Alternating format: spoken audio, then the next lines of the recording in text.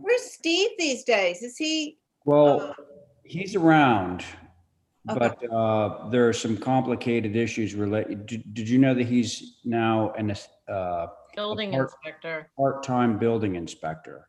Oh, I didn't know that. So he has to run through some conflict of interest things with the select board, and they need to endorse him and basically approve of his being on the HCC and being in a town position at the same time. I think they're going to talk about that on Wednesday at their meeting, but we'll know after that, I think. So, folks, it is 4:30. And are we live? NCTV? Yeah. Yeah, they said they were recording. Okay. Yes, we are live, Mr. Chair. Great. All right. Well, I'm going to get it started. Good afternoon, everyone. For the record, this is Ray Pohl. I'm the chairman of the Nantucket Historic District Commission. I'm going to now confirm that we have the following members available. Members, when I call your name, please respond in the affirmative. Diane Coombs. Hi, aye. Yes. All right. Thank you, Diane. Welcome. Val Oliver. Aye, here. Val, thanks. John McLaughlin. Here. Thanks, John. Abby Camp. Here. And again, for the record, this is Ray Pohl. Carrie Thornwell. Here. All right, so those are our members so far. We do have the full regular board here, so Carrie will jump in whenever there's a conflict or if we miraculously get to old business items. We'll see how that goes. Okay. Oh, staff, when I call your names, if you could respond in the affirmative. Kathy Flynn. Present. Thank you, Holly Backus. Present. Very good, thanks. This open meeting of the Nantucket Historic District Commission is being conducted remotely, consistent with Governor Baker's executive order of March 12th, 2020. That order, posted with agenda materials for this meeting, allows public bodies to convene remotely, so long as public access to deliberations is reasonably provided. This meeting is convening via Zoom with video and audio recording, and we are being broadcast via YouTube on the town's YouTube channel. With no member of the public having asked to speak at this time, this particular meeting will not feature public comment. Materials provided to members for the meeting or provided during the meeting are, unless otherwise noted, available on our town's website. During the meeting, I will introduce agenda topics and speakers. Everyone, please remember to mute your Zoom audio until your name is called. And please direct questions and comments through the chair to avoid crosstalk and make the taking of minutes easier. Finally, votes taken at tonight's meeting will be done via roll call, as they have been for a year plus. Okay, thanks. And Kathy, our agenda, the modified agenda is good to go? Yes, it is, Mr. Chair. All right, very good. So can I have a motion to approve tonight's agenda? So moved. Thank you, Diane. On Diane's motion, Val. Aye. John. Aye. Abby. Aye. Thank you, Diane. Aye. And I'm in favor, so that motion carries. First order of business is a nice, healthy consent agenda, and I'm sure that some of us need to recuse, including myself. And myself. And Val and Carrie. Anyone else? Okay.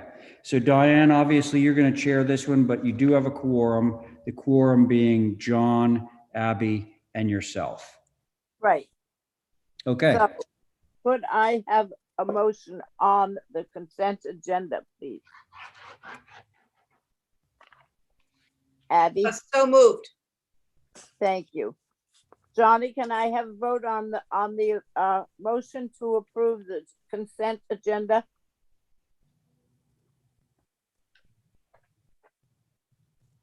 Johnny, John? I'm right here. could I get a motion from you to approve the consent agenda? Yes. Okay, say aye. Thank you. Abby, Aye. and I'm an aye. Very good. Thank you, Diane. Consent with conditions, the only person on our board seems to be Carrie, so the regular board can handle this one. Could I have a motion on that consent with conditions? Motion. All right, Val has made a motion to approve consent with conditions. On that motion, Diane. Aye. Thank you, John. John, Aye. thank you, Abby, Aye. and Val. Aye.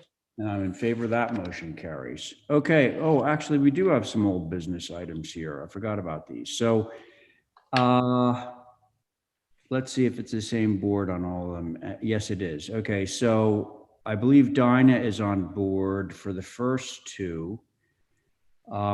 And the board on these two applications is myself, Diane, John, Abby, and Val. 1, 2, 3, 4, 5. Okay. Dinah, are you there? I know you are.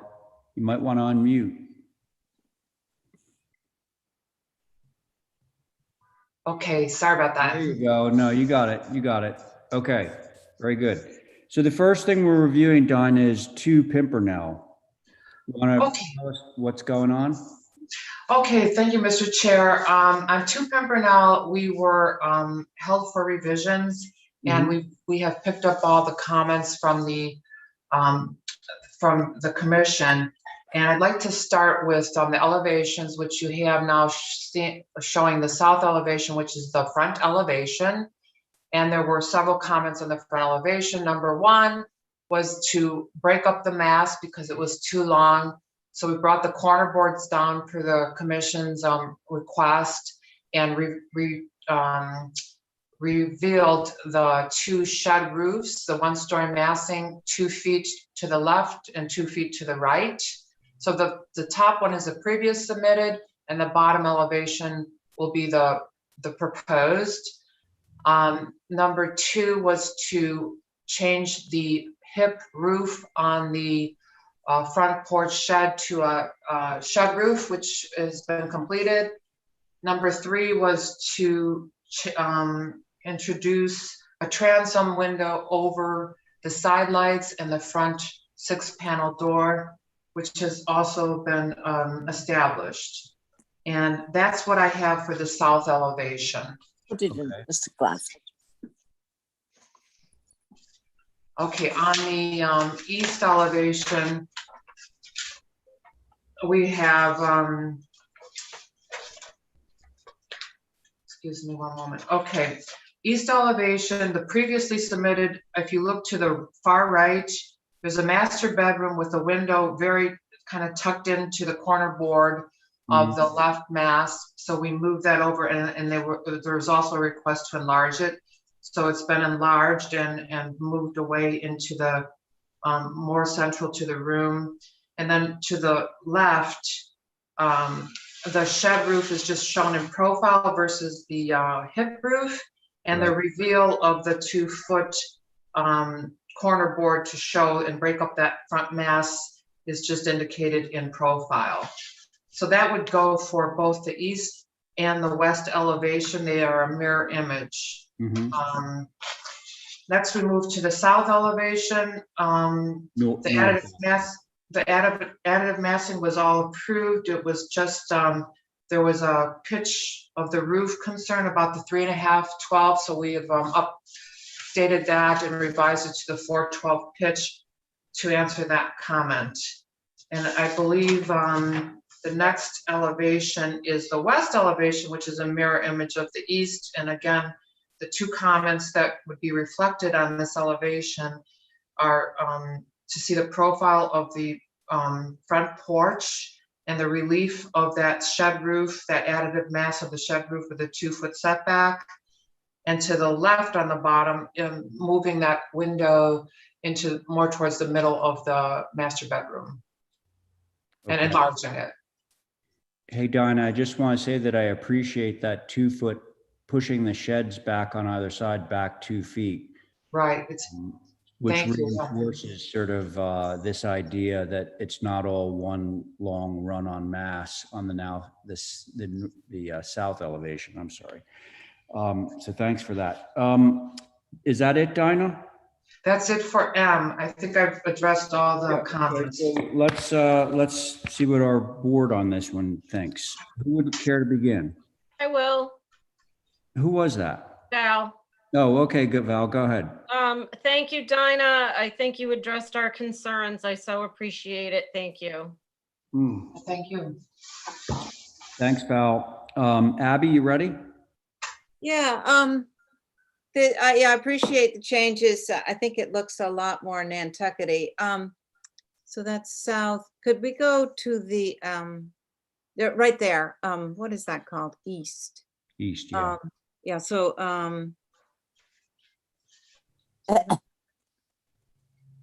just looking at you, so you pulled it back from the corner board. And Yeah. I couldn't quite see it. It went by so fast. Yeah. Oh, I appreciate the changings. I'm with Val on this. I think it's much better. Thanks. Okay. Thanks, Thank you Dinah. very much, Abby. John, how about you? You there, John? I'm here, right here. Okay. What do you think of Dinah's revisions? Comments, I think the transom with the skylight is very awkward. It's too much glass. Also, the front doors, that's a 6 panel. Yes. Okay. What is the height of the structure? What is the height? 29.6, John, or yeah, 29.6. Can I see the rear, please?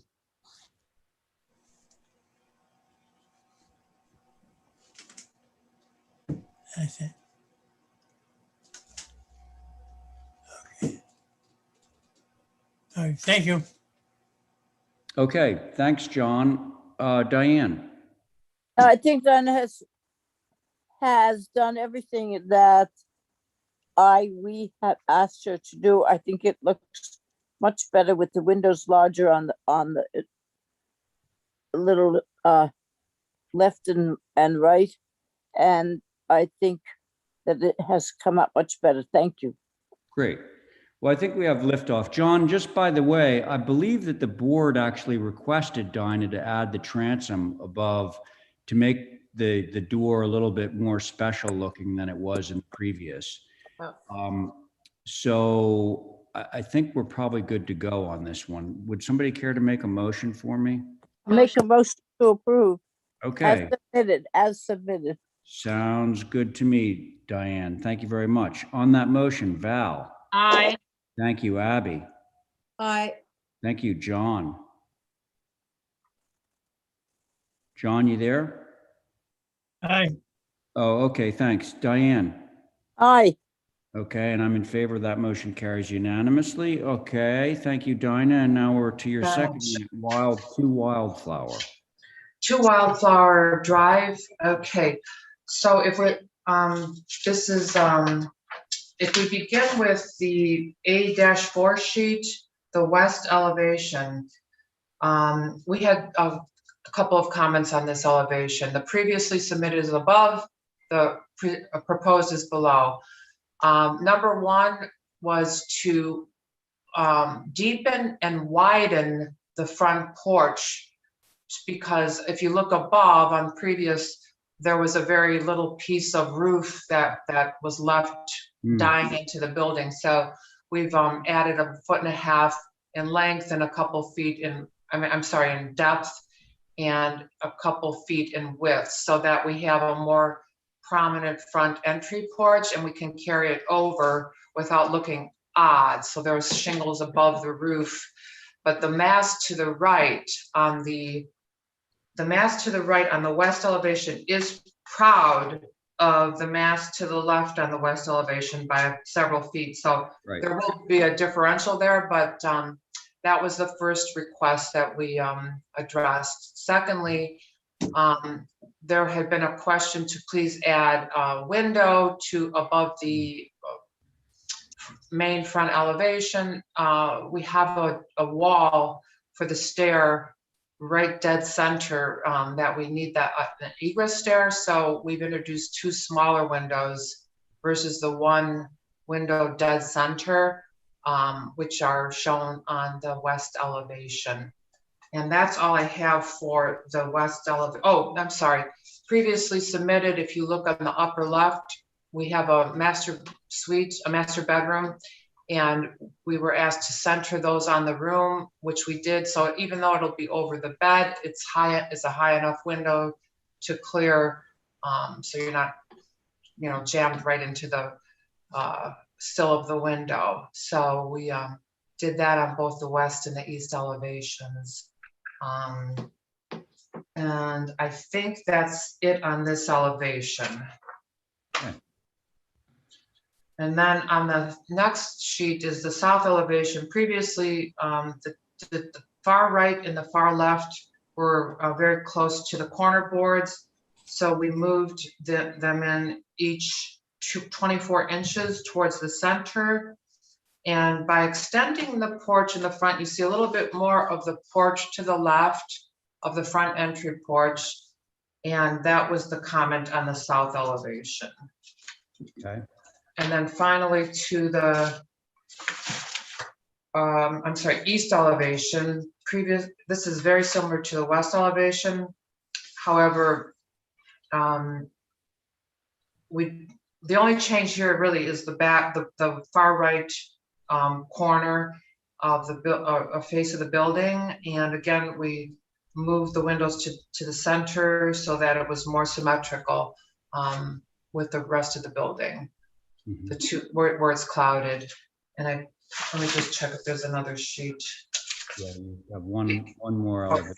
A7. Okay, so on A7, it shows you the profile of the increased depth and width more the depth of the porch, the front entry porch. And to maintain the 412 pitch, we pulled it out as far as we can without obstructing the windows above. Okay. Thank you, Dinah. All right, board members, what do you think of this one? I think that's all right. Somebody go. Oh, you can go, Diana, if you want. Well, I think that is good. I understand why on the whatever elevation, the west elevation, why those windows to the left stay small is because they are over in the bedroom, and that's fine. Otherwise, I think they've done again everything that we've asked. I think the enlargement of the porch and the roof over the porch is good, and I don't mind. I think the 2 little windows over the front door are good. I don't mind them only being 2. I think they fit in and they match the windows onto the way left, so it makes it consistent. Okay. Thank you. Thank you very much, Diane. John, you ready? Yes, Okay, can I have the east elevation, please? east. Mhm. There you go. Where are we here now? All right, well, what's the east? That's east. Can I have north, please? North, okay.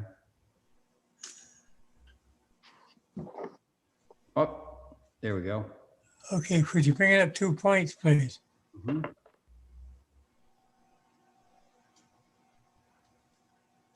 How's that, John?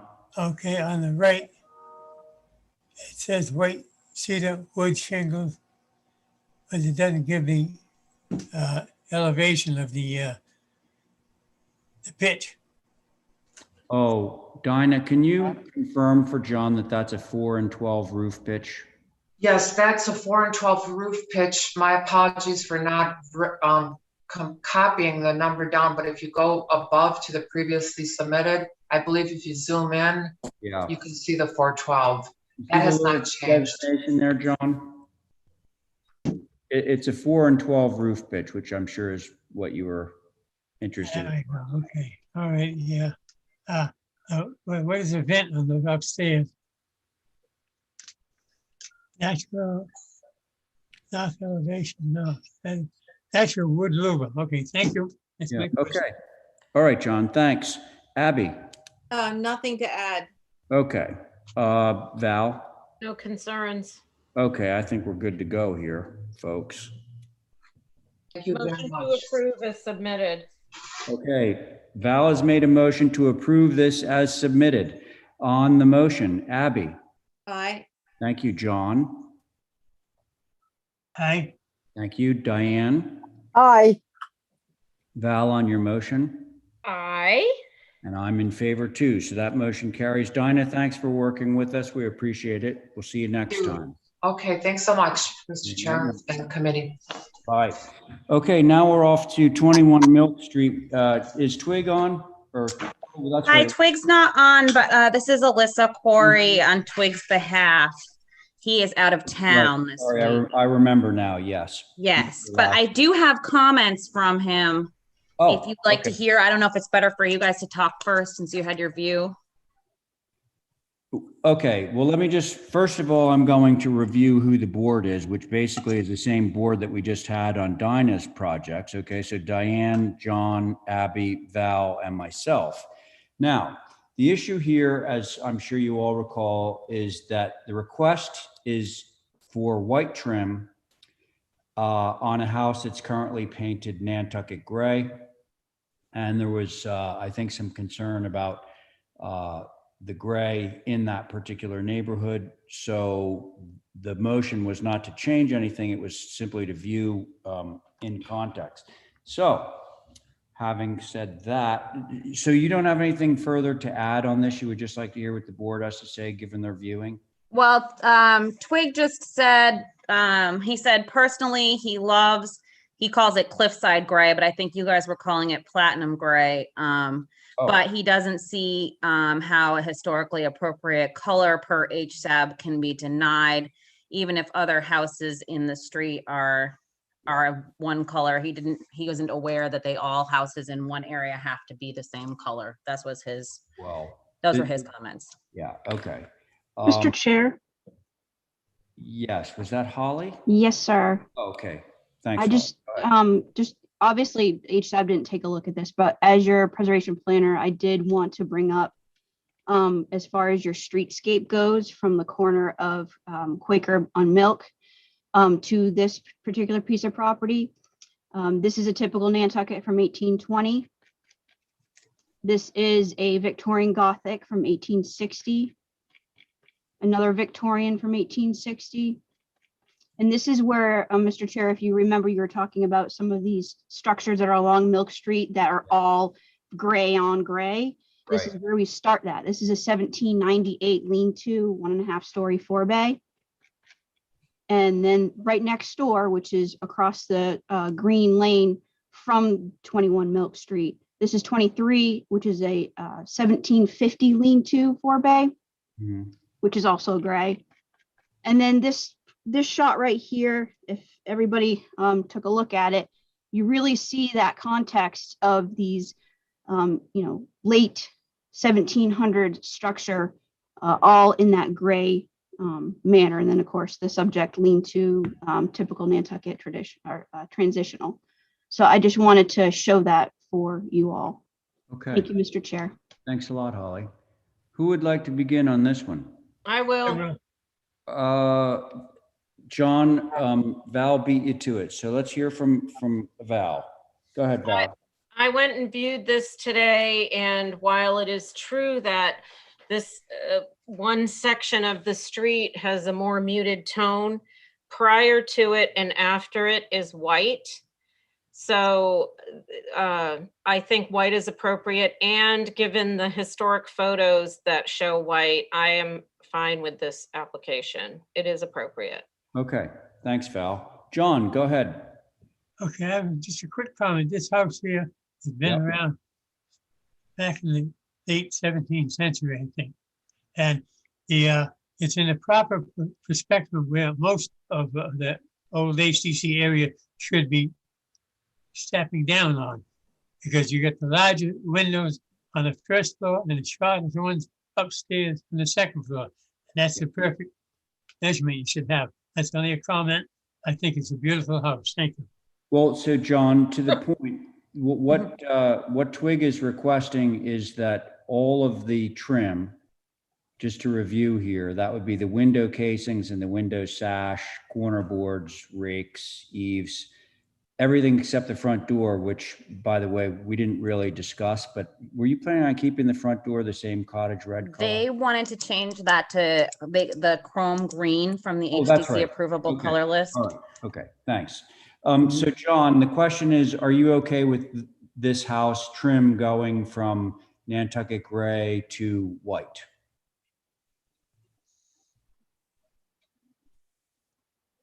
That was a question for you, John. John, you there? I'm right here. No, so are you okay with this house going to white trim?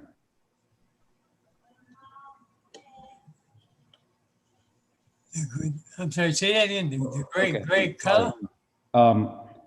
They want to change, the existing trim is gray and they want to change it to white. Are you okay with that? Yes. Okay, very good. Thank you, John. Abby?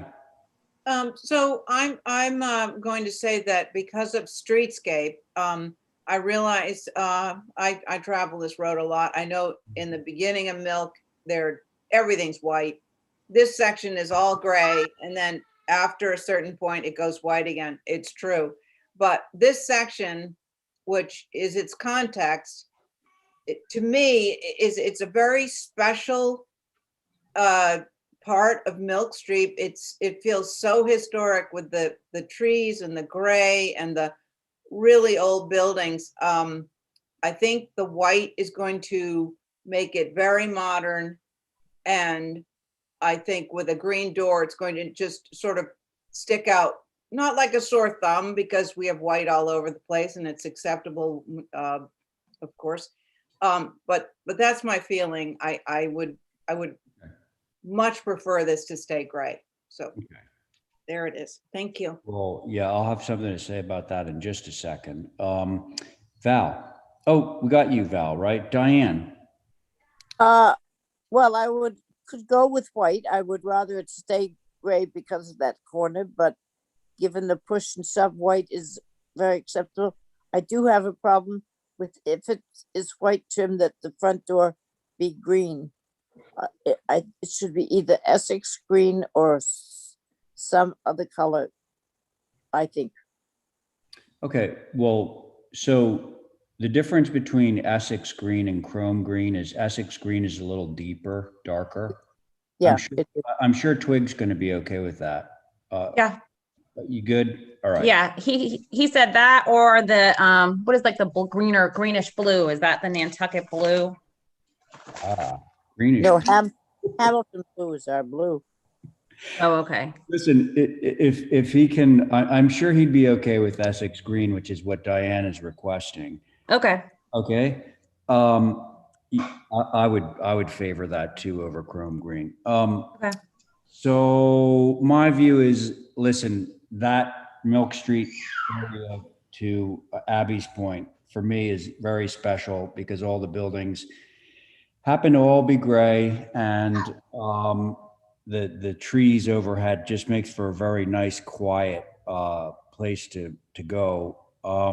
However, white is an approvable color, and as I said earlier, you know, my house when I bought it was white, and it's Nantucket gray now, so that was my preference, and so I'm okay with this application, you know, because I think that if it's white, that's an approvable color, and we should be able to allow these people to move forward with that. So, having said that, is there anyone who would give me a motion on this application? I will. Motion to approve with white trim and an Essex green front door. Very good. Okay. On that motion, Abby. I'm going to stick with a nay. Yeah, I understand. I'm there in spirit with you. John. What is the color of the structure going to be now? Trim? John, the motion is to approve the white trim on the house.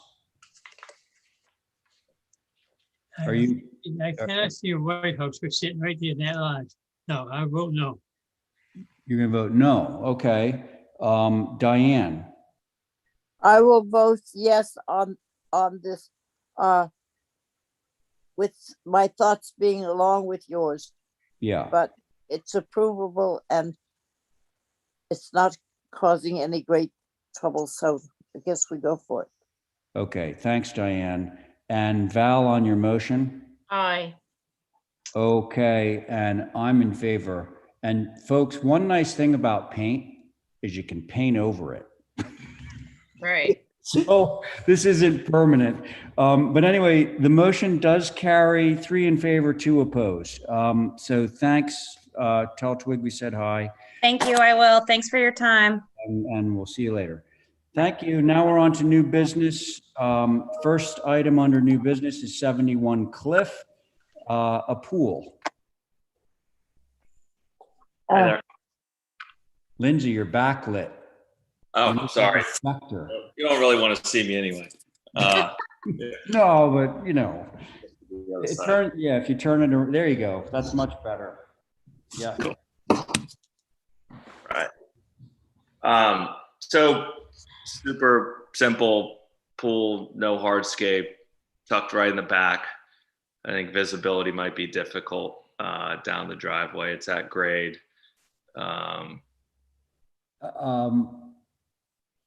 Holly, could you just zoom in on the locus Absolutely. just for a Actually. second so I can get the point of reference? Yeah, there we go. Oh, perfect, perfect. There we go. Right next to Hamblin. Okay, got it. We're familiar with this area for sure. Okay, thanks for that. Now, so if you can zoom back out, there's our pool. Okay. All right.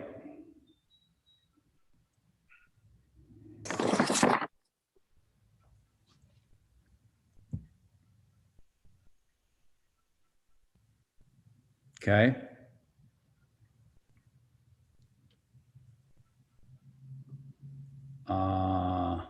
Auto cover. Watch out for the dogs. Yeah, how about that? Anything else to say, Lindsay? No, it's just super simple. Just a simple pool with no bells and whistles. Hey, now, I'm sure that, you know, that there has been a little controversy on that street, that side street. So I'm going to ask before I get to the board members, whether there's anybody in the queue who would like to speak on this particular application. Mr. Chair, you hear me? Yes. Oh, Ethan Griffin, on behalf of 69 Cliff. Yep. This might not have met the requirements for butter notifications, but I just happen to be on. So I'll speak on it. It's, you know, similar argument from the last one at 71R, which is right behind this. Right. Just, you know, a fair amount of stuff going on in the lot. It's a small lot and not sure it, you know, appropriately fits a pool of this size. Other than that, no other concerns. Thank you. Okay. Interesting question about the size for the abutters notification, but I'm not going to go down that road right now. Hey, Lindsay. Yep. Can you just tell me before I open it up to the board, I'm just curious here. So you see your gravel drive, right? Mm-hmm. And as far as your vegetation plan shows, basically, if I'm on Cliff Road looking down the gravel drive, I'm going to be able to see the pool, right? There's nothing in the way.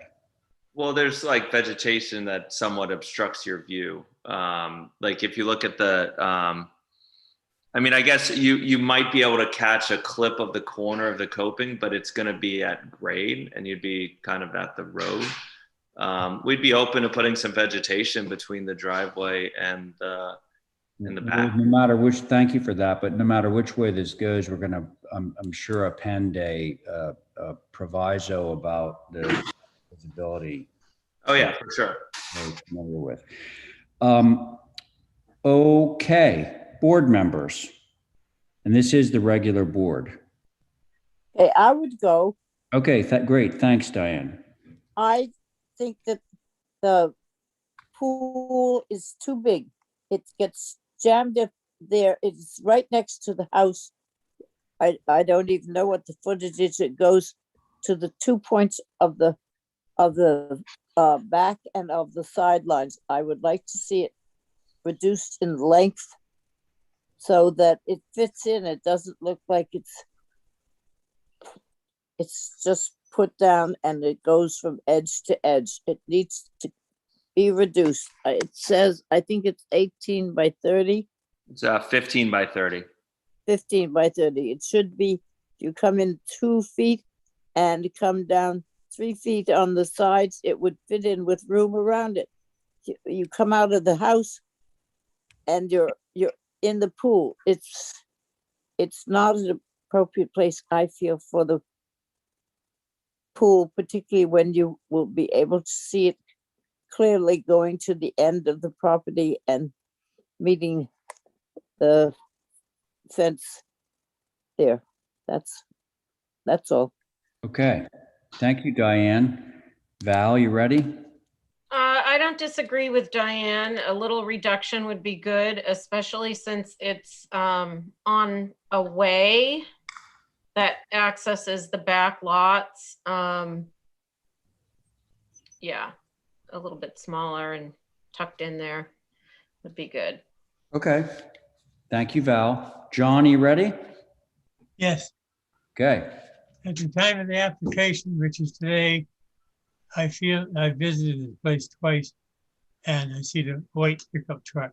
And what I'm saying is that I think the minimal visibility right now from where it is, where it'll be behind the house, does it have a roll top? Yes, No? it does. Yes, it does. Okay, you might not be seen anywhere. I find a very low visibility here. Thank you. Okay, thanks, John. Abby?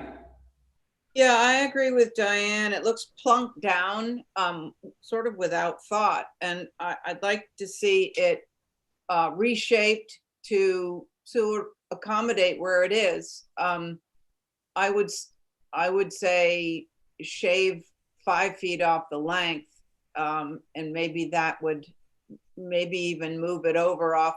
Yeah, it looks like it's just sort of right along the end of that back of that house.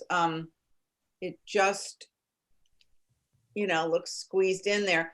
So, but in fairness, if I will okay this, because comparatively to the one that came up recently, this has a lot more ground cover showing, at least. So thank you for that.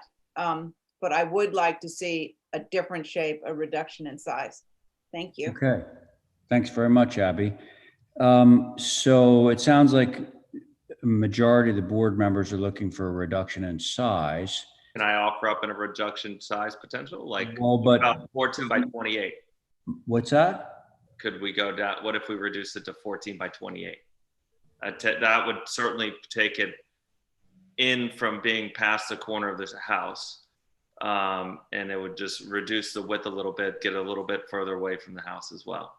And then that reduces all visibility. And also keep in mind, there's a raised deck that will also block the view too. If we bring it in that 2 feet, I think it'll completely help with that visibility. So your proposal is 28 feet in length, and what was the width? 14. So 1 foot reduction in the width. 28, yeah. Okay. Now, Lindsay, I would like to have sort of an official plan that shows more vegetation there by the driveway so that we're kind of ensured that we're not going to be able to look down that gravel drive and see the pool. Well, folks, I'm going to put it back to the board for a moment. Is a 1 foot reduction in width and a 2 foot reduction in length sufficient to make this approvable in your eyes? No, I'd go for the 2 feet of the length, but the width has got to be reduced more than 1 foot. You're not going to get any more room in there by reducing that by 1 foot. It should go 13. What about 2 and 2? Wait. This is not Let's Make a Deal. This is the Nantucket Historic District Commission. So Lindsay, I feel for you. I know that you want to get this approved now, but let's hear what all the board members have to say. Okay? Thank you.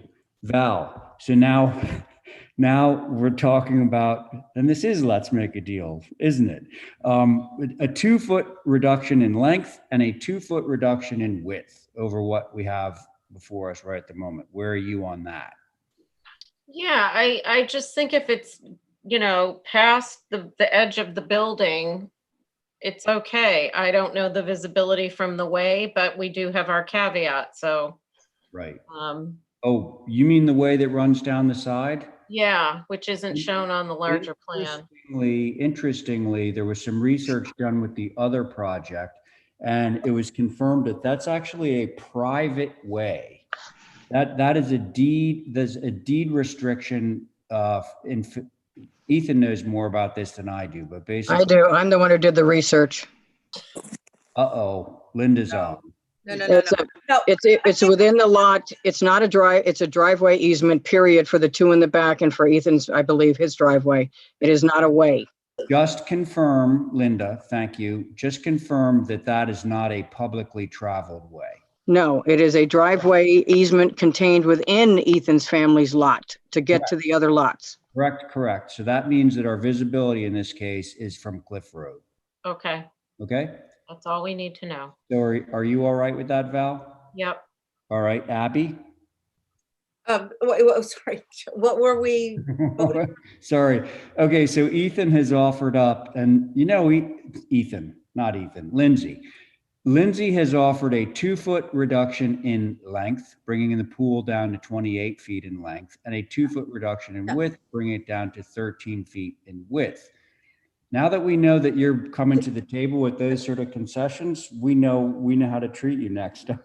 Jeez, I know. I want to know, could somebody tell me, Lindsay, could you, the coping, I think it's called, around the pool, what is the size of that, like the frame around the pool, the cement? It's 24 inches so that we can have the skimmers and the autofills fit within the coping so they're not. Okay, so that the gray frame around the pool is 2 feet?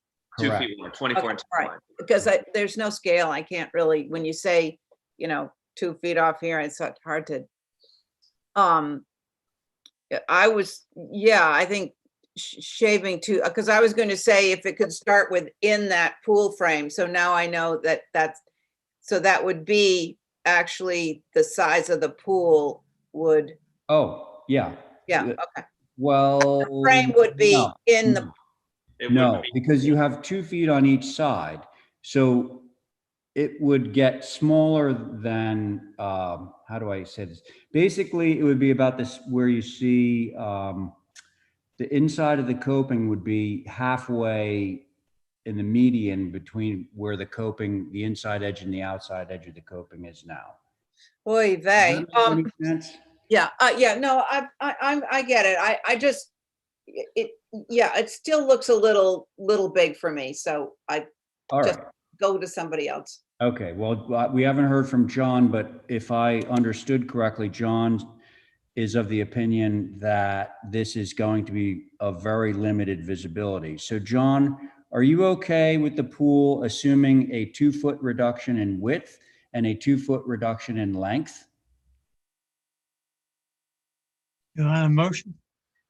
Well, if you sure. Now, if you want to make the motion, could you also include vegetating between Cliff Road and the pool by the driveway?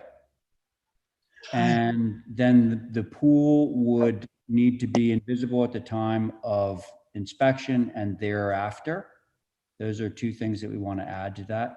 But you could make a motion, John, if you'd like to.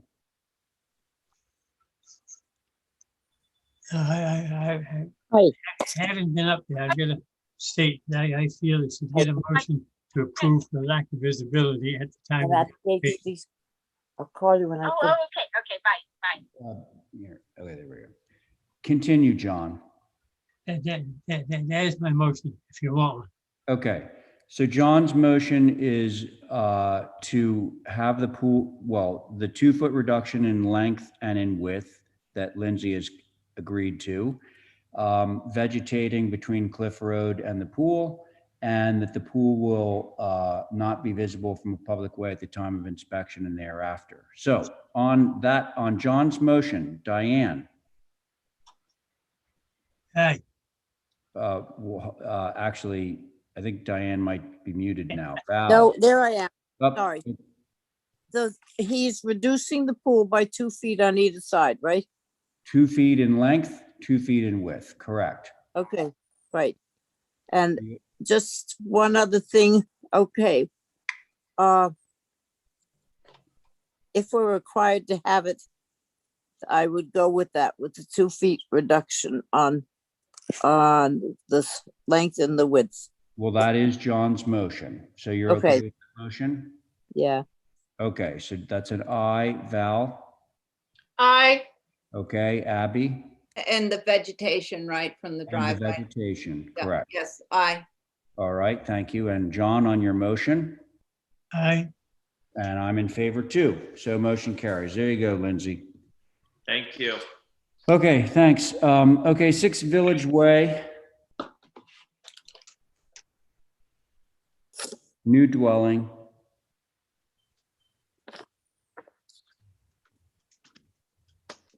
I didn't see there was an application for a demo, was there, of the existing? Do we have anyone online representing this, by the way? Mr. Chair, they wanted to hold this until Thursday. All right. They will be appearing for other applications tonight. Okay, so yeah, we'll talk about the skip to the front of the line thing that seems to be happening a lot. Yeah. Okay, but in any case, let's just, to keep this simple, can I have a motion to hold item number 2 till Thursday? I don't believe there's a Thursday meeting, Mr. Chairman. I think that meeting is Friday. I'm Yeah, sorry. you do not have Yes. a meeting Thursday. I No meeting. apologize. Staff It's is sorry. Friday. Friday. Have our, Oops. Friday. Okay, so I need a motion to hold this until Friday's meeting. I make that motion. Thank you, Diane. On that motion, Val. Aye. Thank you, John. Aye. Very good, Abby. Abby? Aye. Thank you, Diane. Aye. And I'm in favor. All right, so that's that. That's going to Friday. Next up, we have Val. So Carrie, you want to sit in? Sure. All right, great. Thank you. You're a good sport. Yeah, truly.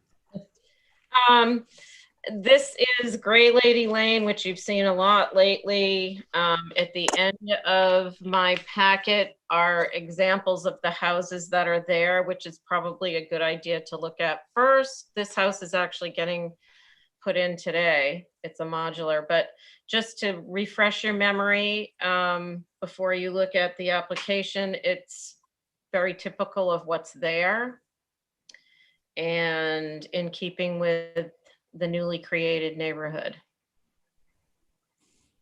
Okay. as you can see. So I just thought that was important to see first. Yeah. So then zip back to the house. It's 27.7 in height. Wood roof shingles, white trim, dove gray sash, Hamilton blue door. Okay. Typical again of the neighborhood and of the shapes of the lots. And it actually seems like it's a little bit lower than some of the other buildings. It is, yep, like about 2 feet. Yeah. Okay. Yep. Is that it, Val? Yeah. All right, thanks. Let's see. Carrie, you ready? Sure, I appreciate that height reduction from the rest of them. But as you said, Val, it does fit right in. It's a little neighborhood of gable forwards. I'm fine with this. Okay. Thank you, Carrie. Abby? Could I look at the site plan again, please? On this one, it looks like there's more room around the corners, and then on another one, it looks like it was lot line to lot line, so I don't know what happened. Well, they all are. If you look at the overall site plan, they're just long skinny lots. Yeah. Well, there was another plan. Anyway, I was concerned about that lot line to lot line thing. Architecture, I don't have any comment on, so. Okay. Thank you, Abby. Diane? No, I think the architecture is fine and goes into the area well. I lost before I could get a real view of it on the site plan, so I don't know. It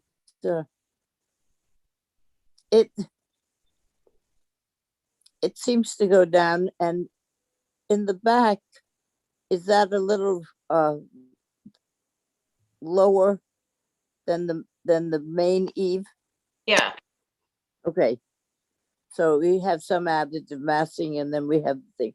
So I okay with it. Okay. Thank you, Diane. John? You there, John? Yeah, I'm right here. Okay. What do you think? My comment would be the height is right of it, please. 27 something? Okay. 27.7. Yeah. I'll find the structure itself, exterior features are compatible to the immediate surroundings. I think it's a nice looking house there. That's my opinion. Thank you. Okay. All right. Well, it sounds like we can make a motion to approve this. Shall do. All right. Submitted. Well, so John has just made a motion to approve this application. On John's motion, Carrie, Aye. Abby, Aye. Diane, Aye. John. On your motion. John. Aye. Thank you. And I'm in favor. That motion carries. Thank Thank you. you, Val Oliver. We'll see you on the other side of the table in a minute.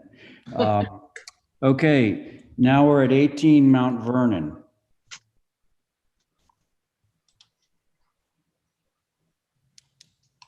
Mickey, are you there? Here. Hi, Ray. How you doing? I'm good. How's everybody? Great. Thank you. Good. How are you? Good. Nice to see you. Same here. Okay, so you're doing an addition.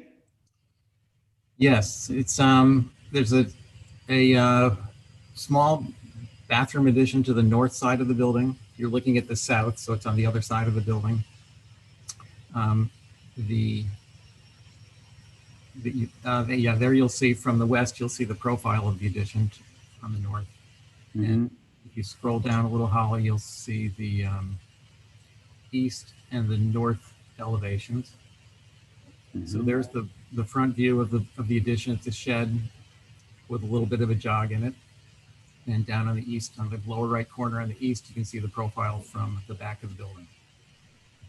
We're also adding a French door. You see that on the east. And we're rebuilding the chimney in the back, the back chimney there, a little bit lower, and then we're going to parge it. Oh, and also on that north elevation, you'll see we're adding a French door or a 12-light door and a stoop on the north. Okay. That it? Yeah, there's a couple minor window changes, shuffling a window. We're reusing old windows, so we're going to move one to the side.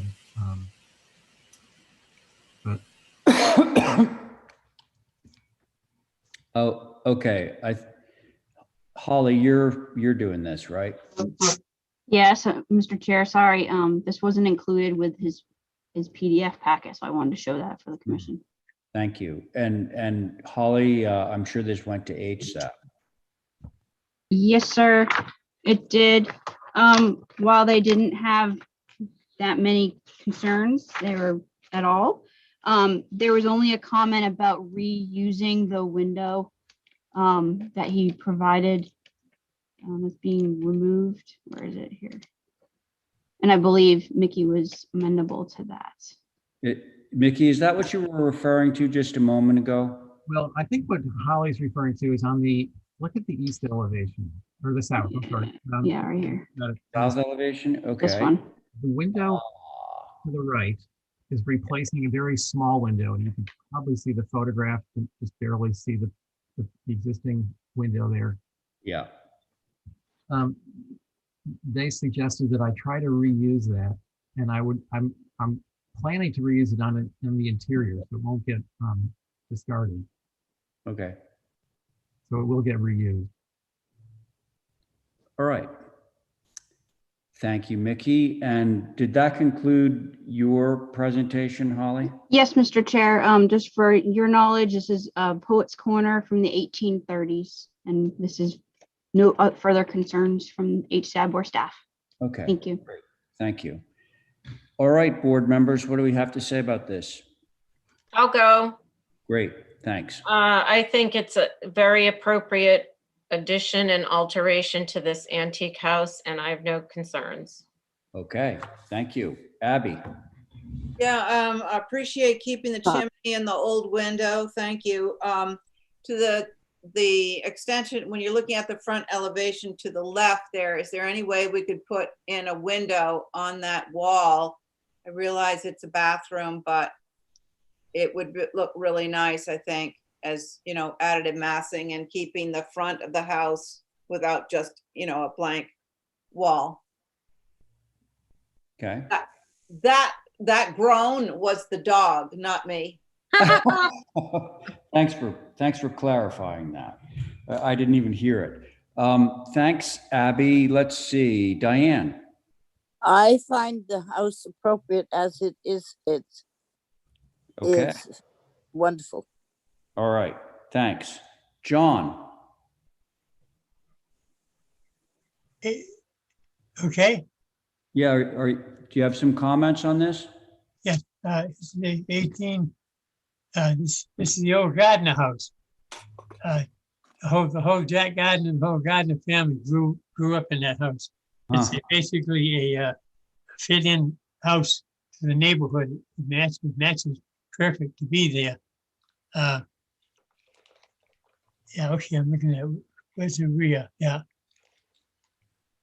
Okay. Now that's my comment. I think it fits there just as well. It's ready for approval. Okay. Although a window on that elevation would be nice. I don't think that it's necessary because it's small enough. I am talking about that shed addition as seen on the west. I think it's a small enough section of wall that it's not going to be glaring if there's not a window in it. So I'm okay with this as submitted. Would somebody care to make a motion on this for me? I will. I'm going to take Diane's motion. So Diane will let me make sure that I got the motion right. Were you going to make a motion to approve, Diane? I was going to make a motion to approve as submitted. Okay, that's what I thought. Thank you. On that motion, Val. Aye. John. We'll come back to John. Abby.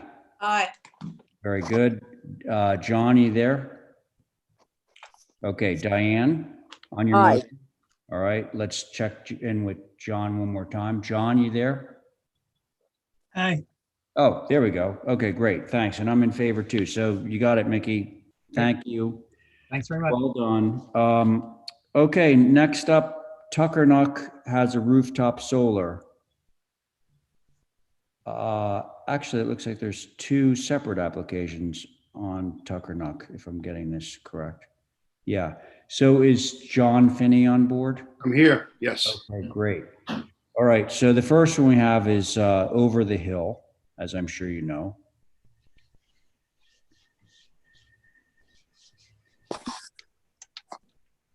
Okay. So you want me to explain this? Yeah. Okay. We're looking at the application. So Over the Hill is a house that is in the same orientation as the pump house was for the meeting house that we did 2 years ago. So it is a east and west rooftop. Mm-hmm. With the meeting house, it's the exact same, very similar. and it's working beautifully. So it actually is powering the meeting house and a small house next to it called Potluck. So this is my cousin's house. And what I propose to do is to put 3 panels on each side of the roof. And it'll be the exact same solar system that is on the roof of the meeting house, pump house. Do you happen to have any pictures of that one? Yeah, that's what I was gonna say. Should have taken pictures. Do you have Of the existing. That's what it would look like. That's the drawing Yeah, but you have any pictures of it? on the pump house. On one, some house. Of the house that has it? And the house has, I don't have the pictures of it. Okay, that would have been helpful just to see, because there are similarities that you're pointing out. Right. But anyway, it looks like the 3 panels on each side are justified to one end of the roof, That's correct. right? Yes. Yeah, there it is. Towards the southern end of Toward the south, yes. right? Yeah, okay.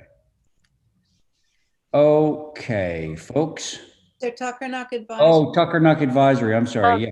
Mr. Chair, Yes, so for this specific application, they did not have a quorum Yeah. because Mike Taylor had to recuse. yeah, But I got an email from Chris Lewis saying that both Chris and Tris did not have any concerns okay, so as comments. two members of Tuckernuck Advisory have no concerns with this application, correct? Correct. Okay, thank you. Now we can pass it over to the regular board. Who would like to begin? Well, I'll start. Yeah, that'd be great, Abby, I thank mean, you. I'm not a Tuckernucker, but you know, I thought you were. my Coffin family comes from Tuckernuck, actually. So I mean, 2 people on the Tuckernuck Advisory said it's okay. So I'm going along with that. The roads around there are also very, there's a lot of scrub brush and, well, now you proved that there isn't. But I think we're going to be okay with this. And we'll certainly hear from someone if it's not. Yeah, well, that's true, definitely. Okay, Abby, thank you. Abby, I might also point out that Michael Taylor's house is to the west and my house is to the east. So we're the 2 abutting properties to this house. Okay, well, okay, I'm fine with it, Mr. Chair. All right, thank you. John? I'm in favor of it. Okay, sounds good. Val? I'm in favor of it. I wish I had a picture of what was there, but I guess so. Oh, well. Yeah, you're okay. Yeah. Okay. Yes. How about you, Diane? I'm okay, but I would like in the packet when he submits is some pictures of the over the hill and where the panels are going to go, so it goes along with the rest of our solar applications. Well, you meant the other building that already has the panels, right? Yeah. Yes. Yes. That. So we Can you had do some. that for us? We must have pictures. John Finney, can you do that for us? Yes, I can. I'll take pictures and send them to you. Just submit it as you're about to get approved. Yes. What Diane is saying that is part of the approval would include you submitting photographs for the record into the file of the already executed plan. Okay? I agree. I have one question real quick. Go ahead, Val. What happens to the skylight? Well, that's why They won't interfere with the skylight. They're on the south side. The skylight's more on the north side. Did you notice, Val, how the panels were justified to the southern end of the building? The reason that they was to avoid the skylight and the vent pipe that's on the other side. Okay. Okay. Yeah. All right. Can somebody give me a motion? I make that motion. Okay, and your motion, Diane, just to be clear, is to include some photographs of the existing solar array on the property, right? Yes. Okay, as And- through staff. So on Diane's motion, Val, Aye. thank you, John. Aye. Very good, Abby, Aye. thank you. And Diane on your motion? Aye. Great, and I'm in favor. Motion carries on that one. And now let's move over to far out.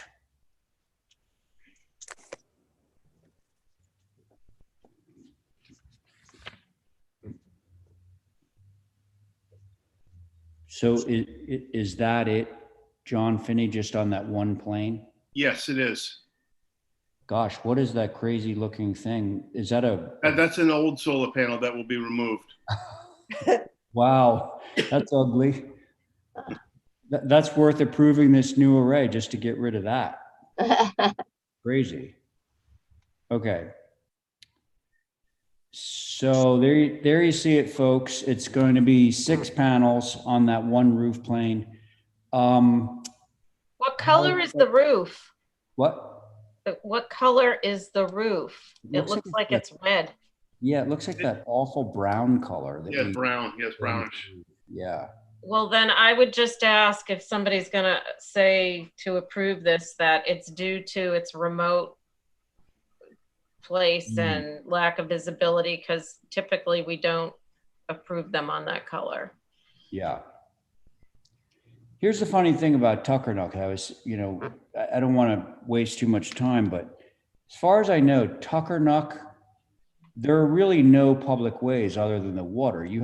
It's all a series of deeded access from one property to the other. Like there's no publicly traveled ways. Yeah, I'm just trying to cover us. No, I get you, but it's sort of a kind of a legal issue out there.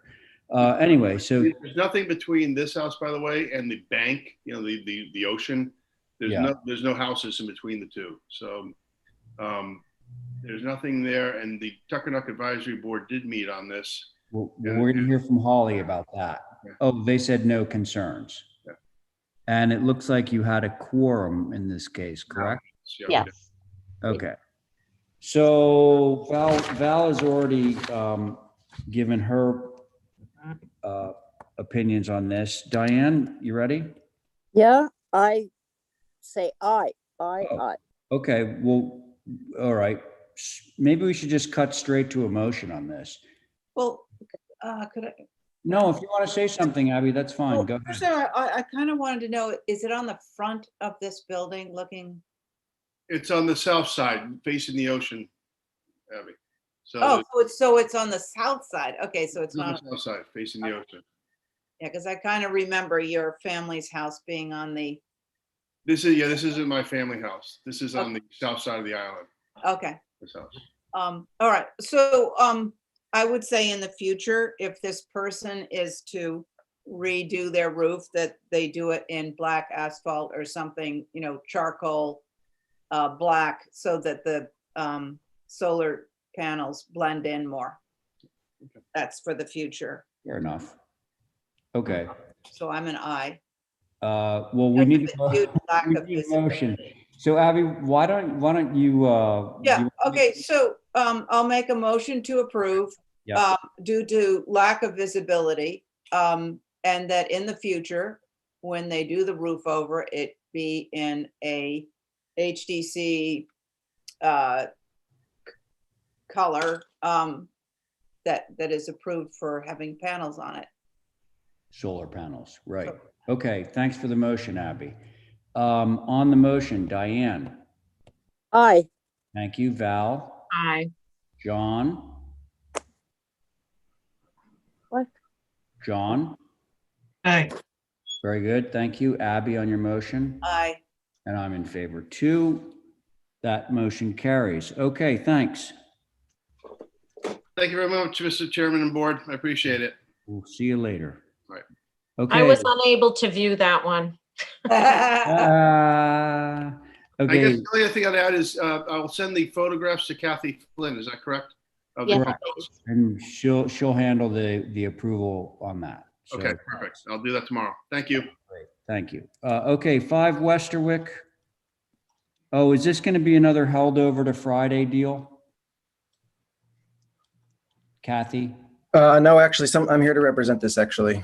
Oh, okay. Just have to open up the Zoom.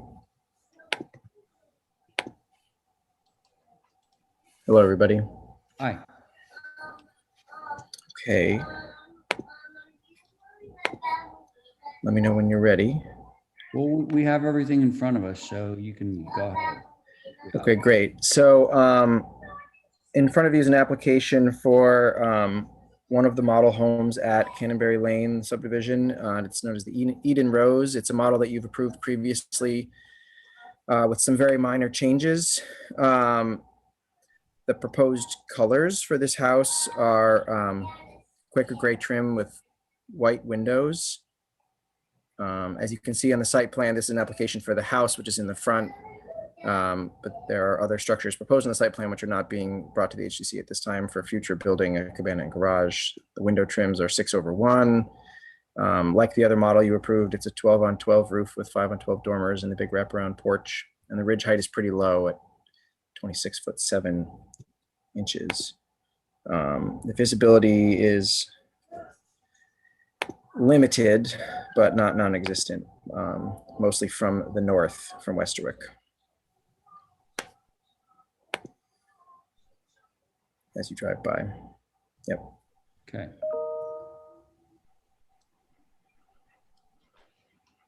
North elevation.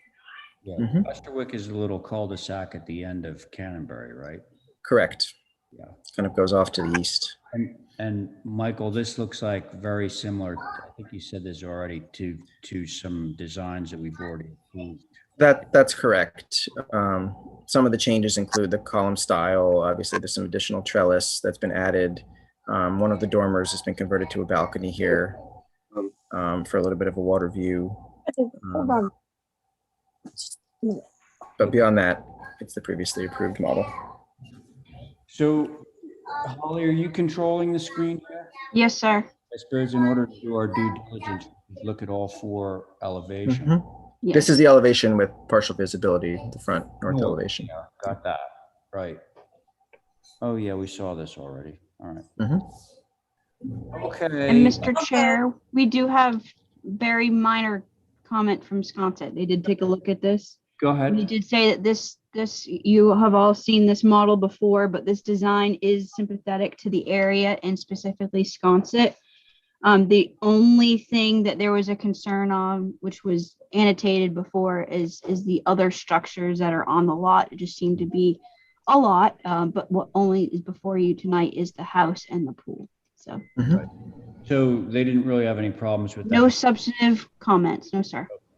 Very good. Thank you. Okay, board members.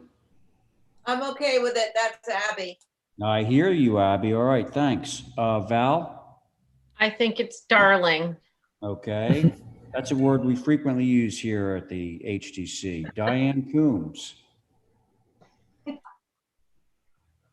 What do you think, Diane?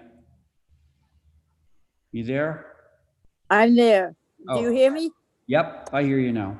Okay, I think it is very approvable. Thank you. Okay, great. John?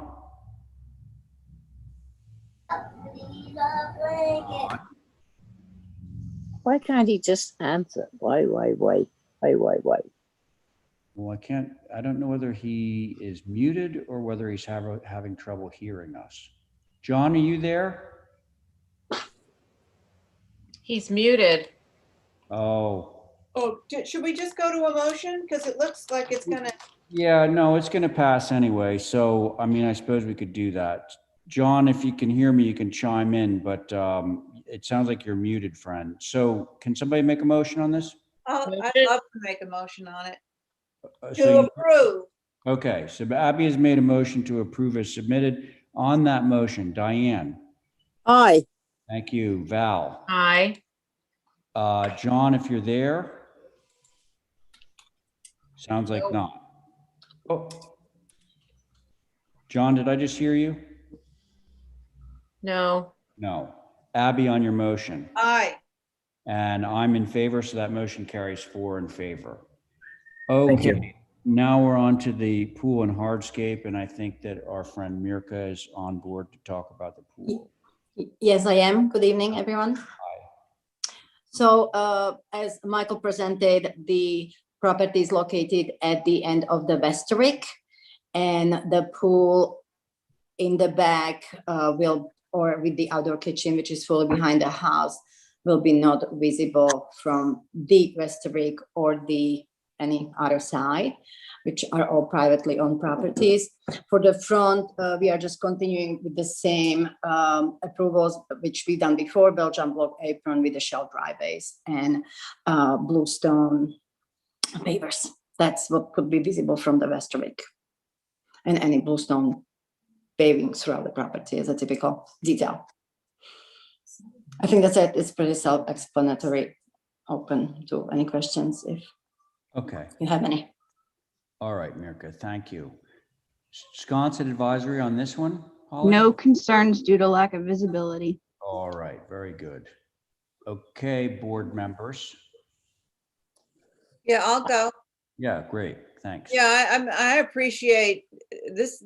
I mean, you packed in, it's got a lot going on, but at least you've got a lot of ground cover left that's just natural and green. So I appreciate that. And also your project on Westchester looks great, Mirka. Thank you, Abby. I really appreciate it. It just made my day. Yeah, wow. Thanks, Abby. Thank you. Okay, so Abby's good. Val? I'm good. All right, Diane? I'm good. I'll make a motion. No, let me just make sure of something. I actually see John. John, if you can hear me, you are muted, sir. That's why we can't hear you. So we're hoping you can unmute. No. I'm going to move forward, but let's stay on that. So it sounds like, were you going to make a motion, Diane? I did. Yes, I did. You did make a motion to approve. To approve is submitted. All right, very good. So on that motion, Val? Aye. Abby? Aye. Diane? Aye. I'm in favor. Motion carries. Thank you. Okay, thanks, Mirka. Hey, Kathy. Kathy Flynn. Can you hear me? Where is that Kathy? Oh, she's muted too, and she's actually left. Kathy has left the auditorium. She's there. I heard my name. Kathy, yeah. So John he's still muted. Is there any way that you can call him and just let him know that he needs to? Mr. Chair, he's unmuted. He's But his volume might be down on his computer. Well, the last time I checked, he was actually muted, but Holly, you're correct. He's unmuted. Yeah. Okay, very good. So now, folks, to the moment you've all been waiting for, we're going to go to 7 North Mill. Regular board, of course. And Sophie, are you there? I'm here. You are there. I see you. Yes. Okay. Want to tell us what you're hoping to do here? Yeah, so you guys can see on the locust, the parcel that we're talking about is outlined in the bright green. And the house that we're proposing is about 2,300 on the ground. And the narrative that I was hoping to create with it was that it was a funky old pump house with a stone foundation that had started out small and had been added to over time. But apparently that narrative only worked in my head because both the HSAB meeting and many letters from the neighbors have, implied that they haven't liked the direction of the house. And so, Holly, if you scroll down, so page 300 shows the house. Well, actually, Holly, can we start with what we originally submitted, which was, So this is what we had originally been coming in with, and the idea was that there had been a smaller module in the center over which time, it had been added to. But the notes that we got from HSAB and the neighbors had a lot of comments. One, that 6/1 windows were inappropriate. They didn't think that the rafter tail detailing was really appropriate for the neighborhood. The type of stone wasn't something that they thought you guys would be in support of. And actually Joan, who represents a lot of the neighbors, sent in a very clear photo of stone that they do like, that's been in the neighborhood, that feels more appropriate to them, which we would be completely fine with. But so Holly, this is page 300, and that shows the house as on one side, and then if you scroll down to A301, that was the top elevation was the facade that you would see from the lower open green space that this neighborhood all looks out onto. And so, but we actually submitted a few revisions already, trying to speak to concerns that HSAB and the neighbors had expressed. So now, so this is the new page A300, which shows our first submittal on the top, and then wanting to see what you guys thought about the direction of what's below, which is making more historic windows, eliminating rafter tails, no glass in the front door, trying to just simplify it. It was one of the letters had talked about they didn't want to see any flush, dormers on the face of the house. So we limited, and then this is 301, which shows the back as well, where we tried to eliminate the stone entirely, switch to a single brick fireplace, 6/6 windows as, just one set of glass doors facing the rear there. So that's what we're presenting to you now.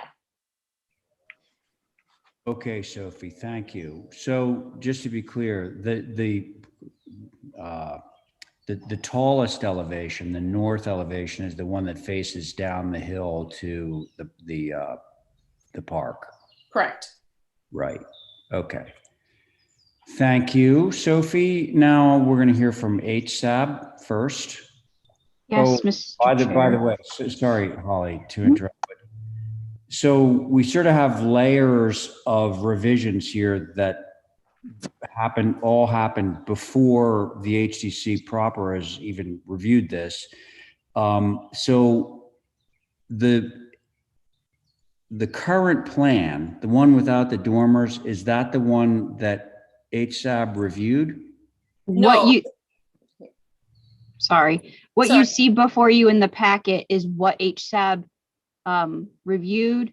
The supplemental stuff that Sophie provided, which is here, which we received on the 3rd, is basically to address the concerns that she has received, as well as staff and you all from the neighbors, as well as comments from HSAB. So the comments that I'll be reviewing to you all are based on the plans that you have in the packet that you looked at.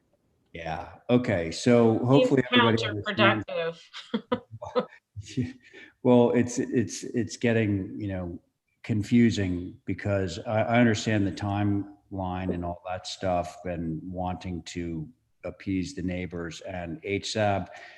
But just to be clear, everybody, HSAB is not, the comments we're about to hear are not on the most recent set of drawings that Sophie has produced. They're on the ones immediately before that, the ones that still show story and a half. So Holly, why don't you read through those? Thank you, Mr. Chair. So of course, as you all know, that this is an infill structure within the Old Historic District. Comments are as follows. In many respects, this is an attractive design, but more suited to a rural setting. The massing and style are not appropriate for the Old Historic District. This will be very visible from North Mill Street, and because the trees are all deciduous, the back will also be visible from Mill Street. The main mast should be the most forward. The side wings should be more subordinate and step down from the main mast. There should not be a low-roofed connector to a taller wing. No flush shed dormer on front of main mast. Not 6/1s. 6/6s were recommended. Front door style and mold windows. Exposed rafter tail detail, stone chimney, type of stone veneer for foundation is not in keeping with an old rubble foundation, maybe brick instead. Walkout basement and stair will be visible. Gym projection is awkward and should be shingled. Projecting rear balcony, not appropriate. Too many French door and all sliders. But I will say that there was also a few conversations about what to look at as precedent, especially the fact that the topography slopes down. And both staff and HSAB did recommend to look at some of the historic houses along Lily Pond, which I think is what you would see once you look at this elevation where that step up is. So from a staff's perspective, I do appreciate this, nod to working with these comments that have been provided, in understanding that it does kind of hinder the process, but at the same time trying to address a lot of the butters' concerns. Thank you, Mr. Chair. Okay, thank you, Holly. All right, so I'm going to open it up to neighbor concerns. So a few things before we start. It would be great if there's very little or as little as possible of duplication of concerns. If something's already been said, I'd rather not hear it. I'd rather hear it once, perhaps twice, than 3 or 4 times. And I'd also like, although I know there's a lot of concerns about rentals, things like that, I'd love it if the concerns could be limited to what the HDC has jurisdiction over. Thank you. So the way this works is if you want to speak on this, unmute and give us your name and address for the record. Thank you. Hi, my name is Joan Taylor. First of all, can you hear me? Yes, very well, Joan. Thank you very much. Okay. We are organized and we will not waste your time. I represent in my comments over 20 people in the neighborhood, so we've coordinated to try to make this efficient for you. Appreciate all the work you do. We appreciate it. First of all, we did meet with Jay Hanley and Sophie. I know Jay Hanley from another business. I had reached out to him, told them there were a lot of concerns. I appreciate them meeting. Like to keep this all civilized and all work for a beautiful project. So anyway, I am going to go through 4 concerns that the neighborhood has. These still stand, even with the design change, although I appreciate them moving in the direction they did. Okay. One is to correct misinformation at the historic structure review meeting. 2 will be related to visibility from a public traveled way, which I think you're all familiar with. 3 will be the topography of the area and the suitability of this project and how it's working with the topography. And 4 will be the appropriateness of the design given the historic nature of the architecture in the neighborhood. Okay. I live at 16 Mill Street. I am a direct abutter. This property goes up the hill behind me. I'm also representing, and you have a letter, I'm representing the other abutter at 26 Prospect, the Woodmans, as well as other neighborhoods with the neighbors with the other concern. Misinformation. It was stated that this lot, which is 23,000 square feet plus, that is correct, could have 9,000 square foot of coverage. That is incorrect. It can have 4,000 square feet of coverage. This is because the Muellers were concerned about the diversity or the density, excuse me, in the neighborhood. And the homeowners association put restrictions on the plan. 4,000 square feet total, no structure single structure can be bigger than 2,500 square feet. I know that is zoning, but I think HDC should be aware of it. I just want to correct it for the record. And Sophie and I talked about that when we spoke, and Jay, and they confirmed that. There may also be height restrictions, and I did not check on that as part of the homeowners association. Okay. Number 2, you all know coming down from Pleasant to Prospect, you go by beautiful open fields on Mill Street. The Eleanor Ham Pony Field is one, and now the land bank land, which consists of the 3 lots. Very unique setting. very valuable and that there's not this open space in town. Neighbors all cherish it, contributed to its development, and would like to just emphasize that to HDC as a concern. Next thing is because of the high visibility. This is a pivotal project and we really appreciate your attention to get it as best we can to fit in with the neighborhood. So that's number one. That's the visibility. Number two is the topography. And I'm a veterinarian, I'm not an architect, but we do have an architect in the neighborhood, and I'm just gonna read a quote because he said it better than I ever could. The Mueller Hillside Lot is an extraordinary and rare landscape, unique in the historic district. Its value is in the beautiful topography and mature trees. Working within the attributes of the site will result in an exceptional and valuable house. I think the issue here is when you look up that hill, there are beautiful mature trees. Now, a number of them were cut down by the Muellers to prepare this lot, and some more are going to have to go. But the way this house is situated, where it stretches across the entire hill, really very little consideration is given to even try to keep these mature trees. It also creates, when the trees go, it makes the structure much more prominent. Now, it is true that the structure is only 26 feet, I believe, in height. However, because there's a 12-foot difference in grade, that lower level can potentially add another 10, 12 feet. And I do see that they reduced it some, but I think there's a major objection to the 3 stories in this location where it's going to be so visible and kind of almost have a fortress-like quality to it or feeling to it.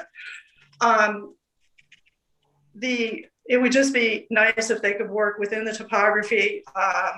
There are other ways to deal with it, maybe terracing. I sent examples of those which already exist in the neighborhood, beautiful, terracing gardens coming down to that wonderful footpath that they own that goes to Mill Street. Last thing is the design. There is nothing in our neighborhood that looks like this. We have all been held to the standards of the Quaker architecture, very simple architecture. I don't live in a Quaker house, but when I did do my house, which is a 1930s cottage, very simple additive massing, not exposing French doors to Mill Street, not exposing my porch, not exposing the deck, et cetera, et cetera. And I think we all respect that. The biggest concern is that this just doesn't look like a house in the neighborhood. And while they have simplified it, there's still complications, multiple levels, exposed stairs, multiple dormers. So it just doesn't feel like it belongs here, although it would be a lovely house out on the bluff somewhere. Thanks very much for listening. Appreciate all your hard work. Thank you, Joan. Appreciate it. Okay, anyone else? If so, unmute and name and address for the record. Thank you. Yes, my name's Ann Lingaman Davis, and I'm at 15 Mill Street. Very good. Which is across the land bank land. As an avid preservationist, I respect and honor the central open space on Mill Street. In this, I see a representation of what is the classic New England village green. The village green or common is an ideal that is preserved throughout the region. They represent an important public resource and have been praised as a character-defining feature of the New England landscape. At this moment in time, around the green, there are 3 well-established and cohesive architectural sides. I ask, what will the 4th side of the green look like after all these structures are built? I am concerned there is the potential here for a possible hodgepodge of inconsistent design and styles that don't contextually relate to the neighborhood. I keep going back to building with Nantucket in mind, which actually recognizes 11 Mill Street for its Quaker qualities of restraint, simple order and balance, craftsmanship preferred over elaborate detail, and a harmony of parts to the whole. This building as proposed is stylistically contemporary and doesn't not relate to its site or the existing architectural streetscape. We continue to be so grateful for the work of the HDC and highly respect your efforts to uphold Nantucket's rich architectural heritage. Thank you. Thank you. Anyone else? Yes, hi, I'm Pat Beilman. Hi, Pat. Hi, Ray. My husband, David Poor, and I live at 17 Mill Street. Our house looks directly at the 7 North Mill Street site. Between this property and us lies the protected land bank property with the Hampton Field. In addition to the reservations already expressed by my neighbors, I would like to underscore the observation that the scale and proportion of the structure appear to have little in common with the HDC guidelines as written in Building with Nantucket in mind. I will cite 4 sentences from the guidelines to emphasize this inappropriateness. These are all in reference to scale and proportion. The first one is, quote, any new construction in the town should be of a scale compatible with that of adjacent buildings. Second quote, the scale of the spaces between buildings should be carefully considered. The third quote, the proportions of the facade of a new building along the street should be compatible with the proportions of the existing buildings. And the final quote, where new construction is adjacent to other buildings, it should establish a relatedness to them in terms of the primary visual aspects of bulk, height, massing, and scale. We submit that there is a reason the guidelines were written, to create a sympathetic architectural landscape which harmonizes with the old historic district. We respectfully submit that the proposed new dwelling at 7 North Mill Street does not adhere to these guidelines and is therefore inappropriate for the neighborhood. Thank you for your consideration. Thank you, Pat. Anyone else? Yes, hi, it's Ann Duaz here at from 5 Mill Street. And all I would like to do is underscore the unanimity and cohesion of our neighborhood group. I reached out to largely the group that came together to fund $500,000 worth of the purchase of the Mueller lands around the Ponyfield and across from it.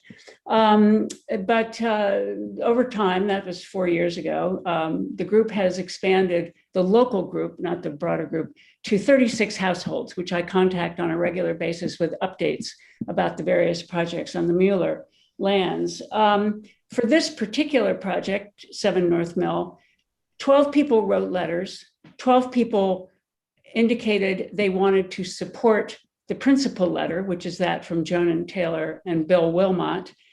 2 people were conflicted and couldn't comment. And there are 3 others who, based on letters that they wrote the last time we went through this exercise on 38R Prospect, I know would be supportive if they had the chance to come back to me. So we're talking about a very large group of people who are very single-minded. And I just wanted to make sure that the committee was fully aware of the breadth and depth of support from our neighborhood group. Thank you very much. Thank you for the work you do. And I have great hopes that the entire 9-lot project will evolve into something that we can all live with if we keep sticking with our commitment and our principles. Thank you so much. Anyone else? Okay, very good. Now we're going to move along to the board. Let's make sure. Here. Was that you, John? Yes, I'm here. I'm listening. Well, do you want to start? Yes. Go back to the plot plan, please. It's a good idea. There it is, John. There. No, the one to the left. In green. Oh, the locus. Yeah, he would like to see the locus. Thank you. Yeah. Okay, now, Prospect and New Mill is right here, okay. And this one is over here, Mr. Mueller's house. Yeah. Yeah, I'm trying to figure out right where I'm looking at. All right, now, this green, is that the owner's property? Yes. The light green Okay. shape is the property. Yes. Okay, so where is the house going on the lot? Can you show me Well, that? now we have to, so keep that footprint in mind. Now, this is the house on the footprint that you just saw, John. Okay, North Mill Street. What is that? Okay, I don't understand something. Hmm. Vehicle restricted area. Now, what does that mean? Is it an extra limited partnership? Who owns that? O- So Okay, John, my clients own that, but in part of the purchase, that area, it's clear that that area was never going to be allowed to be built on. Okay, could you go to the north elevation, please? Okay, no, go back one. Back one more. No, go back one more. I think he wants to see Hold this. on, right there, that's it, right there. What is this rectangular style building that's here, a little roof on it? Next to the window there? Describe that, John. I'm sorry? Which piece are you talking about? Yes, you gotta back up to the, I forget which elevation it's on. It's Okay, a- that. Oh, so it's not the one you're looking at, John? Yeah, there it is on the right there. See it hanging off there? Oh, One window? So No, that's it right there. Oh, So you'll see the other side of it in the elevation that's above it. It's that little bump out on the right side of the south elevation. yes, that's it's the a one. little shed, John. I'm sorry, Ray? It's a shed. Yeah, I don't know why it's there. It looks like the old fashioned outhouse. I hate to say that, but that's what it looks like. So what's the purpose of putting that on there? Well, again, the story I was trying to tell with the story was that with the house was that it was a bunch of little additions that had happened over time. But if you think that's too small or too additive, then I will write that down. I don't think it's appropriate to put that on the side of that structure. It overrates it. Okay. Architecturally. So it's up to you if you want to change it or not. But I find that very, very uncommon. And something should be done about it. Thank you. Ms. Mitz. Okay, John, thank you. Let's see. Abby, are you ready?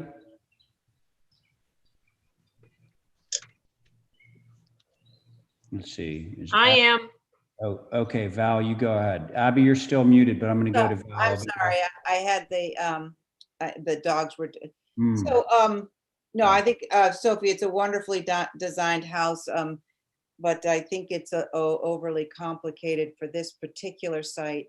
I had sent in some pictures that I took this afternoon of some houses that I thought were good examples of what I think would be appropriate for this area. I don't know if Kathy or Holly can bring them up, but oh, that came out nicely. Well, so yeah, and this is just the context of the area. You know, looking up and that's one of my favorite houses. And you know, next to that is like a herb garden.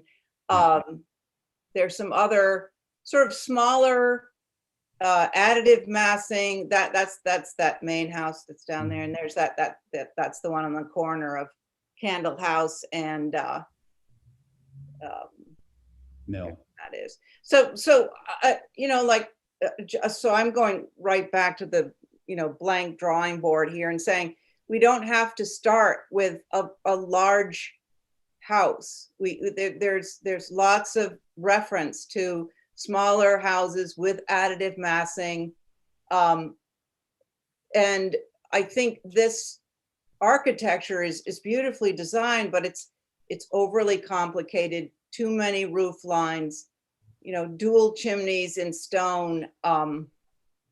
It's really nicely drawn, but what the neighbors keep referring to, the Quaker style and a very quiet house, very simple house, that's the type of house I would like to see. And if there are going to be 8 more of these, I don't know if this is one of the 9 lots or if this is if this is one of the 9, but in any case, I don't want to start with something this large. So in general, those are my comments. Okay, Mr. Chair.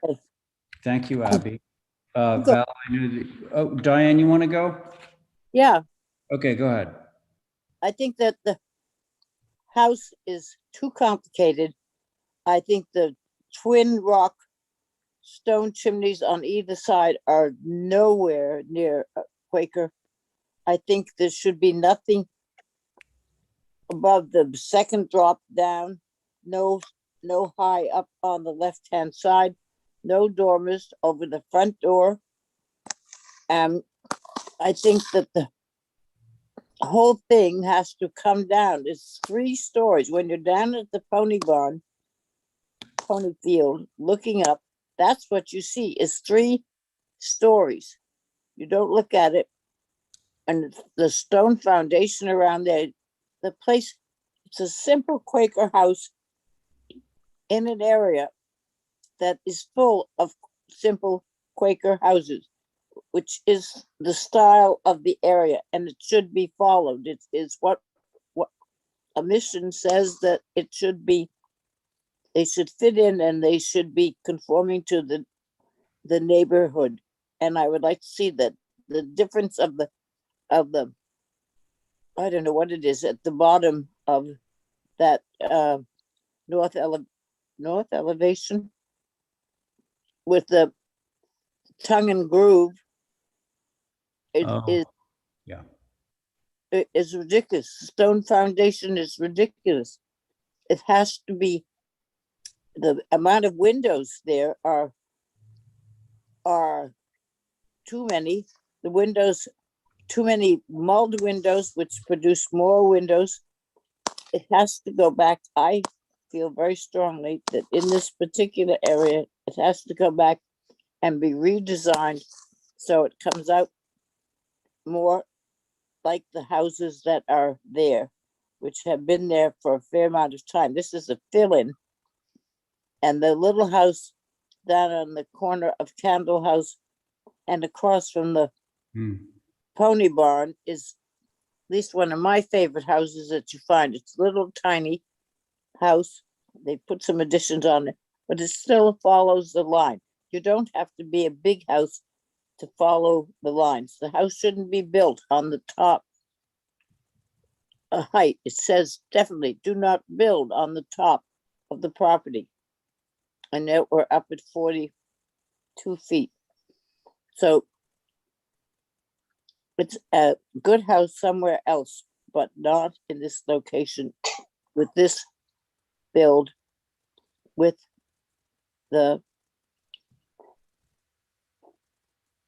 all the stuff that's all around it. It's the chimneys have to be changed. The house brought down and made much simpler, I feel. Thank you. Thank you very much, Diane. Okay, Val, you're up. I'm not going to repeat what's been said over and over again. I think Sophie gets it. The direction that she's trying to go with the second house is a good start.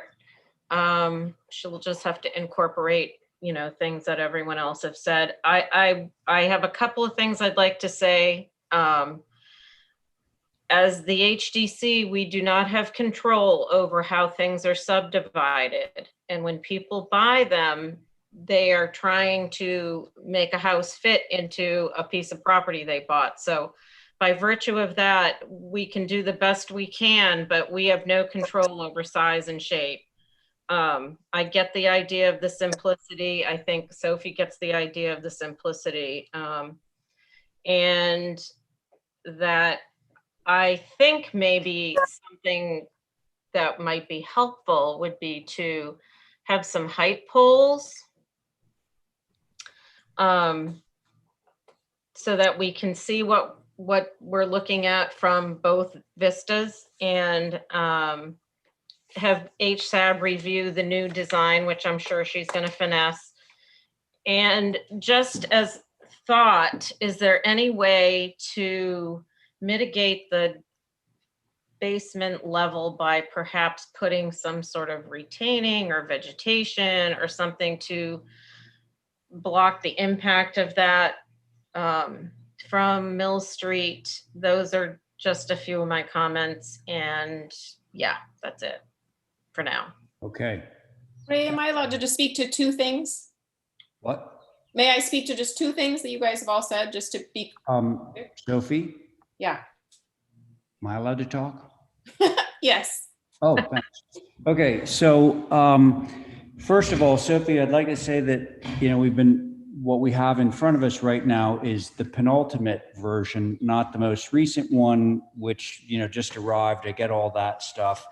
I would say that generally I'm favoring the direction of the new design over what we're all looking at. And of course, you've gotten plenty of comments on this, but I just wanted to say that for the record. I agree with my fellow board members on this. And now I think that for me, the most troublesome elevation is the north elevation. And the reason why I think is fairly apparent, that you're carving away the grade in order to be able to get this subgrade level, which, is something we as architects do frequently when there's a topographical change, to be able to get the lower levels, quote unquote, the basement, to be lighter than it would be otherwise if we're all on a flat grade. However, now if we go back to this site plan for a moment. So this carved away portion, we can see what's happening with the topography here. The ground is sort of naturally sloping up from the pony field direction, going, up the hill. And you can see those topo lines, the existing topo lines are all sort of running roughly parallel, where you're carving that away to be able to get this lower level to egress out to grade.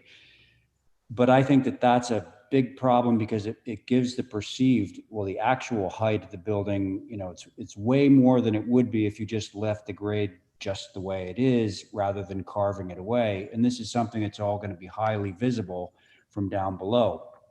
So that's just something I wanted to add to the concerns. I think that the idea of simplifying the massing, et cetera, they're very appropriate concerns. I think that they're things you can work on. So that's what I have to say. Now, do you want to respond to that? Yeah, so just the two things are, I think that if you guys are universally feel that dormers are inappropriate, I think the basement walkout will almost take care of itself, because if I go to a full 2-story on the south elevation zoning, like we can't have 3 stories on the back anyway. So I think, if the house itself in the second iteration is taller because, on the south, it would be a full 2 stories. And then on the back, then I'll just be too tall anyway. So you guys wouldn't be looking at a basement walkout. Okay. But so if you guys are all in pretty much agreement that you think a face dormer at the front door is inappropriate, then, I will, as you all know, I don't want to have no second floor. So I think I can deal with a basement walkout and really minimize that, maybe have a window well, but that no one would experience from the green space. Yeah. So I think I can work on that for sure. And then the other thing I just wanted to make clear is that this project actually, it may have been originally subdivided, but it has absolutely nothing to do with the development on the other side of the street. This is like over a 20,000 square foot, very, very large lot.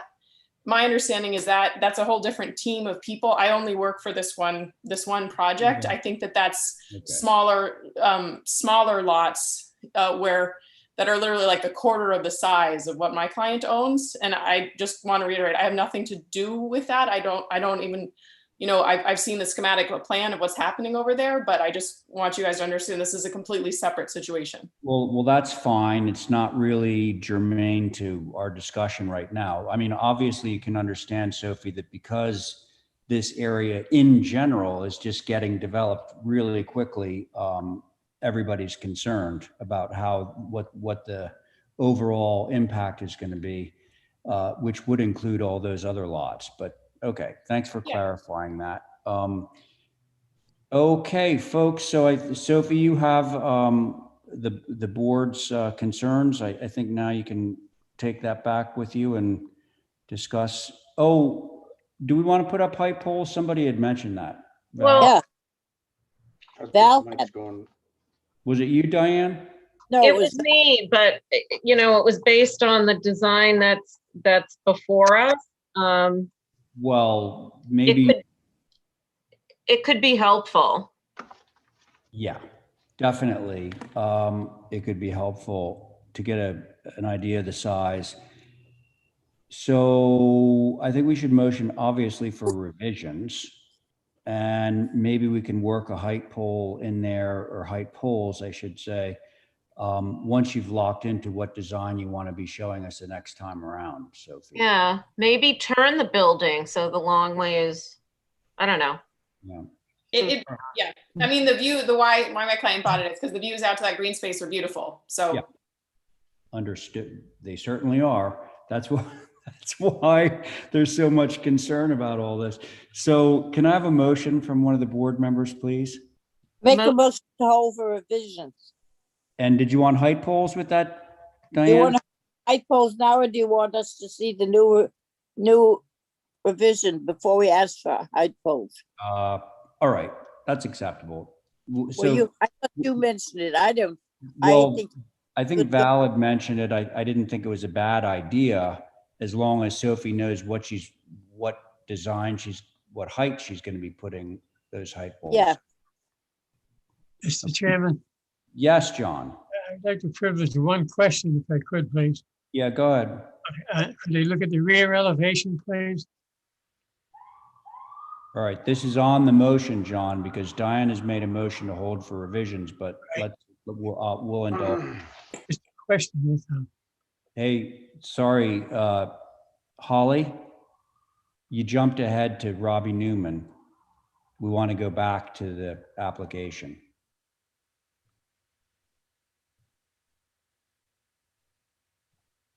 Hello? Come on. It's painful. Yeah, it's painful. I'm sorry. Didn't mean to jump. Yeah, well, this is a little unexpected, so I understand. Okay, so John, what did you want to see? I'm sorry? Which drawing did you want to see? I have a question that's very important to me, and the way this is drawn. That's all. Okay. That's fine. What The do rear you- Hi. elevation. John, Yes. go ahead. Can we go to the rear elevation, please? There it is. Oh, okay, that's it right there. All right. But my question is the way it's drawn, the railings coming across and down the back, are they wooden, metal, or what type of material are they? They look awful like a metal ones. so we had asked him just a sort of green painted wood is what we had asked for. Thank you. I appreciate it. All right. So Thank you, Ray. thank you, John. Diane has made a motion to hold for revision. So on that motion, Abby, Aye. Val, Aye. John, Aye. and Diane. Aye. Thanks, and I'm in favor of that motion. Thank you all. Appreciate the comments, and we'll see you all next time. Okay, Sophie. Yes, who was that? Val, may I have a 5-minute break, please? Yeah, sure you can. I'm sure that Carrie would love to participate. So Carrie, are you still there? I am. Oh, fantastic. So can you help us on Robbie Newman's project here? Yep. All right. So now we are on to Robbie Newman at 8 Walnut. All set? Yep. Hi, everybody. Hi. Okay, so Walnut Lane runs between Main Street and is it North Liberty or Liberty, I guess? Liberty. Yeah, Yeah. right there. There isn't parking on either side of the street. The site plan, the top site plan is what is existing now. That one with the little hand is what is proposed. So a couple of little strips. Couple of little strips, which is emulating the parking next door, which is the photograph in the middle. The top, it says 6 Walnut Lane. Got it.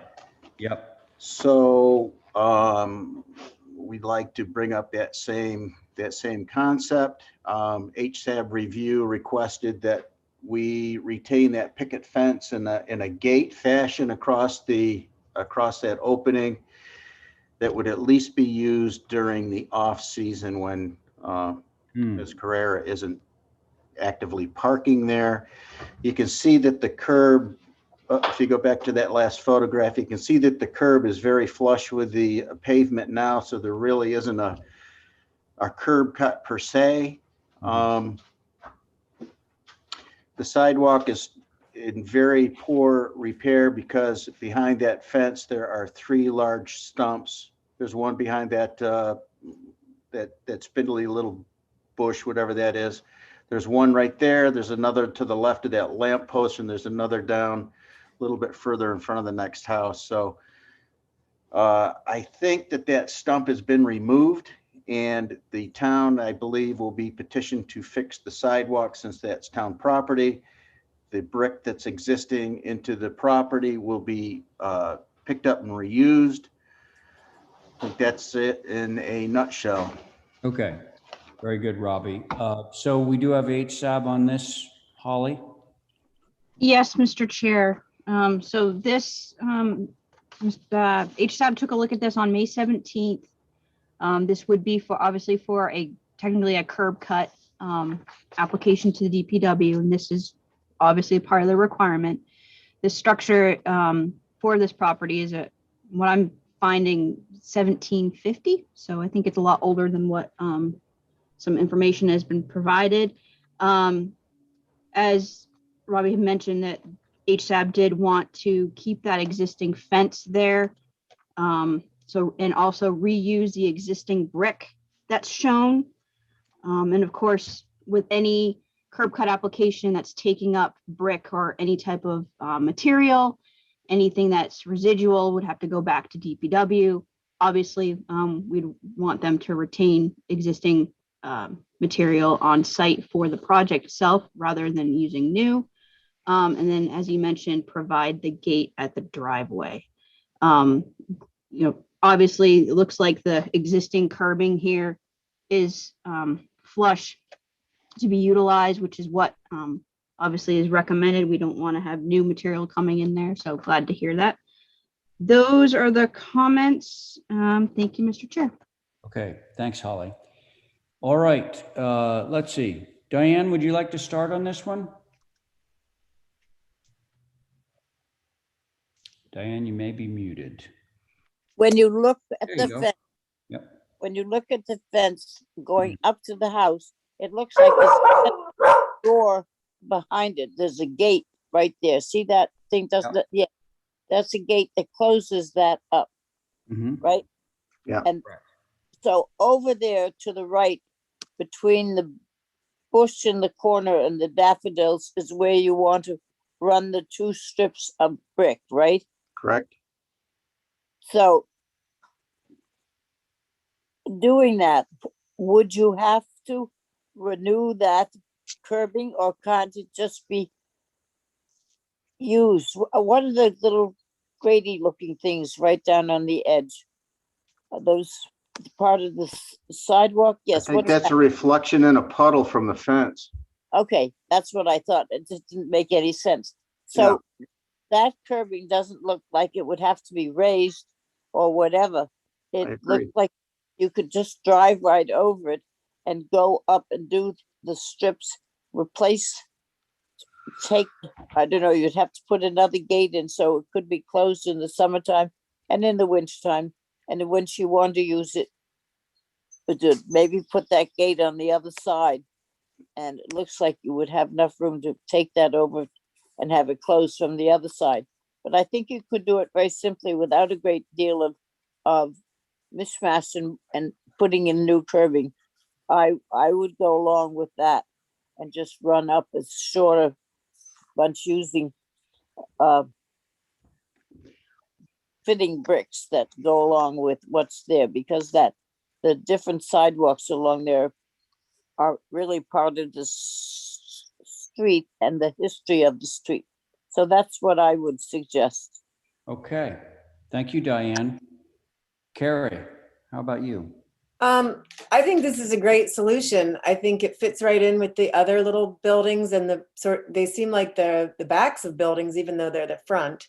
But I think it works really well in this context, and I would say yay. Great.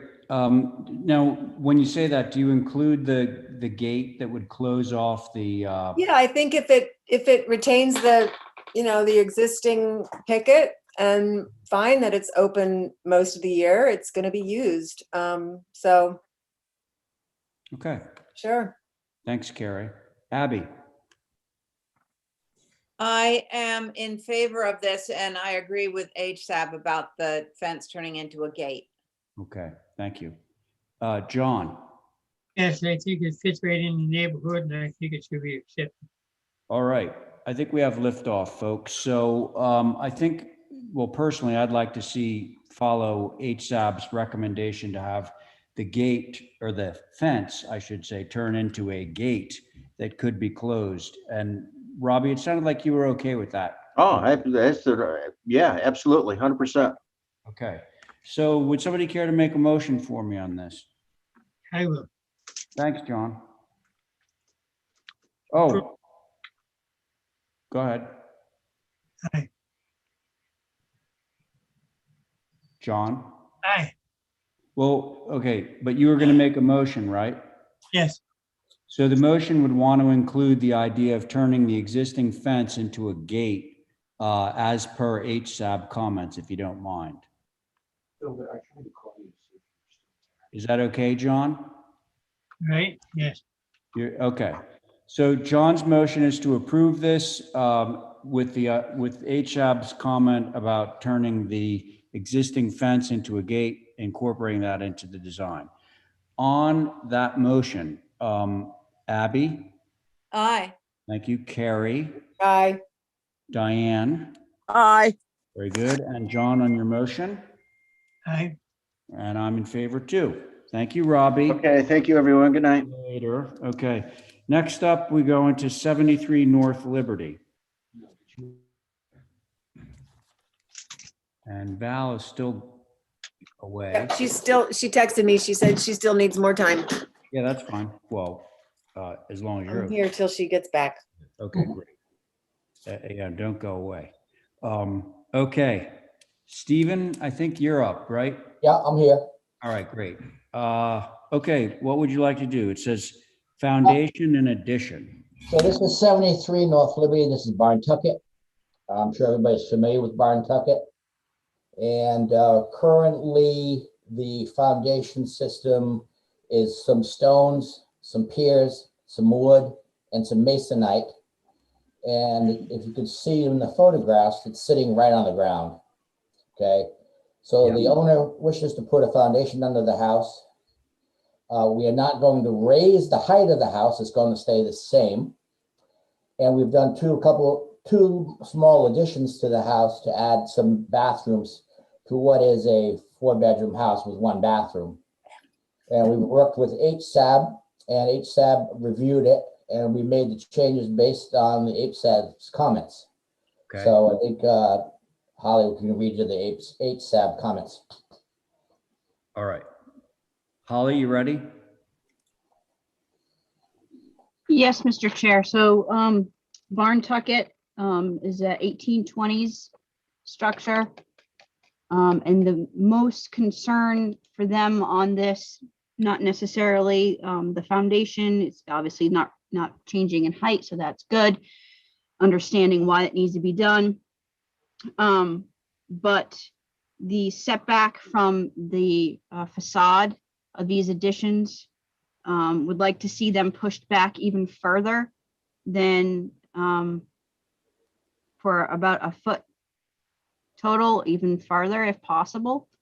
You said we have revisions. I don't remember seeing that, so I apologize. Yeah, Holly, HSAB agreed that a foot from the edge was fine. These drawings have been altered to accommodate that foot setback. Yeah, that was the biggest thing. So you look, Mr. Chair, if you look at, yeah, it was just this linear with this addition, because here's the facade here, and having these bump outs, understanding why they need to be done, but wanting to push them back a little bit. So those are their comments. Thank you, Mr. Chair. Sorry, I was muted while I'm talking away there.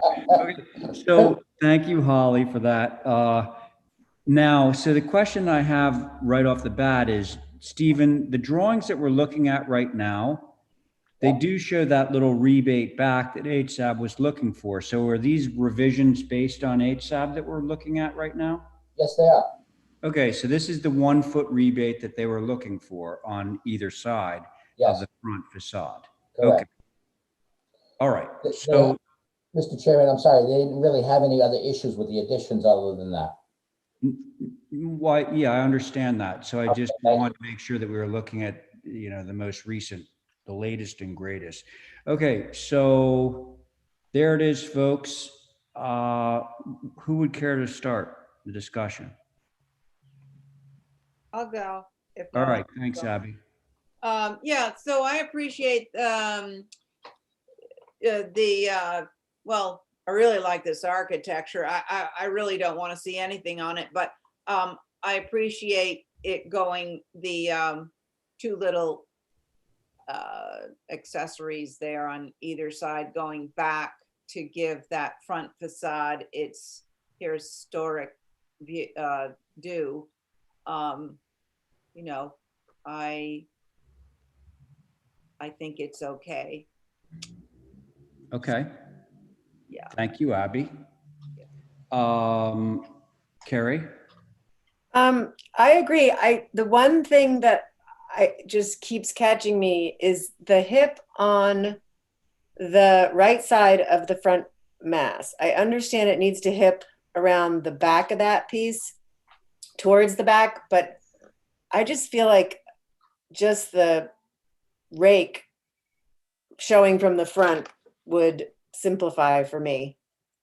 Just that, yeah, right there, just show the rake instead of hip it around. It just seems like it'll be a lot simpler.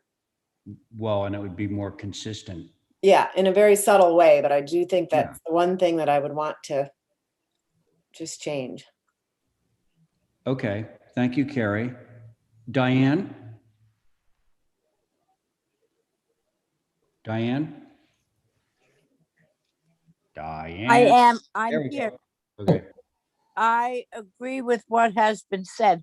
And I think that I agree with Carrie on the right-hand little addition. So Okay, that's great. I think it will fit in. Okay, super. Thank you very much, Diane. John? My comment, I think the house fits right into there. And that one single window sticking out over supposing under the shingles, been there since the man came back from the Second World War. They've never changed that structure one bit until this week. Thank you. Okay. So I'm good with the change that Carrie described, which was changing that hip to a shed. I'm sure that you don't have any objections to that, Stephen.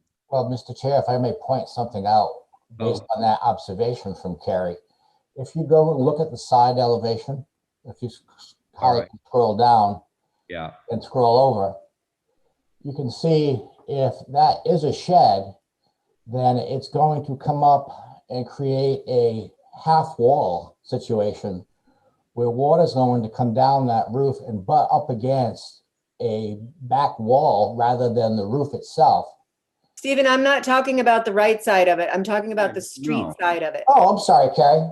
My misunderstanding. Okay, I'm fine with all that. Thank you. Yeah, I understand the hip is necessary on the end of the piece, just on the street side. Thanks, Carrie. Yeah, I gotcha. Okay. Okay. So should we make a motion? Somebody? Yeah, make a motion, Carrie. Motion to approve through staff, changing the hip on the street side of that addition to a shed with the rake exposed like on the left addition. Okay, very good. Thanks for the motion, Carrie. On that motion, Abby? Aye. Diane? Aye. Thank you, Diane. John? Aye. All right, and Carrie on your motion? Aye. And I'm in favor. Motion carries. Thank you, Stephen. Thank you, guys. Have a good night. Yeah, thanks. You too. Now we're off to 112 Main Street. Ethan.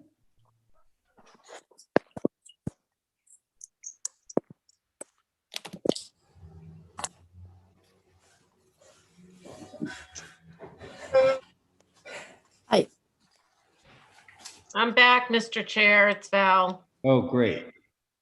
Hey, I'm out. Thank you, Carrie. No worries.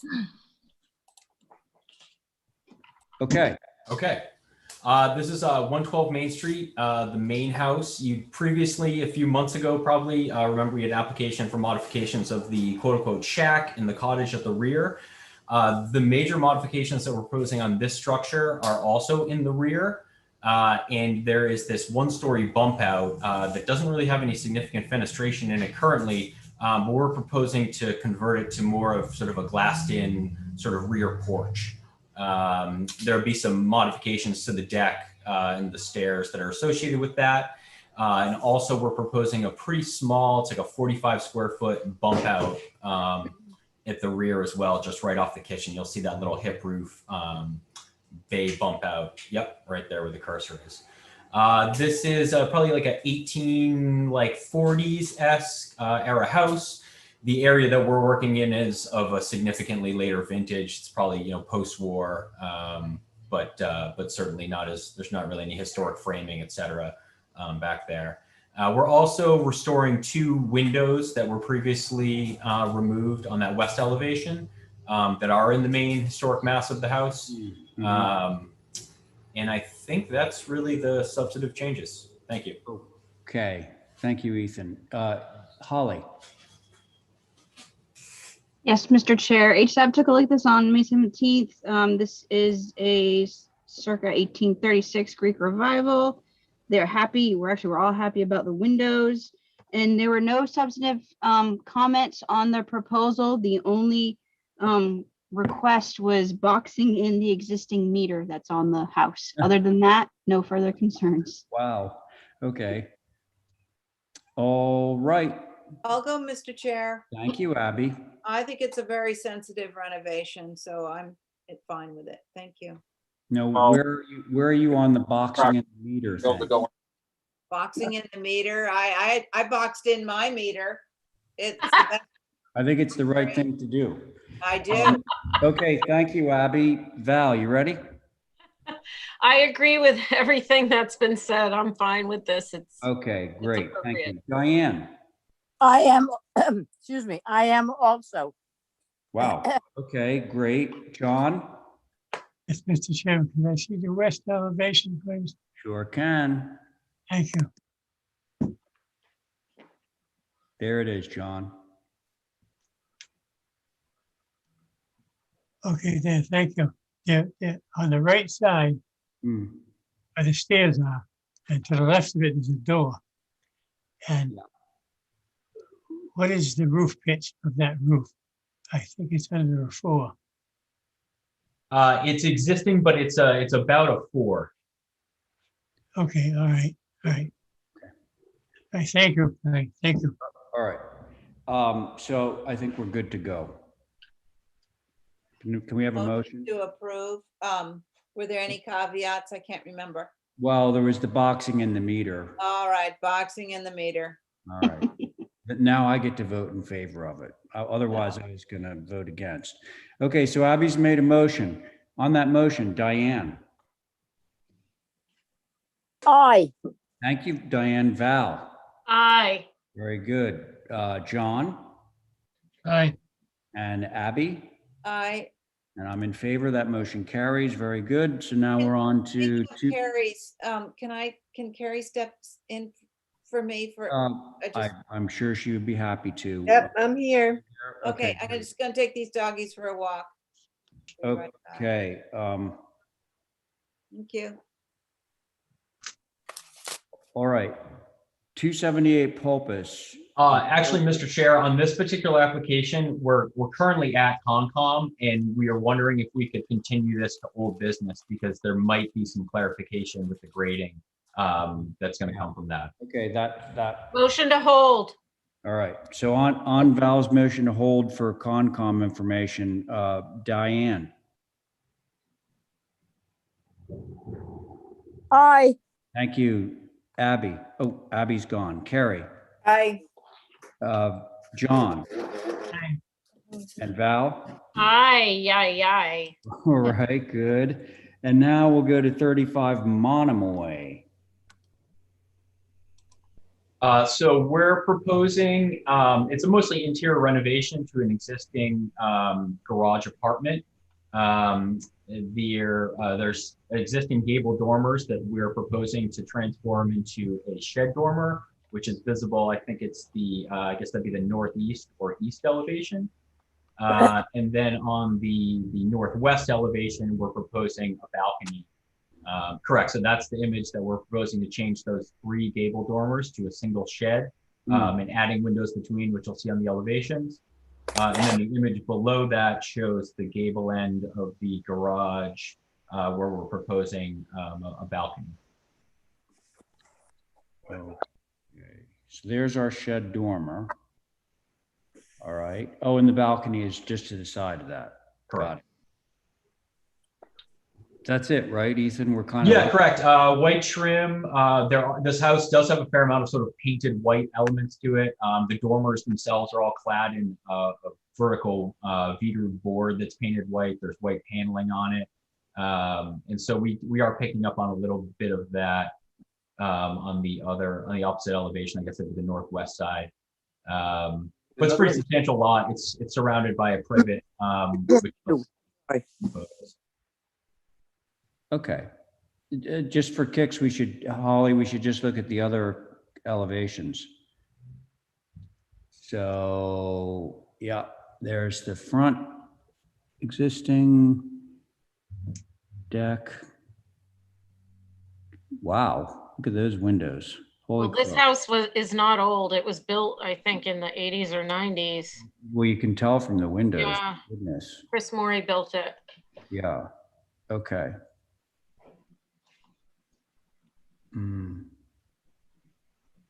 Hey, Ethan? Yes. How visible is that second floor deck going to be from Monomoy? I'm sorry, can you repeat?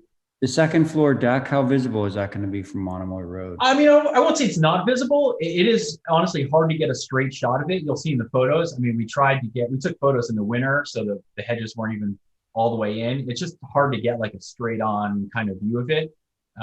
There are actually other references in the area of decks like over garage doors, which I thought was pretty interesting, which I'd never noticed before. And they have a probably similar level of visibility. So I think you'll see it if you're looking for it, but you're going to have to really, really look. Okay.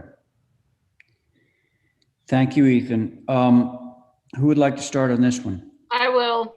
All right, thanks, Val. I don't have a problem with the deck per se. It's that it's on brackets. Most of the decks out there that are facing the street are like integrated into a roof. So I think that would be preferable, and maybe reduce it to 1 door and 2 windows as opposed to 2 doors. It just seems kind of heavy. That's the only concern I had. The dormer is perfectly appropriate. Okay, thank you, Val. Diane? Diane?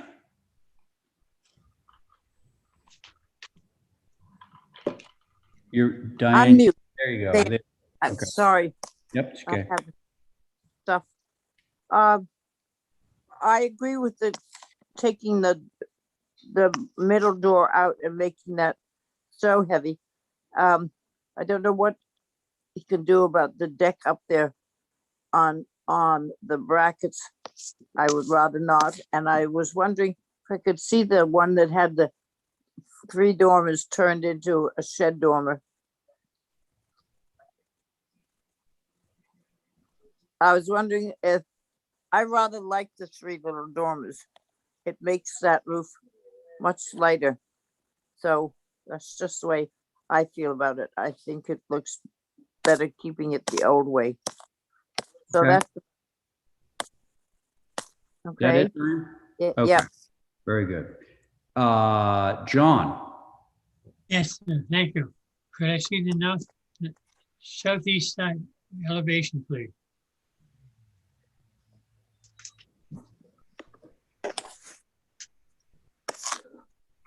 Oh, yeah. Okay, can I see the northeast elevation, please?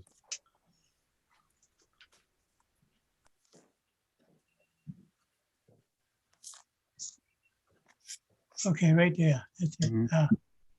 I can't, could you come up 3 points on that, please? There it is. Okay, I'm looking at the straight 45. Thank you. Okay, John, thanks. Carrie?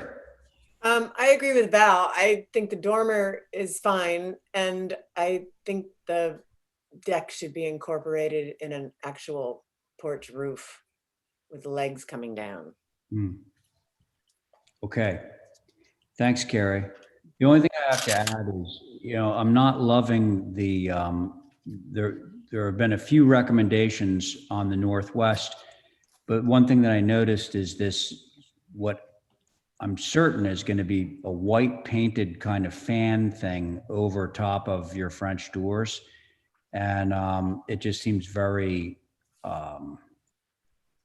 Oh, I didn't even see that. it's rather heavy. And I'm sure it's going to be visible because it's up in the gable end. So in addition to the other things that were mentioned about like single door plus 2 larger windows and integrating the second floor deck into a roof, those things I agree with too. So that's what I have to say. Should we motion for some revisions on this guy? Yeah, minor. Okay, minor revisions. So the motion is for some minor revisions. That's Val's motion. On the motion, Diane? Aye. Thank you. John? Aye. Thank you. Carrie? Aye. And Val? Aye, aye, aye. I'm in favor of your motion. Okay, motion Thank carried. Ethan, we'll see you next time. Very good. Thank you all.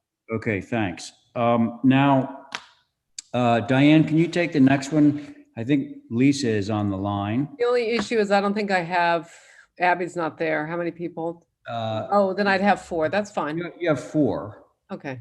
All right, so I'm going to mute. Okay. All right. Thank you. Hi, everybody. Hi. This is a renovation to a building that I believe was renovated by, hold on, I'm going to look at some information on my screen here, by Val Norton fairly recently. So it's at 20 Orange Street. It is right next to another project that we had a lot of conversations about, 22 Orange Street. And so visibility from Union, right? What did you say? I said, and the lack of visibility from Union. That's right. And I can share my screen and show the picture that we did actually look at for visibility at 22 Orange Street, and you can sort of see the conditions. So I don't know if I'm able to do that, Holly. Here we go. Okay, so this is the drawing, the photograph that I showed you when we were looking at 22 Orange Street, which is where we connected these 2 dormers with a shed dormer. Yep. This is, the yellow is 20 Orange Street. So that is the visibility. It's sort of down Commercial Wharf at the very end. You're seeing the shed is actually on 22 Orange Street. And then this is a 3rd floor bedroom. There's 2nd floor windows and you don't at all see the 1st floor. I mean, there's just so much stuff in the way. It's wires. And then this is the partial bit of the dormer that exists on the 3rd floor on the right-hand side that you can see there. And this is all hedging. Okay. So just to give you the context from the back, because I think, and Holly will, and these are the drawings from Val Norton's, by the way. So it was 06. So there's a lot of glass there already. Yeah. And so we are proposing not to change not to eliminate some of that. Well, we are actually proposing to eliminate some of the glass, and I don't know if I should continue sharing my screen or let Holly read the comments from 8SAB first and then show you what the newest proposal is. What would Maybe you- Holly. Holly, Yes, ma'am. So HSAB took a look at this on May 17th. Just for knowledge, this is a typical Nantucket circa 1800 built for John Beard, 2.5-story, 4-bay, New England colonial revival. As in very, obviously the rear additions, as you've heard, were done recently as 2006. Lancaster even indicates that the dormers are modern. Let me bring the plans back up for you. Overall comments from HSAB on the additional fenestration changes. The back is visible from below at least the second and third floors. Adding more 4x4 windows is not recommended. Change to 6/6. The 6 light French doors are not the appropriate style, and there are too many. On the north elevation, change 9 light to 6/9. And an option might be to keep the rear gable dormer and integrate it with a connector. I did want to also point out, where is that elevation? The elevation that you see when you're going out on Orange Street out of town is this north elevation a little bit here, and you'll see some of these new windows that are being proposed. Those are the comments. Thank you, Madam Chair. thank you, thank you. Okay. All righty. Are we Okay, ready? so I'll just continue sharing my screen to show you a couple of things. I think one of the things was just, I think from the visibility as we saw with that, hold on, now I got to find that photo again. It is at such a distance that you're seeing this. I mean, it's really hard to even tell what these windows look like. And the windows that exist are 4/4s up on the second and third floors currently. We'll see that in the drawing. So the first floor is completely invisible. So what we decided to do, what we wanted to do based on just some further study was to actually theoretically remove the glass, to add actually more wall and to do wider doors on the first floor level. And again, I am suggesting that, this whole right-hand side of this building is not visible. And even the whole first floor is really, it's hard to see. And we did do a schematic where we just connected these 2 dormers, the 2 gables with a little shed.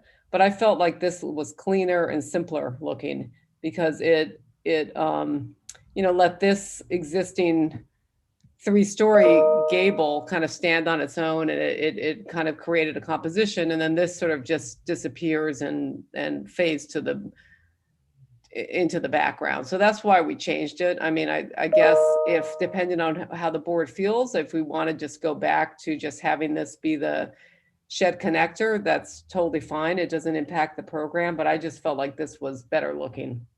And I can probably find the alternative that we did with the shed connector, if anybody's interested in seeing it.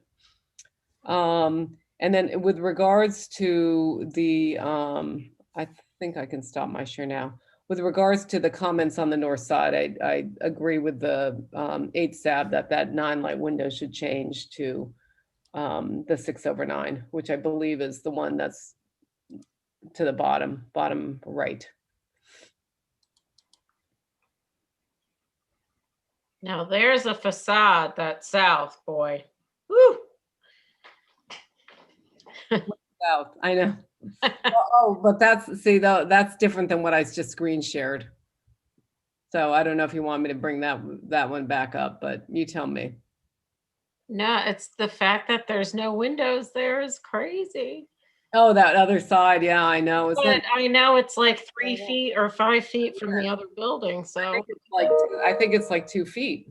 How do they even shingle that? I don't know. You know what? I mean, they did do some work back there when we did 22. Not sure who they got back there to go back there. Somebody very skinny. You can't even swing the hammer. Yeah, crazy. Oh, man. So are those your suggestions, Miss Val Oliver? No. I am fundamentally okay with this. The only thing I'm unsure of is the grill pattern of the doors. If they should be like, instead of 2 panes, 3, but I agree on the first floor, you're not going to see it. So I think I'm okay with it. Okay. Can I And just what- clear that we're doing the one that I screen shared versus this one? Yeah. Do we have a copy of that? I can send it to you. Thank you. So you were actually adding more wall. Yeah. And I don't think you'll see it either way. It's just the glass size is so different significantly from everything else. That's all. But I don't think you'll really see it. So How old is this building? 18 something. Yeah, the building is old. The original 1800. Yeah, the last renovation where they did all this work was in 2006. It's a typical Nantucket. And I think the pane size speaks to that age. So changing the pane size completely obliterates that reference to the age of the building. And I understand it's not visible, but I just wonder how good that is to do. Because it's a lot of glass. But that's what would have been used, or the smaller panes. But you see, like here on the third floor, they did have the bigger they did have bigger panes. They went to Yeah, but the whole elevation. And then on the other side, the north elevation, the second floor shed roof obliterates the clean gable end, which I think is a shame, because I think that north elevation will be seen from Orange, right? Yeah. No, it's hard because there's a lot of vegetation up on that deck. Let me see if I can find a photo. Can you go to that north elevation? Yeah, I'm going to stop my share so Holly can go, and I'll look for a photo.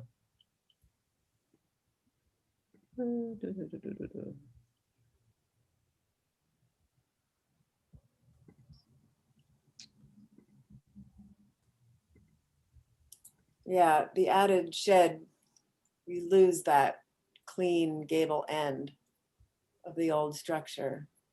Yeah, there's a lot of vegetation there. I'm just trying to see if I can find a photo of that.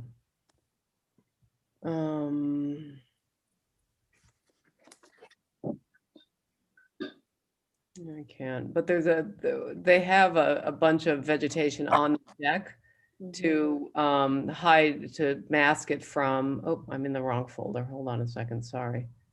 Orange Street, why is that in So there? you're only changing the windows on that back. rear elevation, the glass. That's right. Okay. This is the north elevation. Yeah, adding that shed. This is, and I have the visibility of it right here. Hold on, sorry. I mean, it is visible, but There, you can see it there. It's kind of a, oh yeah. I wonder if you can just step it in a little bit to keep the gable, the full gable end in the corner, and then just step in that shed a little bit. Yeah, we could. I mean, just a few inches. It's difficult in the plan, but or at least keep the corner board so that this could look like it's completing itself. Yeah. I think the glass on the back, it bugs me that it's all going away, but you've pretty much proven that it's not visible. The third floor is visible, and the third floor already has the bigger glass. So I'm okay with that. But I do think that gable should, that big gable wall should finish itself somehow. If you step it back 6 inches, that would help. Okay, I can do that. For me. I'm just one person though, so. I know. If that's a concern, I can do it if that's a concern. Okay, What and others have to say? Abby, have we heard from you? Is she She back? she was with her dog, had to walk the dog. or Oh, I thought she was back by now. Okay, so Carrie, we've heard you, we've heard Val. John? Yes. Okay, already? Yep. Right, the north, south, and west elevation are highly visible right from Orange Street. The east elevation, which is towards the harbor, it is from the second floor down. I don't believe any of that is really visible. When you go from the second floor up to the peak, then that's when you got a lot of, too much glass up there, or whatever it is. It's the and are they sliding doors, or what are they on the second floor on the east elevation? No, they're the one door in the middle works, the other two are fixed panels. Okay, that's revision to the fenestration. Yeah, that's right. That's just a revision to the fenestration. I think highly visible. They might. I don't think those are visible. If I pull up that photo again. Can you let me finish, please? Yep. Okay. I think it's highly visible from the parking lot for the town of Washington Street. So I just think you ought to go back, take another look to be sure, because once it's done, we're gonna have to eat whatever goes there. And I don't think those sliding doors or whatever they are, bifolds, are appropriate for the second floor up. Thank you.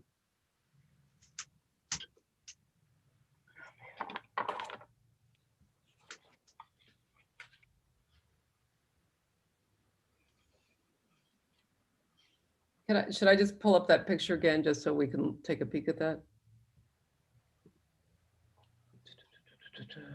Let me just find it. Good. I remember seeing this particular picture before. When did you have it up before? I've When seen it all. 22 Orange Street, to put on this dormer in the back, we took Oh. and it just so happens that 20 was the neighbor. So Right, I remember that, and I remember discussing it and thinking, wow, it's a busy street busy skyline. back there, yeah. Yeah, I think there's it's really, I'll zoom in, and I can pull up a picture that doesn't have the outlines, but this whole right-hand side gets sort of lost in that. Yeah, it does indeed. So, do we have a motion on what we might like to do or suggest anything? Are you okay with what Lisa has proposed? Can I get some sort of motion to begin with? I have a question for Lisa. I might be talking. Carrie. Yeah. What was your suggestion for the dormer, so I understood it? Well, it wasn't the dormer so much as it was the shed, the second floor shed addition. Yeah. To push it back away from the main gable face of that north elevation, I believe it is. Yeah. Just to let the main mass read. So push it back 6 inches. Let the board to let the main mass complete itself. Okay, gotcha. I didn't understand that. So You this know, aside from the pane size, I'm okay with this. I don't think the first floor we're gonna see. And in terms of that second floor shed addition, maybe I'm just suggesting, I don't know how anyone else feels, to sort of emulate perhaps what's on the third floor. Huh, that's an I don't idea. know how everyone else feels, but I'm okay with the bulk of it. Okay, so, Carrie, what about you? Yeah, I think I'm okay with the glass on the back because the 2 floors that you're gonna see are the second and third floor, and they are already a little more cohesive. Little more. Yeah. So what size glass panes do you want to go with? The 6/6 or the 100s/100s or the 4/4s? Well, I think the 4/4s and the 8 light doors exist on the 3rd floor and they're the most visible. Right. So going with 4/4s and 6 light doors on the 2nd floor makes sense. Okay. You're not going to see the bottom floor. Okay. No. So that's acceptable. Do you want to make a motion to approve with, or do you want to make a motion to hold for slight revisions? No, we can do it through staff. I think just pushing that 2nd floor shed dormer. Yeah. 6 inches away from the main face and finishing that, let that gable end be itself. Okay. That makes sense. So that would be a good, mission to belong to go through with staff. How Yes. about? Okay, do you want to make it and then we'll Yeah, start? let's make, did you get that, Terry? Is Terry recording? So motion to approve through staff. Pushing the 2nd floor shed addition 6 inches away from the face of the building, so the face of the building remains a full gable end. Okay, good. And So, to be clear, it's also what I screen shared, correct? For that other elevation, it was fewer doors. Right, yes. Okay, thank you. A different configuration, yeah.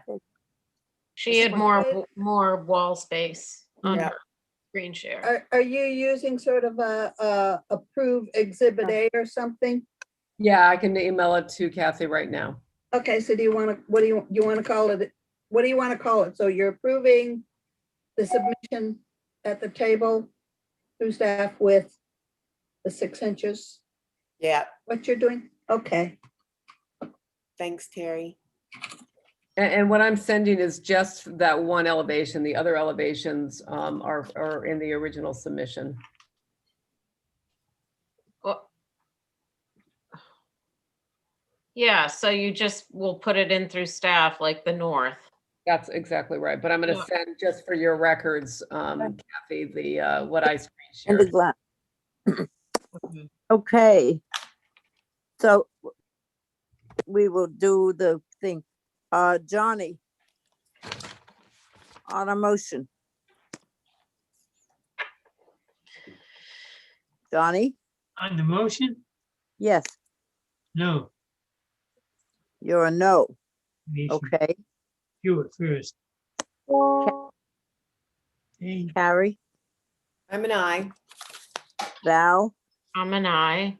and I'm an I also. So that is a 4-1. Thank you very much. Thank you, everybody, for going through that thing. All And right. Looks like Abby's back. Thank you, Diane. okay, Okay, so now we're off to 50 Eel Point Road for a garage. Ethan, are you there? Yes, hi, can you hear me? All right, we can hear you just fine. Thank you. Captain of the boat. Captain of the This time it's my boat.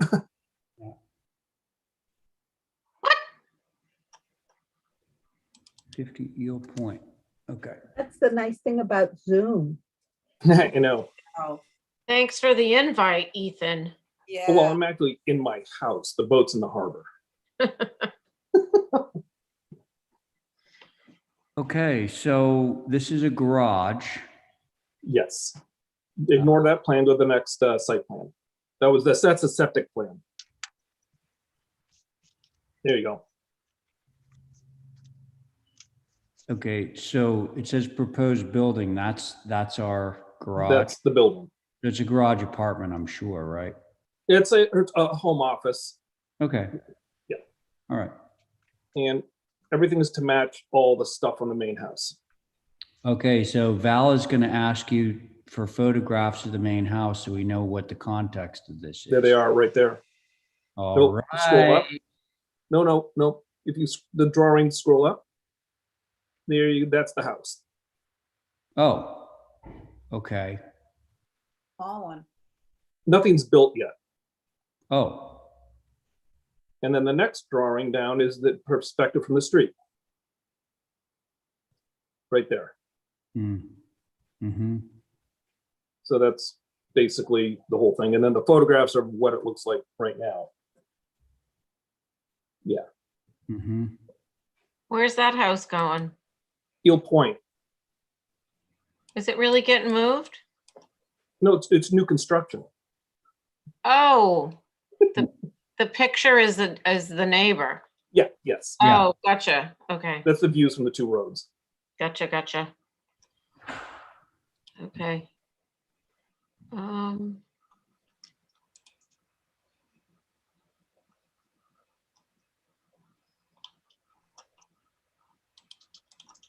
Is that it? That's it. Okay. You're exuberant. So the north elevation is the one that faces Eel Point Road, correct? Yes. All right. We don't have HSAB or anything, so it's straight to the board. Now I understand that, Abby, you're back, right? Yes, sir. Okay, so, Ethan, this is going to be the regular board on this. Awesome. Okay? Yep. All right, who would like to begin on this one? I'll go. I'll give it a shot. Yeah, go ahead. I appreciate the size and stature of this. I'm just wondering if perhaps, just perhaps, the north elevation didn't have the deck winding around the corner. The reason is for that, it's the staircase is tucked into the deck for the second means of egress. It's the only means of egress, yeah. If you go to the floor plan, there's no interior staircase. Okay. Oh, that's wild. Okay. Okay, well, there you go. Well, right. In fairness to the board, our concern isn't exactly how, you have this condition where you have an exterior stair. Now, Val's concern is for that chunk that's going off to the west. So that's it, Val? Yeah, I mean, it's pretty standard to what's out there and ties in with the house. It was just if there was some way to mitigate the turn of, the corner, but maybe it's not as big of an issue. I just wanted to hide it with inside the shingles and stuff instead of having an exterior staircase hanging off the house like a lot of houses have. No, I do appreciate that. Yeah, that part's good. But like this, there's a simple remedy to this, which Yeah, is, I think so too, Ray. so you know where I'm going with this is like if you Extend the basically hip all the way up to the railing. Extend the hip all the way up to the top of the. Well, I was not quite. So I was going to suggest rather than have the deck be full depth on that western side, it would step back at the corner board so that you had enough room to be able to get from the deck to the staircase, but not a full deck's worth. And then you would get that break that Val's looking for where the corner board of the house is. Oh. You know what I'm saying? So yeah. What are you talking about the next one down, the what is it, the west elevation, just bringing the deck back so it hits right at the corner board? At the roof, right? At the hip? West elevate, exactly. So see, yeah, if you pull if you pulled the face of the deck just where you have your staircase on the western end of your deck, if you pull that back to where the hip is, you'd still have plenty of room to get down the stairs, but then you would have a break line that lines up with a corner board on the north elevation and also that little chunk on the western side of the north elevation would become subordinate because it would have more roof underneath it than the other part of the deck. Got it. So let me understand. So on the west elevation, bringing that deck right back to in line with the corner board there. So it's a lot smaller than the hip ties it in. There's more roof and less shingled wall. Yeah. Right on. Got it. Okay. All right. So let's see. That was Val. Yep. Abby, what do you think?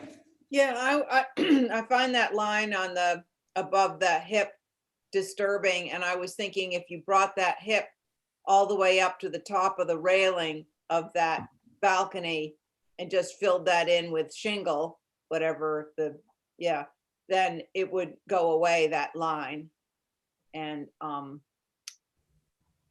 that would be another solution, I guess. Wasn't The quite. hip just continues all the way to the top of the rail, and then it gets. I don't know. Yeah, I know what you're saying. It doesn't really work in this situation, but the first solution works a lot better to hide it Yeah, because of. no, that's fine. I don't. Yeah. I don't have a. I mean, trust me, I tried to hide that thing, but. Okay. Yeah, I think it's a good idea though to try to get rid of that line. I think it's awkward. Okay, thanks, Abby. Diane?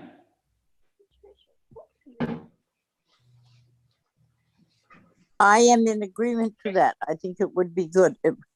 It would make sense of the corner board coming all the way down and stuff like that.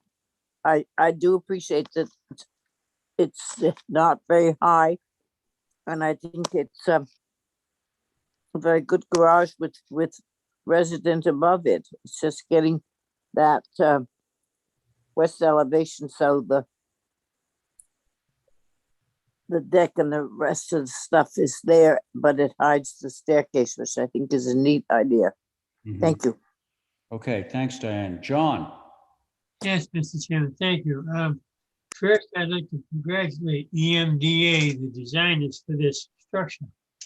This is the first time I've seen in many years that you get a wraparound stairs against the wall and not offshore. Yeah. The two decks up there can work out beautiful for just sitting down having a drink, I guess. But I think the design itself is simplified, and it ought to be more of this type to have a garage apartment. This would be the perfect thing. It would meet all the recommendations of this board. And I so move this board. Thank you. Okay, thank you, John. Well, you know where I am on this. So having that thing step back the way we've described earlier would do it for me. Can we have a motion on this? Motion to approve with the railing to step back on the west? Yeah. Yeah, the northwest corner essentially is what that is. Right, as discussed at the meeting. Terry, is that enough for you? Bring it back to the corner board. That's good. Yeah. Okay, I think we all understand. Yeah, there you go. It Okay. was very well described, and I think, so what I just wrote is the west elevation deck railing step back to the corner board. So there's really the only one corner board there. Well, and then there's also, we're letting him have the full depth of the deck on the north side until you get to the corner board at the northwest corner where it will step back. So on the north, it would also step back, but doesn't that then cover where the deck is? No. Are you bringing the roof up to hide that corner of the deck? Yeah, exactly. Yes. Okay, so on the north elevation, the right hip roof to come up to the top. Well, no, the right hip roof stays the way it is. You have the deck step back where the corner board is on the right-hand side. Okay. I know what to do. Yeah, I know you know what to do. North elevation, the railing Hang on, so, back to the corner board. oh, sorry, Val, that was your motion, right? Yes. Got it? Okay, so on that motion, Diane, Aye. there we go. Very good. John, Aye. great. Abby, Aye. and Val on your motion? Aye. And I'm in favor. That motion carries. Thank you, Ethan. Thank you. All right. And now we have, well, for the same piece of dirt, we have pool and hardscape. So I think this is where Lindsay takes over. There. Okay. So, all right, can I go? Yeah, we All got right. everything. So you just saw the structure that Ethan took through off to the west. Main house was already approved. As you can see, it's the nice winding driveway. We're keeping all the natural vegetation, just like a little strip of grass coming up the driveway, and then the rest is just natural vegetation and meadow. Just kind of really simple up front. Simple walkway, flagpole in the center circle. And then in the back, connecting the two buildings, we've got a privet hedge with an arbor and a gate to get privacy from the road. And then you step to the backyard pool area. It does have an infinity edge because we're trying to work with the existing grades because the grade does fall off as you get towards that wetland.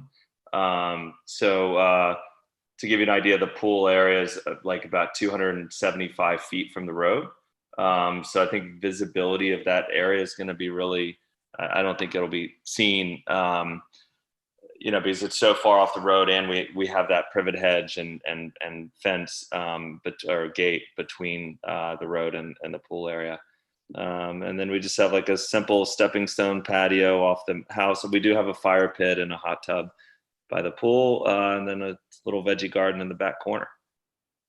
Okay, well, there's an elephant in the room right now, I think. Yeah. And the elephant in the room, as you know, Lindsay, is you haven't called attention to the fact that you have a subterranean garage that's going to require like a 10-foot deep trough, as far as I can tell. So we drew out those walls. So the walls are down there, so you can see the grades going down. And above it, we've got a privet hedge to just, for safety, which will have a wire in it to meet code. Can I ask you a question? Sure. Lindsay? So when the house was approved, was that component of the house approved with it? In other The words, below grade garage doors were, Yeah, I believe. but not the retaining. okay, just, well, he's getting approval for it now. So, or it's being discussed now, I should say. Okay, thank you. So that's all privet that's wrapping around that opening. Yep. And then we do have some evergreen shrubs on the back side of the house, mainly not from visibility from public way, but for neighbors. But, if you didn't want to see, I don't think you'd see the retaining walls from Ranger Road, because I think you're at that upper elevation. So the walls would be kind of hidden. So your trajectory would be more straight towards the house. The retaining walls that are retaining for the underground garage. Exactly. Yeah. Because we'll have the privet hedges planted above it. I get you. I understand. Okay. All right. I think this is the regular board. Yeah. So of course it is. We just reviewed another application for this property. So who would like to start? I will. Okay. Thanks, Val. My greatest concern is obviously the slope and the lot, and I feel like we need to be really careful. Some houses have been built out there recently that seem as though the grade has been built up, and it's a very atypical, not organic existing situation. Privet at the beach. Yeah. Not so great. I mean, that's just changing the vista there. I think you need to work with more of natural vegetation to mitigate what's going on there, and not draw attention to it. And then on the side where the pool is, how far is that falling off? And can we see that from Alliance Road? I did go out there today, but I didn't look at the hardscape. I just looked for the garage part. And my in-laws live on Alliance, so I drive down there a lot. So when you look back, 52 Eel Point sits high, and so it obscures any view from because I think 52 Eel Point is like 10 feet higher. Their grade's 10 feet higher than what we're proposing. yeah, that's the one I think of concern. But okay, I just would prefer, as more appropriate would be, natural vegetation if possible. Okay. Thank you, Val. Mm-hmm. Hey, listen, Lindsay, the more I look at this plan, there are subtle things in this plan that give me pause. Okay. So the site plan, I see an existing contour at the top of your retainage going down to your subterranean garage. The contour is elevation 12, existing, but your proposed is elevation 15. That's 3 feet of difference. You're filling this site 3 feet. I think the elevation we're going off the elevation that we were given. That was, the main house was already approved on. So I think like, Okay, listen. So was the grade raised for the existing house? No. Obviously, yes, because look, if the existing contour just north of the proposed contour at 15 is 12, that means 3 feet of fill.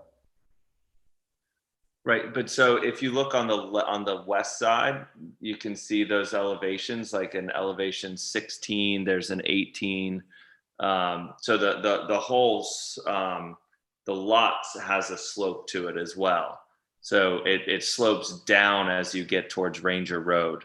But like, I think that they picked the 15 height because I think it was a median grade, and I think 15 is still lower than the road, because the road is still, it sits in a valley. Okay, well, I would disagree with that because I see my 12 existing contour going right into the road, you know. But if you go further to the west of Eel Point, so where that driveway entrance is, it's like the valley of Hey, Eel Point Road. Lindsay, listen, let me just put this in a slightly different way. Okay. What you're doing on the east side of this piece of property is you're filling 3 feet and then you're retaining 3 feet more to get back down. So if you just did away with that and you started your drive at elevation 12, which is the natural contour, you'd have 3 feet less of retainage, which is a good thing. It's cheaper to do it that way. Yeah. So you don't need to fill the east side of this property. You just let the grade do what it does now, and you'd be 3 feet better off than you are in this current scenario. Gotcha. Yeah, I mean, we're totally open to that, for sure. No. Okay, well, I think that, you know, working with the existing grade in this case will, A, be better for the natural landscape out there, but B, actually be cheaper because you don't have to retain as much. So, you know, that's where I am. Sorry, I And interrupted. we could replace that side with natural vegetation, to Val's point, you know, just Correct. revegetate it. Okay, so, you know, I've been monopolizing the conversation, but so Val has spoken. Diane, how about you? No, I agree with Val on the use of privet out there around the whole driveway there. This is out in the moors. This may be the north end of the moors, but it's still not a formal thing. It just looks like it could be anywhere. It needs more informality, and it needs more working with the thing and the necessity of putting walls in that seem to come in from the driveway. I don't understand too much, and the island at the middle of the driveway is what's that going to be made of? It's yellow. So the yellow is the meadow grass, and then so in the circle, we've got a little bit of lawn and then seagrasses around the flagpole. Okay. And you got just 3, what are the trees that you have in the bigger island? They're flowering pear trees. Well, I'd like to see them quite not so formally put some smaller stuff in to build up to them. Don't make it look as if it was in Florida, because it isn't. And it needs to go along in Eel Point Road. The 4 things that You can't read it. It's just too small. Down on the bottom of the page, the 4 squares, 4 rectangles. What are those going to be? That's a veggie garden. So Okay. this is vegetables. That's all right. I didn't know. So that's all. I think just a little more informality and a little more vegetation around would help cover some of the questions. So it's not quite as formal, like the 2 trees, I guess they are, going down towards the flagpole Okay. there. And whatever it is you have surrounding that part of the house that's there also, just make the vegetation more informal. It would be good. Okay. Okay, thank you, Thank Diane. you. Yes, thanks. Abby? Nothing to add. I think it's Okay. been covered. All right. Okay, John? One question, Mr. Chairman, does the have an automatic cover over the pool? Yes. Yes. Thank you. Okay, I think we need some revisions here. Would somebody like to motion for me? Move. Motion to hold for some revisions and more information on grade and how the retaining's gonna work. Terrific. Thank you. So that's Val's motion. On Val's motion, Diane? Aye. Aye. Thank you. John? Aye. Abby? Aye. Val? Aye. And I'm in favor. Motion carries. Thank you.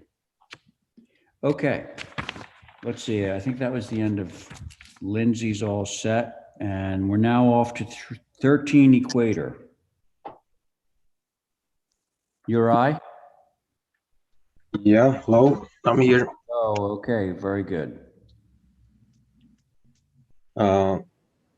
So I don't see anything actually on the screen yet, but we see you. First one, see me, yeah.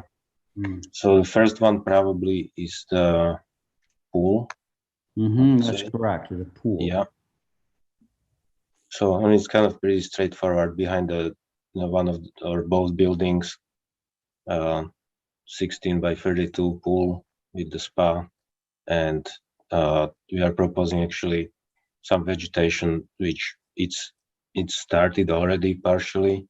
There's some hedges between those 2 buildings, so we're just trying to finish those rows. You see proposed like around like from the first building to the second one, the arbor and some stepping stones connecting each building or creating access to the pool. So it's, right now it's kind of visible, of course, but we are trying to screen it as much as possible with the hedges. Okay. So I think that's it. All right. Thank you. Okay. Board members. Where's the driveway? Is it on the site plan? Yeah, that's the driveway. Yeah, 2 driveways. 2 driveways. Yeah. And those exist, obviously. Yeah, they exist. Yeah. Okay. Mm-hmm. Wow. Do you want to continue?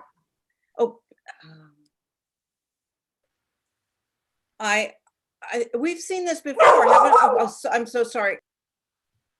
Could somebody else go? I'm so sorry. Yeah, I know you need to mute. All right. So Val. I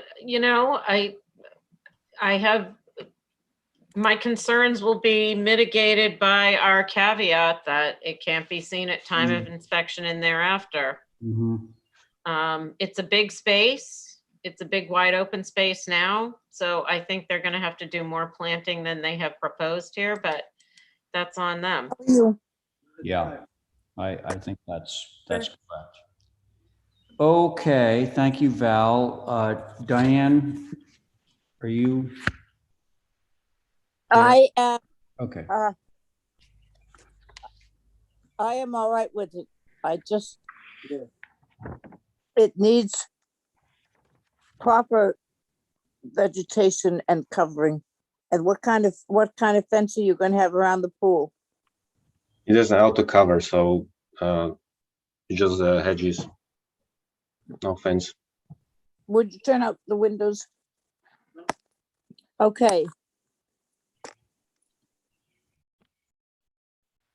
I'm sorry, I spent the morning at the hospital and we're just trying to put stuff together since I got back because I have to go again tomorrow. No, brother.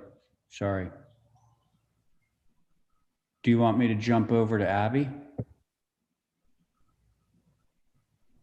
Diane? Yes, please, and then just come back. I just. Okay. Abby, you ready? Yeah. Yeah, I think it's, somebody pointed out, I think it was Val, the caveat about not being able to see this from a public way is Correct. important. I don't know this area very well, so I appreciate the pictures. I mean, a corner lot does have a lot of responsibility. You're going to see it from, you know, coming and going. So it's imperative that we don't start a precedent in this neighborhood. So could I see the size of the pool again?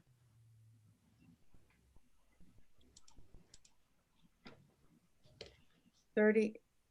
16 by 32. 16 by 32. Okay.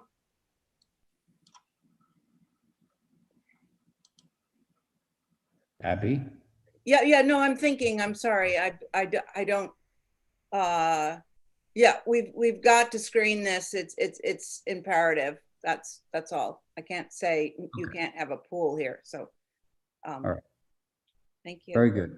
Thank you. John? Yes, sir. I have one question on the,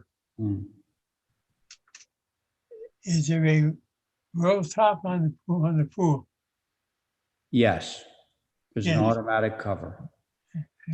I think where it's located and what is going to be put around it in writing there. I don't think the pool will be visible. So as far as I'm concerned, you can build it. Okay. All right. Thanks. I'm okay with this as long as we attach our usual stipulation. Yeah, one of the problems is that going around on the outside of Equator, I'm seeing, I'm not seeing enough vegetation. So that's our caveat, but I'm not seeing it on this drawing. So I'm a little bit worried about it. I see it in the deep in the triangle, but I don't see it from Equator Drive. So I want to be reconfirmed that we're not. So if I could comment quickly on it. You see on the bottom from the right house or right driveway, there is like a line of trees, which on the existing photo also, you can see those trees go actually from the driveway, one driveway almost to another one. Yeah, right there. So those trees on the right side, those block pretty much from the right house view all the way to the back.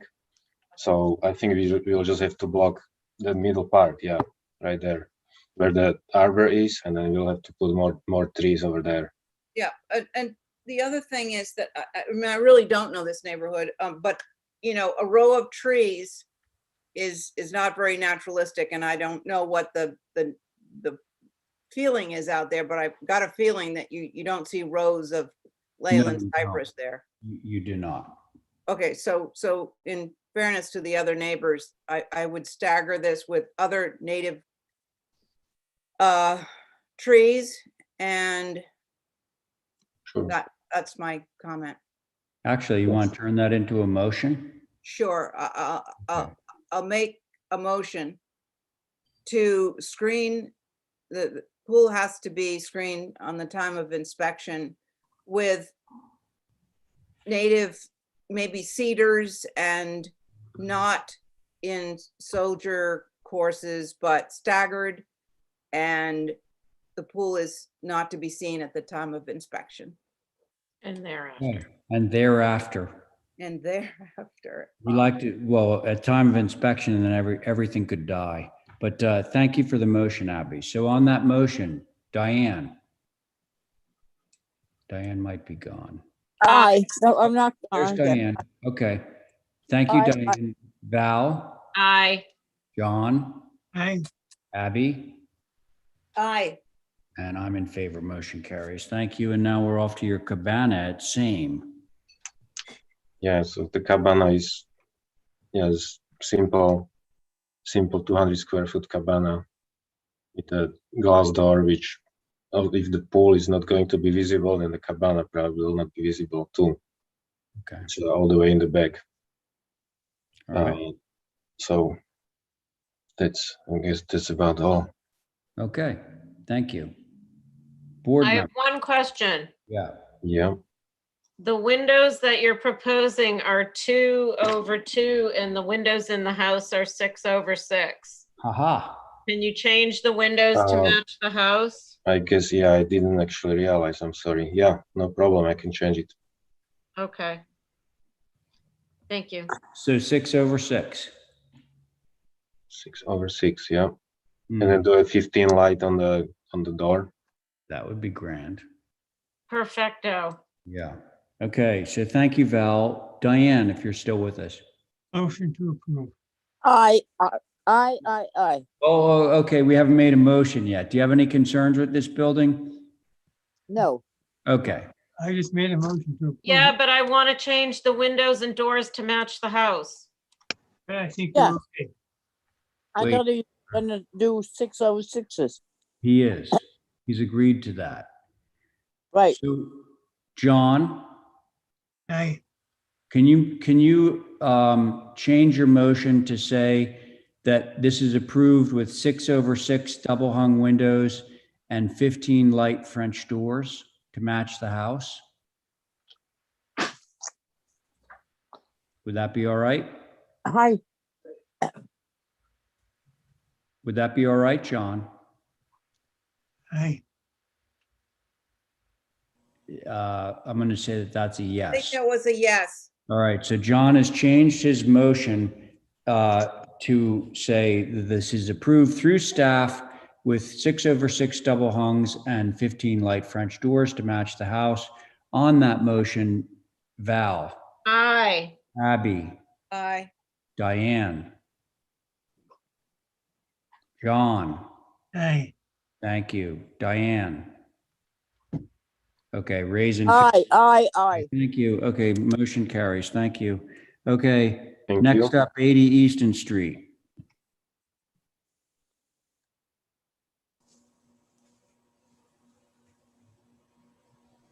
No. Do we have somebody here to represent this? Hello, I think it's Linda. Linda? It says self. Self, right.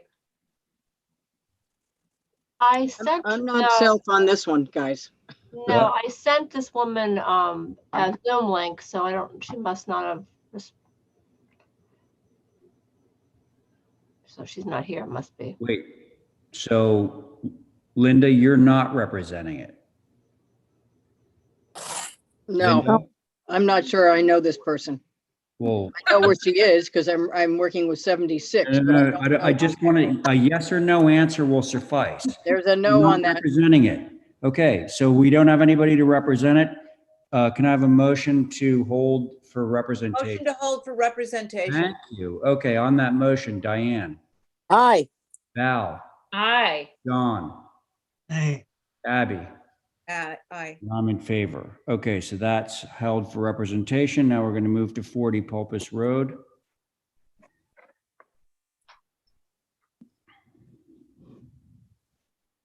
Karen, are you there? I'm here, yes. Oh, glory be. Okay, rooftop solar. We have it in front of us. Go ahead. Okay, so as you know, the Moores Inn Farm is one of the two remaining farms on the island that go back many generations. And they, as you probably remember, they want to go completely solar. And we started with the kids' houses, Abby and Sam's, and now we're on to Sue and Steve, the parents' house. And their next step is to do the whole farm with barns and everything. So the parents' house is right on the Pulpus Road, but if you scroll down a few, here you can up there. These trees are higher than the ridge line. And so it would be very hard. I mean, you could probably peek through the way in the winter. These photos were taken without any leaves on the trees, obviously. But it's a black asphalt roof, and I think visibility will be minimal. It's going to be somewhat screened by the trees in the winter and completely screened in any of the leaf seasons. Okay, and so there's your layout. Yeah. Where is Pulpus Road? Right below Right that. in front Yeah. of it. Okay. All right. The one on the southwest other roof, you can't see at all from the road. It's blocked by the greenhouses. Now, oh, okay, so this is the roof plane that faces Pulpus Road. No, the south, that one down the Yeah. middle bottom right there. Yeah. You're essentially covering that with panels. Yeah, it's completely covered. Okay. All right, is that it, Karen? That's it. All right, I want to I'll hear go. from, okay, Abby, go ahead. Yeah, I mean, given the fact that this is a farm and it's right there in the farm area, it's not like that other road that had many roofs and it was wood. Can't remember, not Gardner, but whatever that was. Oh, Pippin's Way. Pippin's Way. So this one I think is acceptable. It's on a black roof. It's on a farm. They're trying to go solar. You can't really see it. It's disguised by the hedges. So I'm okay with it. all right, thank you, Abby. I'm sure Karen appreciates that. Diane? I have back every solar thing going on at the farm that's come up. I have a problem with this one because it is proposed in the face of what we have come up with as a plan, is that it should not face the main building. It shouldn't be on the front of the main building and facing the street. So if we accept it as part of the main building, I would like to know why part of it could not go to the back structure that is light. And if you did the panels you've got back there and then just turned left and put some on that panel or put some on the one to the left, all the light stuff, instead of putting it all on the front, which sort of defies what we have come up with. If worst comes to worst, I would like to see more trees or bamboo or something that would go there, because I can see that, and I've been there long enough, done that you can see it all winter, particularly in the winter.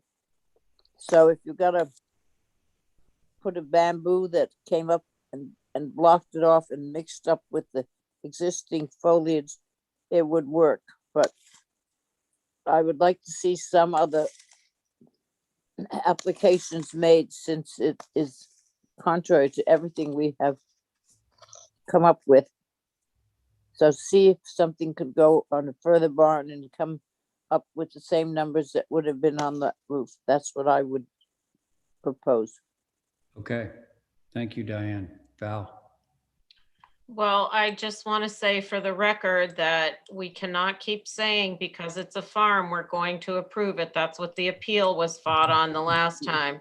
Yes, We need to stick to just the regulations, and that is, it's the front of a house and it's right on the street. Yes, it's screened somewhat, which I so appreciate, and it's a black roof. If there could be just a little more screening, that would be way more acceptable to me. And then I was just looking at the aerial photo looking down, and I was wondering if some of those panels couldn't go on the back, the L section of the roof that is also, facing south, to maybe mitigate. That's what I just said. Yeah. Can I speak to that one? There's not much surface area back there on that other south roof, and it is shaded.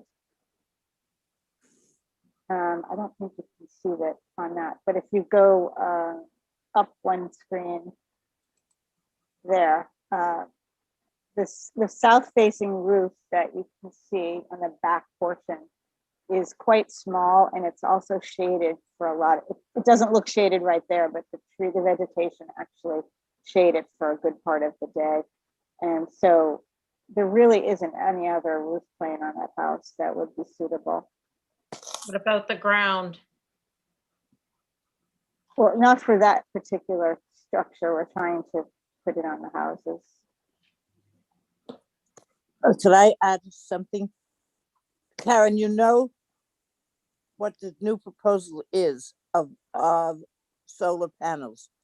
And you come to us in direct opposition to what our thoughts are and say that it can't be done or looked at it in any other way. I think that's very hard because it makes us have to make a decision that we shouldn't be making. And it doesn't answer any problems looking at the building, which says, and has since Val and Steve came up with the new things to say not to face the building. It doesn't say not to face the building on the farm. I understand working with the farm. We've certainly worked with Bartlett Farms with their thing. And if you can't, you can't.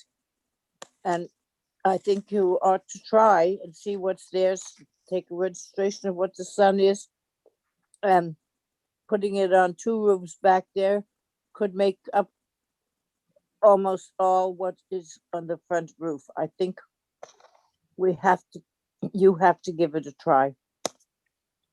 Okay, thank you, Diane. We still haven't heard from John. John? Yes, Mr. Chairman, thank you.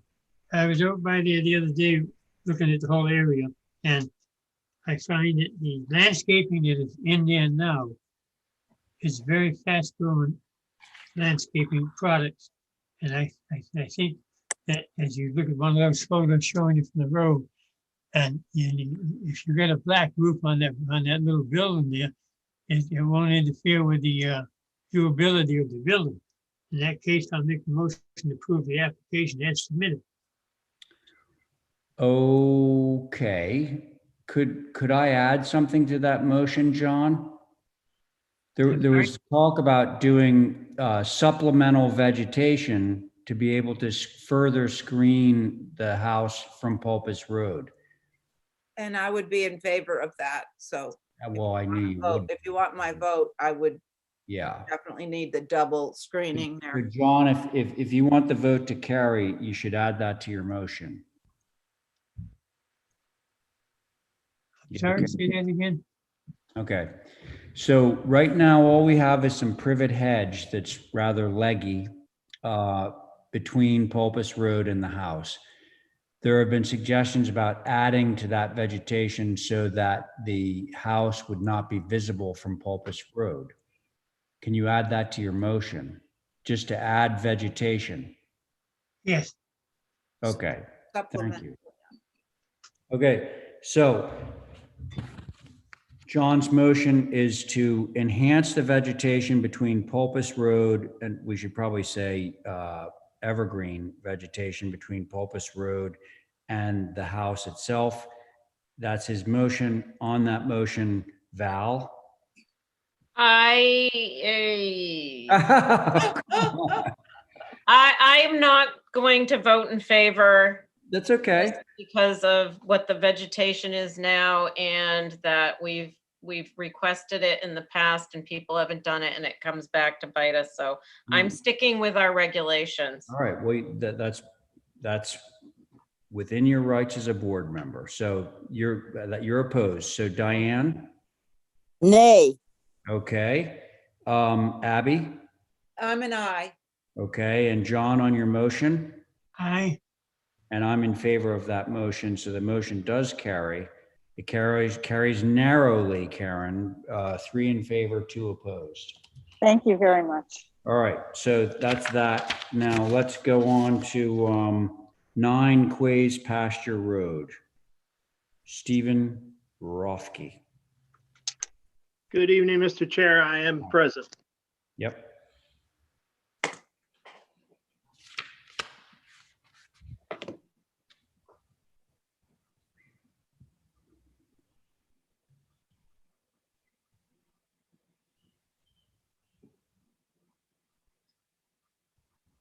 Would you like me to present the project, Mr. Chair? Yeah, please do. Okay, I think it's great if we could just start here on the site plan. So a reminder that the board has seen this property a couple times recently in the last several months. Yep. As a quick reminder, you last reviewed the renovations that were previously approved to the existing main house and cottage. We came back and added the cupola and the connector. And during that review, which did receive an approval by the board, it was established that there was limited to minimal visibility of those features as viewed from the road based on a relocation of the current driveway, the new location being represented in that site plan, and also a planted berm, which is part of that previous approval, running along Quay's Pastures Road between the proposed driveway and the existing road edge. I noticed in my PDF here that some diagramming I had done on these photos has moved around. So some of these notes are gonna seem a little confusing, and I do apologize for that. But are some photographs for context. The house and the cottage are currently under construction. These are photographs of what they looked like prior to construction. And then at the end of this electronic submission, you will find the HDC approved elevations for both the main house and the cottage for reference. We really, at this time, have to kind of work off the HDC approvals rather than the photographs, I think, to give the board the best representation of the project. Yeah, because there's no trees there now. That is true, Val. Yep. I was there today. Yeah, that's correct. You can see we're working out of the old driveway. And so all of that is moving considerably south from what you probably would have looked down today as the existing driveway. Yep, that's right, Holly, in that area there. So the garage then, maybe just to touch on that, is a 2-car garage structure with a studio space above. The west elevation is the part that actually would face the road. The road sits a couple of feet, probably 2 to 3 in terms of vertical elevation above the plane at which the garage level sits. So that's just for your information. The west elevation faces the road. The north elevation faces into the reconfigured driveway roundabout. And then the south elevation would be probably visible, I'm going to say probably the second story, probably from about the top of the first floor window headers up would be visible, I think, as you come along Quay's Pastures Road to the property. And then the east elevation, I think, I know, would not be visible at all, just as a point of reference. Okay. Thank you. How tall is this guy? 24 feet. 24. Okay. All right, board members. I'll go. Yeah, thanks. Because I was there right before the meeting. I did have some concerns with the placement of this until I went out there. And right across the street is a garage that is more substantial in size and right on the street. So there is a precedent in the area. And I do not have the concerns I did when I set out to go and look. So I think it's appropriate. Thanks a lot for that, Val. Okay, Diane? Yes, I think that given where it is appropriate, and the north elevation faces into the group, right? Into the Yes, not the road. The west Yeah. faces the road. right. And the west is very simple and not overwhelming. So, and it stayed right at 24 feet, which I appreciate. And I think it will fit in all right. Thank you, Diane. Appreciate it. John? Yes, thank you. I find that the way it's designed and written and fixed, I think it's typical for the immediate surroundings. I find nothing wrong with it. It's a fine looking building. Thank you. Okay, thanks, John. Abby? Fine with it. All right, I think we can move it. Motion to approve is submitted. Thank you. Okay, Val's made a motion to approve this. On that motion, Diane. Aye. Great. Abby, Aye. John, Hey, great. Val, Aye. and I'm in favor. The motion carries. Thank you, Stephen. Thank you, board. Val, thank you for taking the time to make a trip out there. Much appreciated. You're Yeah. welcome. You will All thank right. Val, because I didn't get out there and you're such a good sport. She is. I take my mother for rides. That's a good idea. I'm That's sure good this is too. fascinating stuff for her. You're going for sainthood. Yeah. Okay, so now we're off to 11 Mill Hill. Brooke. You're Yes, there, sir. right? Yep. Okay, good. Hi, Brooke. Hey, Val, how are you? I'm good. How are you? Hanging in there, thank you very much. Like the rest of us, hanging on. Mhm. Okay. All right. Ready? Yep. Okay, so the original structure facing the street did not have a front door. We're moving a front door around to the north elevation. And then there's some other fenestration changes as well. We wanted to do a deck area on the east elevation that will be tucked in behind the covered porch and cover that with a pergola. And let's see, the shed dormer on the east elevation was made wider at the request of the client. And there were some other fenestration changes, which I think are fairly self-explanatory, and I will look forward to your remarks. Mr. Chair, am I on this one? I don't think I am. Well, Yeah, it's it's all new. new business, so, you're on it if you want to be. Oh, well, maybe Carrie would like to chime in. Well, you want to sit off of it and have Carrie sit in? Sure, if she'd like to. I'm right here. Let's check it. Carrie, I'm here. all right. You good with that? Sure. All right. Okay, now, is this HSAB? No, No. No, sir. Okay. by the cemetery. Okay, thanks. All right, who would like to start? I have a question, because I didn't go view this one. Brooke, was there no front door on this house before? There was not. If you looked, I don't see one. You're right. That's crazy. Okay, so north is facing the road. yeah. Correct. And this abuts Dead Horse Valley. Right. I appreciate actually the change to the north and that there is now a proper front door, and I think the other changes are okay, so I'm fine with this. Okay, thanks, Val. Carrie? I agree with Val. I think the north elevation is the one that's the most visible, and the rest seem to be in keeping. Dormer, pergola. Yeah, looks fine. Okay. East is probably a little bit visible. Yeah, more or less. There's a lot of vegetation there, for Mhm. what that's worth. Yeah, no, it's worth it.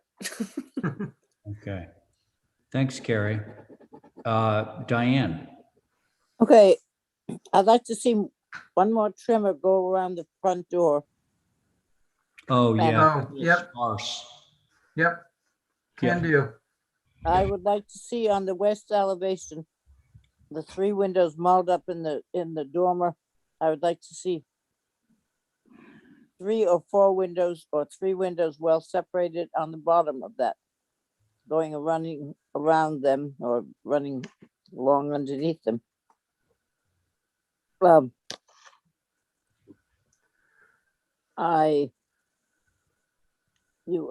The dormers are a good size bigger than the windows that you have in them, particularly on the east elevation. I'd like to see the dormer reduced or the windows separated to make it fit in and you don't have them hanging there. That's so north, west, south, and east. So that is, it's your windows in the south elevation in the little gable on the left. Those windows are fine. They're separated, they look well, and they really fit the area that they're doing. So that's what I have to say. All right, Diane, thank you. John? No comment, Mr. Chairman. Mm-hmm. Go ahead. No comment. Oh, no comment. I'm sorry, I thought you said Thank you. one comment. Thank you. So you, John, are you basically okay with this? I find it's neat enough to survive the neighborhood. Mm-hmm. Okay. Hey, Brooke, Yes. what is your ability to separate those three windows in the new enlarged dormer? So yeah, so on the east elevation, I have, I don't think that's a problem to separate those. On the west elevation, it's kind of tucked around that main Well, mast. okay, for me, that's a different story. Okay. Yeah, You don't have as much wall on the side. You have far more wall on the side of the east elevation than you do Yep. on the west. So, but you're okay with the east elevation? Yeah, I can separate the Yeah. windows or maybe pull those in 6 inches on each side. You know, I think Diane was open to either one of those solutions. Do you care which one? I think my client would like the larger dormer, so I would Spread the windows out. I'll separate the windows. Yeah, kind of like what you have in the south elevation, as Diane pointed out on those existing three. There's just a little bit of space in between them. Yeah. Okay. So it sounds like we're okay with this with a minor modification. Can somebody make a motion for me? make a motion. Do you want to hold for Well, minor? I think we can do this through staff, Diane. Okay. Seriously, just spread those three. It's too hard for me to read. It looks like they're B windows on the east elevation dormer. Just provide some space between them, like is shown on the, what elevation? Little west. East. Well, no, there Right, was, the west elevation dormer is the sample dormer from the previous, like if you go up, Holly. Yeah, there it is Oh. right there. Yeah. yeah, no, well, the west elevation. Yeah. Okay. Well, either actually the old east or the new or the old west, but I get it. Old west. I know what I know what I have to do. Right. We just want to make sure we got it properly in the motion. So that's your motion, right, Diane? Yes.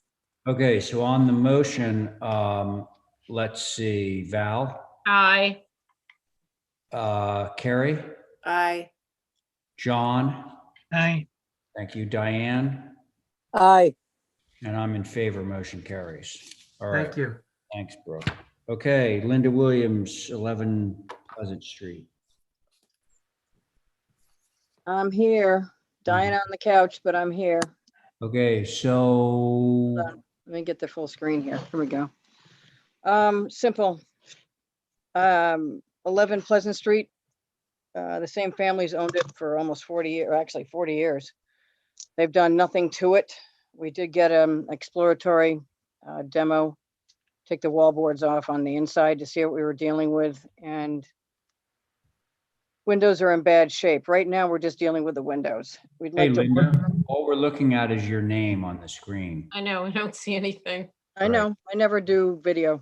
It's just against my Well, religion. put it that way. no, we don't want to see you. We want to see your proposal. Oh, I don't, I control that. I don't know Right. how to share Okay, that stuff. So, and Abby is back, right? Yeah, unless Carrie wants to be on it, I'm fine, either way. I'm fine. You go ahead. Okay, there it is. You Little two, Pleasant you're Street. both too polite. Same Fight families, over it.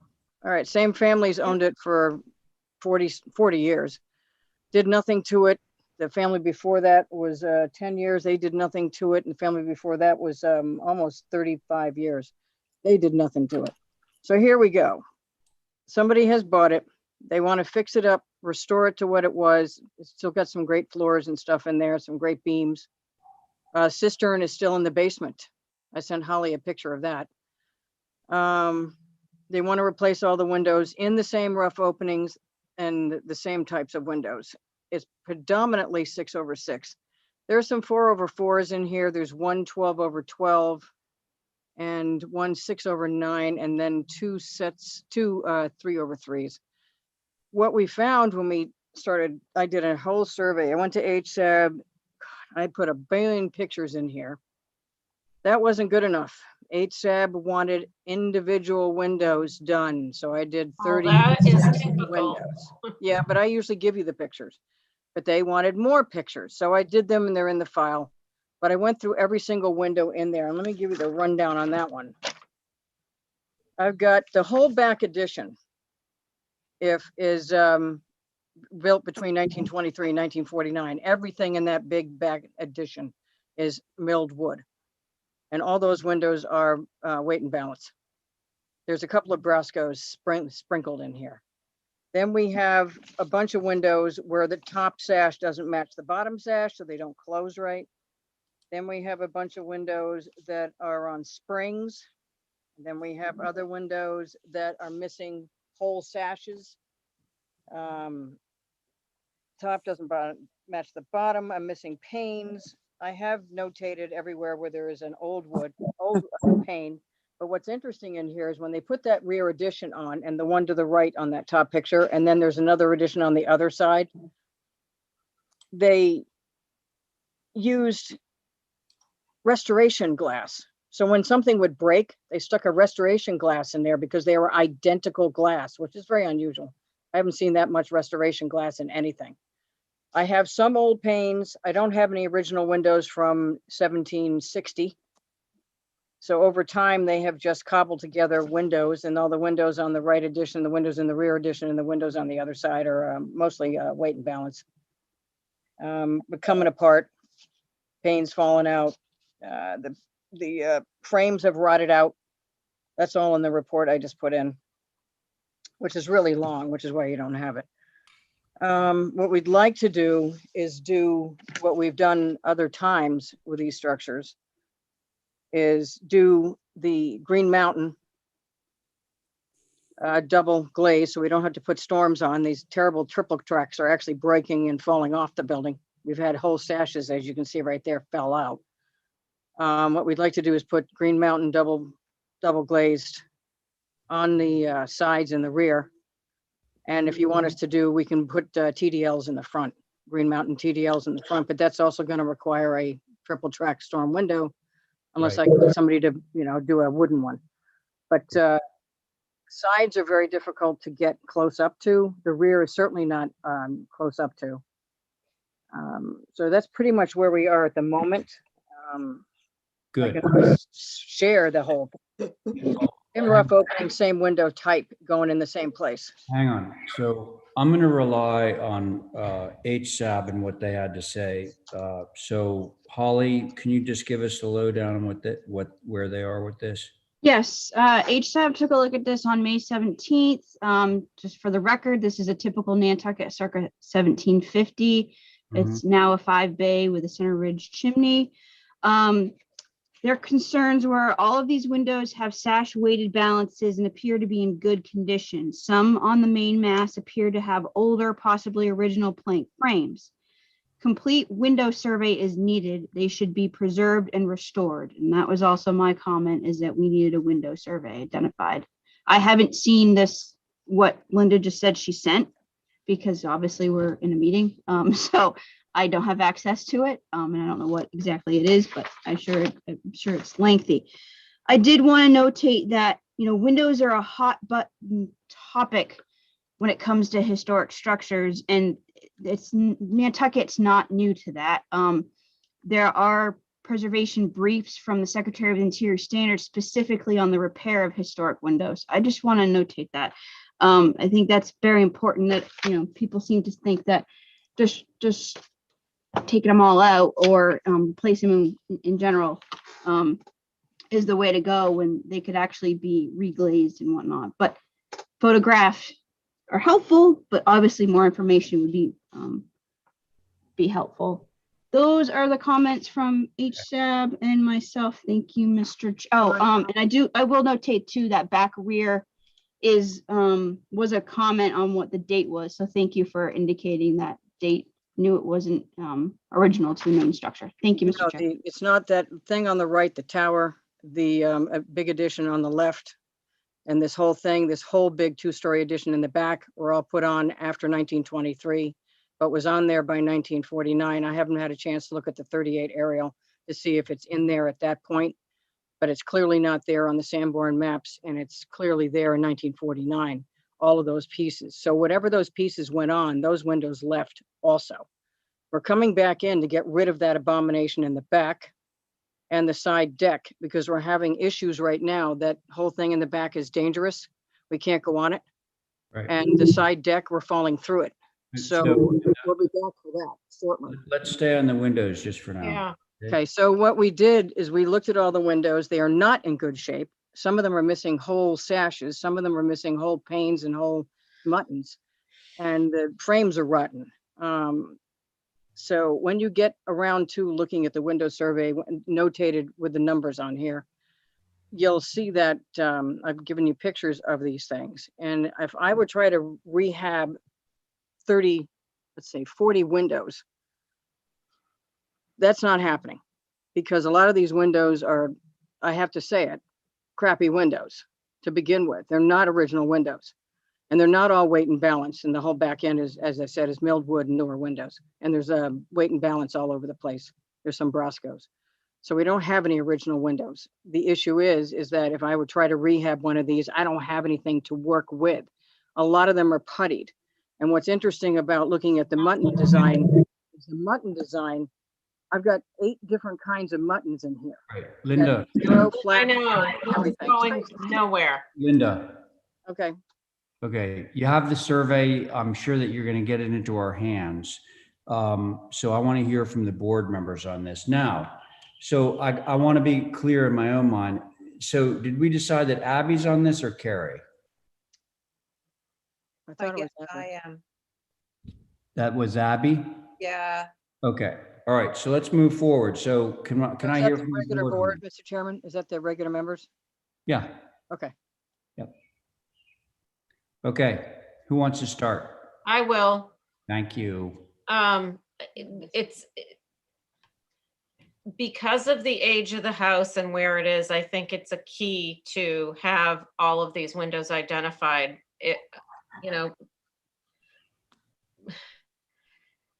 We don't know what those windows are. We don't have anybody that can tell us what those windows are. So we're relying on photos. At the very least, I think each window should be numbered and a size and a photo should accompany it. We've done that as standard practice. And I did that. Past. And to me, if the front and the sides to where the addition started were sussed out and determined whether they're staying, getting fixed or whatever would be preferable. What happens in the rear, I'm not as concerned about, but I think it's important to keep at least the front and what you can see from the street or sidewalk as true as possible. And in the past, I know that the HDC even went inside the house and now they can't, but if somebody who knew a little something about windows could look at them at least from the outside, that would be great, because we just don't know. Okay, I'll send you the packet. thank you, Val. But they don't have, I mean, I see the packet that she has here. Does it have sizes, like each window size and what they are? They're all the same size except for the little guys. And the thing is all numbered and keyed, and so are the pictures. Okay. What sizes? Whatever that size is the same size everywhere. They're going back in the same rough openings, Val, so we're probably going to have to do custom anyway. He wants to just know the sizes. Okay, so thank you, Val. Diane.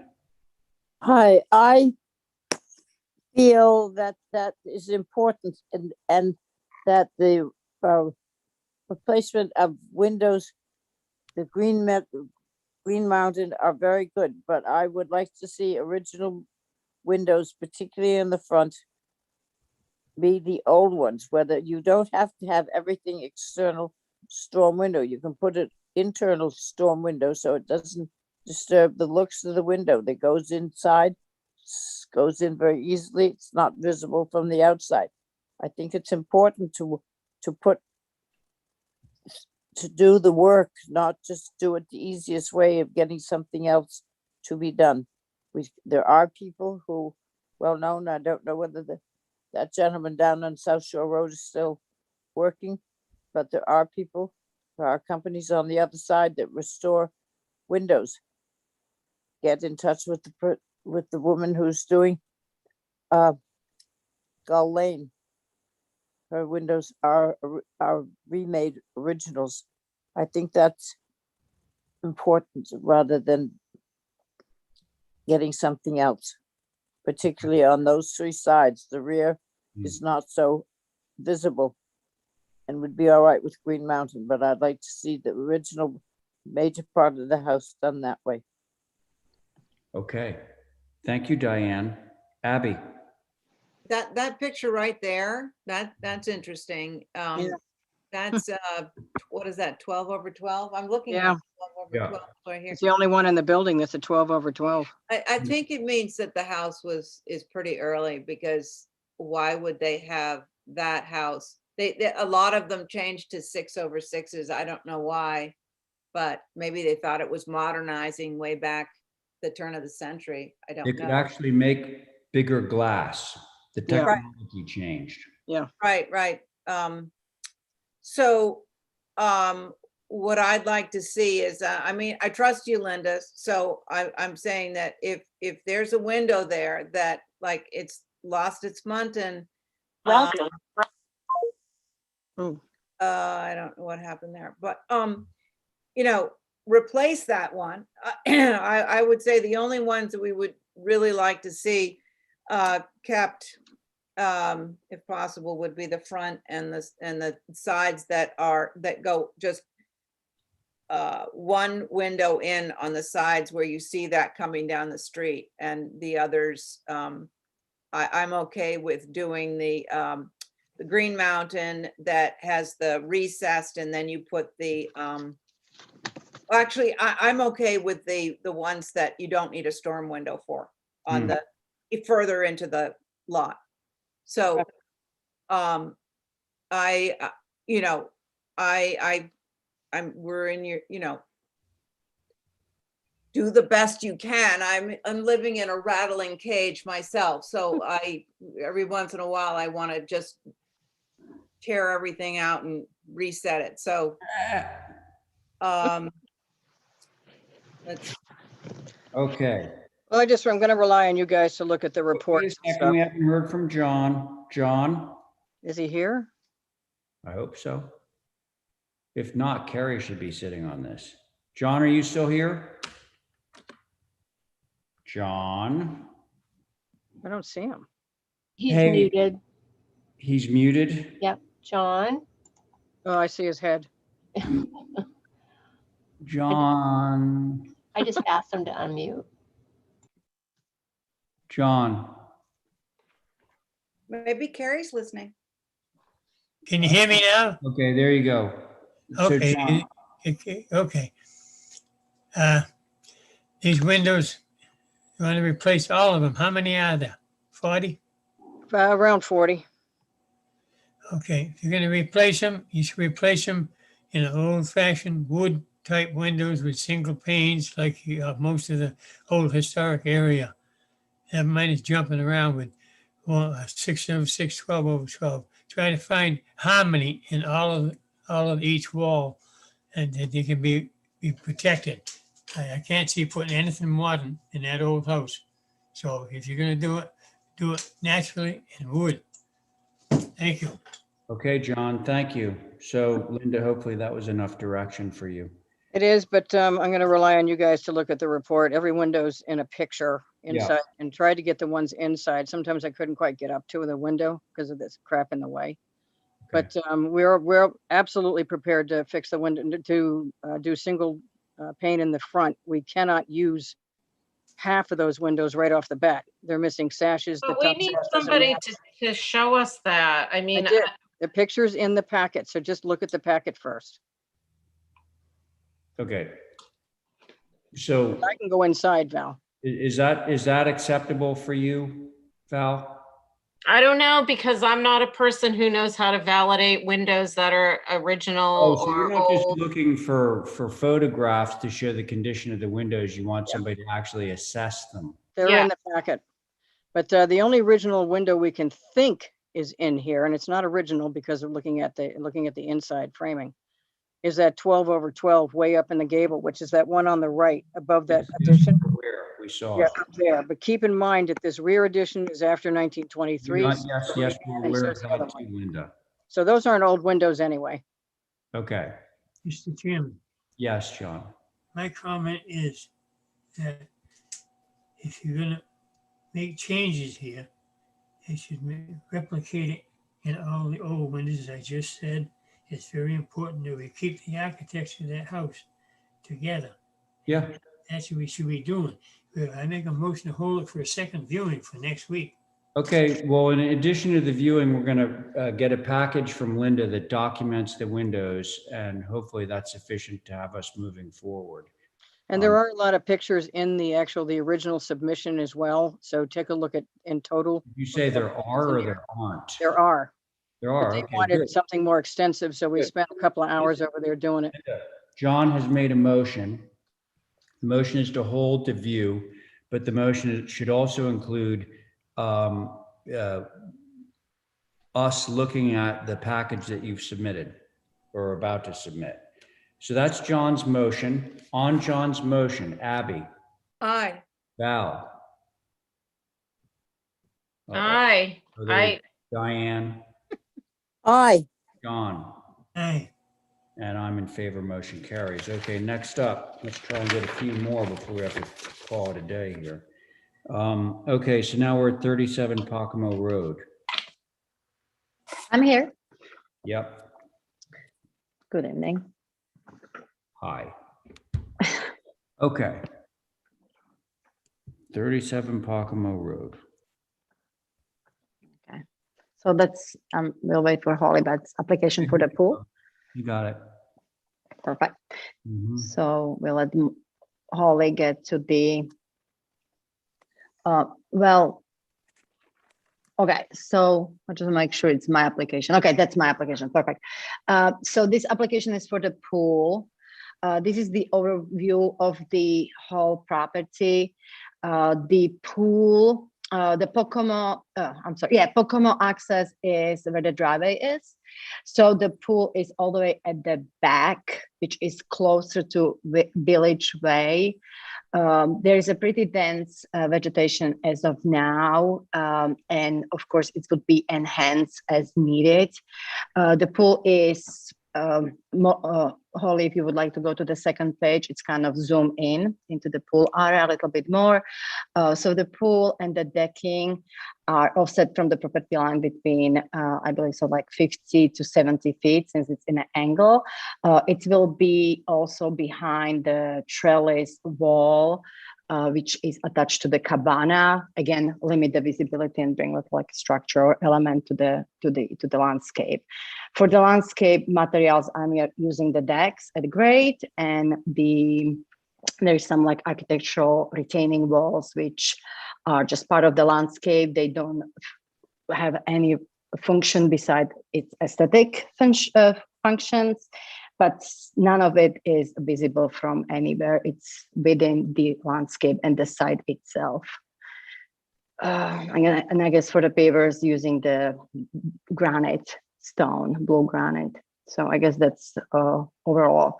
Even if so the application is for the pool itself, but in overall, it's practically using the boardwalks, pavers, and poured concrete walls within the property. Okay. Which so- none of it will be visible again. Yeah.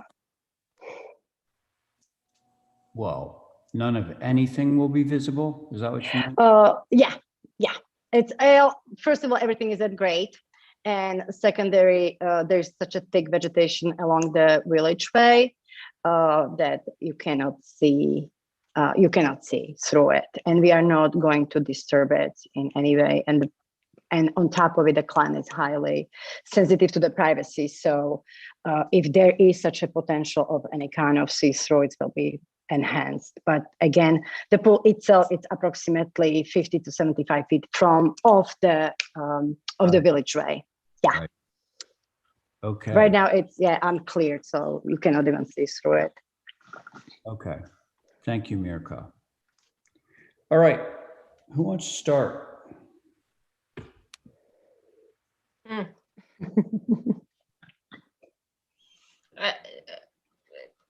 I don't even know what to say. You want me to go to somebody else? I think the pool is ridiculously large. It's 58 feet. Yeah, that's on the longer side, definitely. Yeah.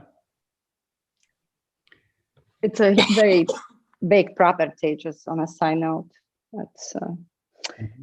It's LUG 2, so it's over 2 acres. Okay. It's bigger than the house. Yeah. Some people like slops. Well, Hey, Mirka, let's let Val finish and then we can get a consensus from the board. I did not go out here. I did go to Village Way, but I didn't see 37 Pocomo. So if we can't see it, I guess we really have nothing to say. There's some stuff that is rather different, but if we can't see it, I guess we can't say anything about it. Okay. Thank you. Hope we can't see it from longer. Diane?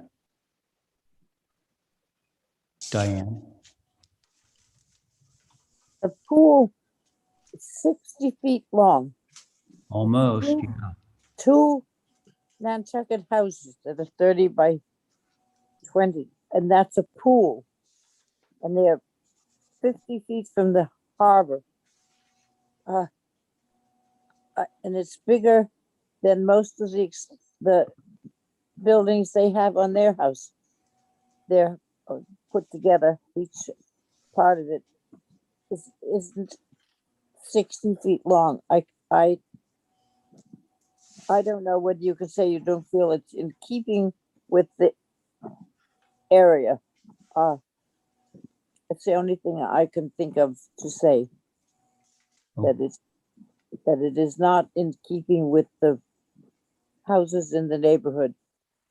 The houses are set back. You couldn't see most of them. I don't know whether you could still not see a great many of them, but they have sort of a feeling all about them. They may be very individual, but they fit together. And the 60-foot long pool doesn't seem to coincide with that. That's all. Okay. Thank you, Diane. Abby? This is hard to come up with a reason why you can't have a 60-foot long pool. I mean, I don't know what to say. I've thought of all the excuses, I think, but I don't have one for this because it's so hidden and I'm speechless. So, Well, what you're saying is that this is going to be invisible, so the length doesn't matter. right. That's what I'm hearing, I think. Right.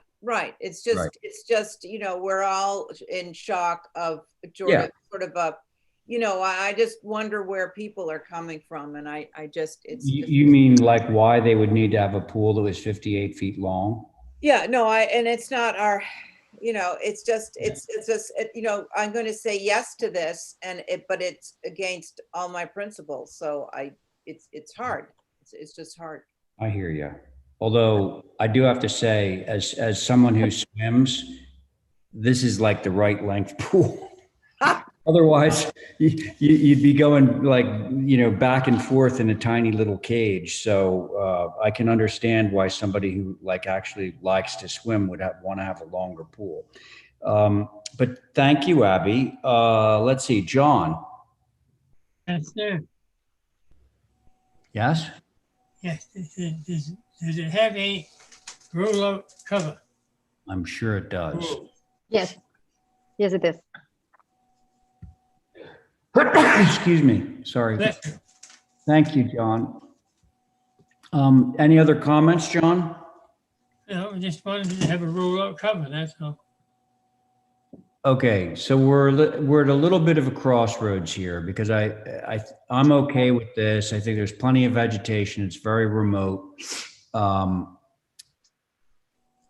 think Abby is okay with this. Yeah, no, I know other members of the board want to see a shorter pool, but honestly, like from, 100 and something feet away on the beach, you're not going to be able to tell whether it's, well, first of all, you're not supposed to see it at all, which is the reason we put our little proviso in there. And second of all, even if you could, telling the difference between a 60-foot pool and a 50-foot pool is really going to be extremely difficult to do from the beach. Anyway. It's not that far from the road, though. It's only like 40 feet from the road. Village Way. Not talking Pocomo. It's right next to it. It's on Village Way. Yeah. Is that 40 feet, Mirka? The setback is 15. The cabana might be 40, but the pool is another. So just when you scale it up, it's more like 60 feet or so. The setback is 15. You have the dash line there. So corner of the pool, plus it's hidden even partial behind the cabana structure, which will follow. Which is beautiful. Well, so listen, either request revisions, the motion would be to request revisions or to approve. I mean, that's sort of where we are with this whole thing. Can somebody make some kind of a motion on this?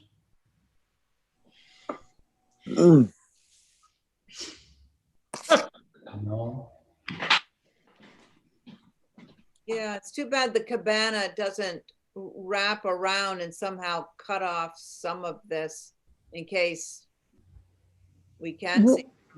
Would Abby, there was if I may interrupt, there was this discussion with the client to maybe bring a partial the trellis extend beyond, like towards the Village Way, and maybe carry it with the cabana, kind of create a little corner, which is still in a kind of design talk. But if that's something what would maybe allow for this to go through, we can just have that 6 feet trellis fence attached to the cabana pergola structure, so it's really backs the corner of the building. If that would be something what could be added, Like a natural to weather something.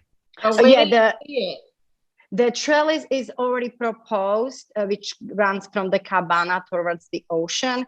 We can definitely wrap it towards the Village Way and kind of a little L shape and towards the house at the sections, which could, if that's what would allow for more screening. Again, it was on a table with the client. We've discussed that. So I'm very happy to add that part of the fence or fence/trellis. So it's really. What is that line that comes off the cabana? That's a trellis fence, which on the second page you can see the how it's supposed to look like. Yeah, it's on the right corner. Yeah, so it's just a natural to weather horizontal pieces of the cedar fence, 6 feet tall. It's more like a trellis to grow the plants on. Well, that's a fence. That's not a trellis.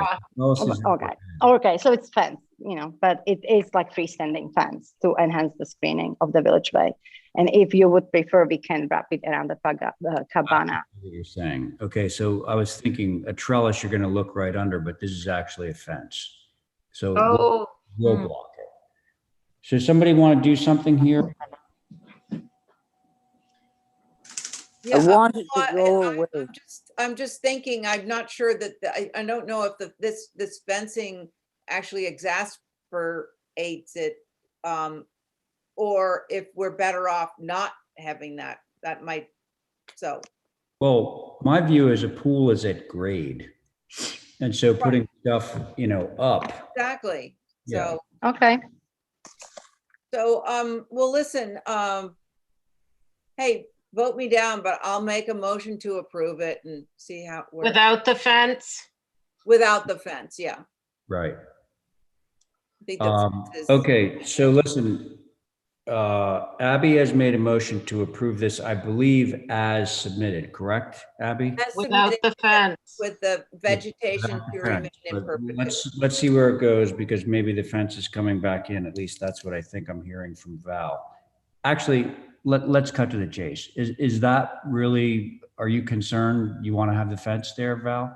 No, Oh, no. Okay, got it. no. I think the fence, wait till you see it, how it ties into this ridiculous cabana. That's what we're gonna see. So No, it sounded like you were gonna like vote in favor on the with the fence? fence and not if you didn't.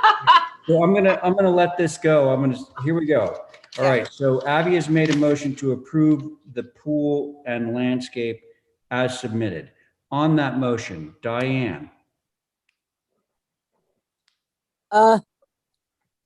I don't know what to say. you want I me to guess come we back to can't you? refuse it, so I still think it's out of proportion, but I will say yes and see what happens. Oh, okay. Val, I'm gonna say no because we didn't take the fence out. what do you mean? And No. The fence is not part of this application. It's part of the cabana application, I think. No. Just to correct, is part of this application, and I'm happy to eliminate it if that's. Oh, no, I see exactly what you mean now. So the 6-foot fence that's running that whole length is part of the landscape application. Yeah. Oh, no, No. I didn't. Honestly, mean to I have include concerns with that. So Yeah. I'm with Val in terms of getting rid of that fence. So let's back up for a second. I would back up, change my vote then. Yeah.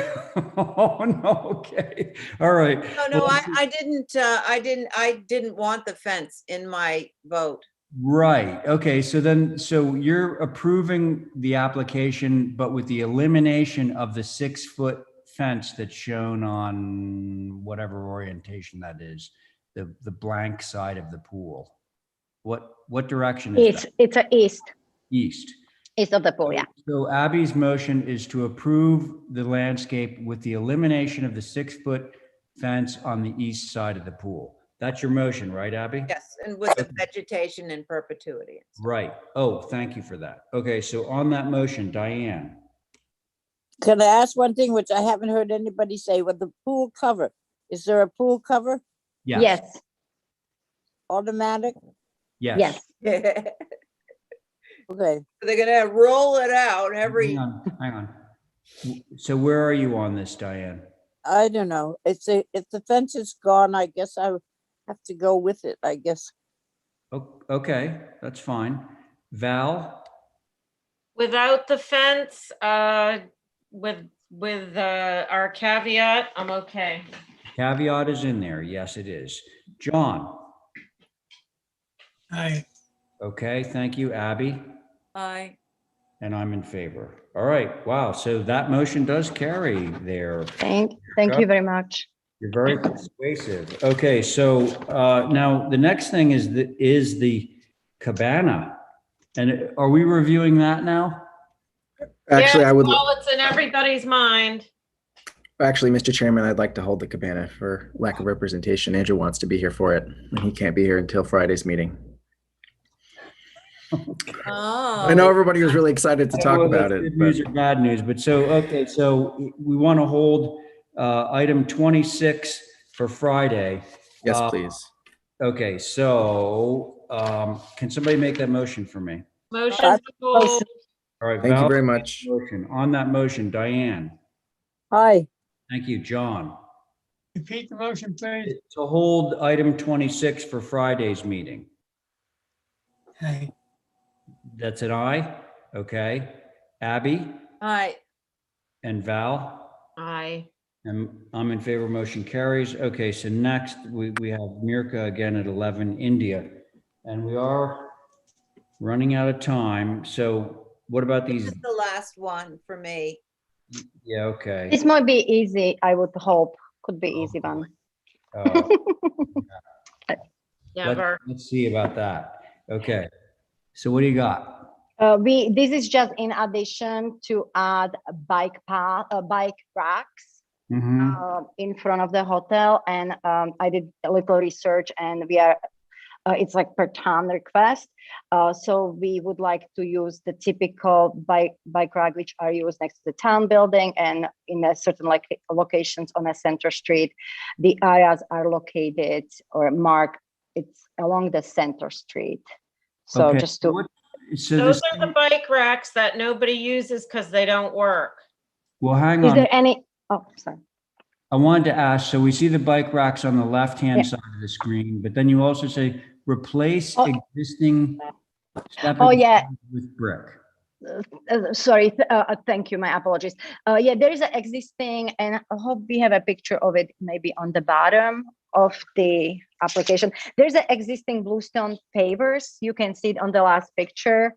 So just for deliveries, they would like to make that path brick instead. Path. Yeah, so that's the just to infill from the bluestone to the brick.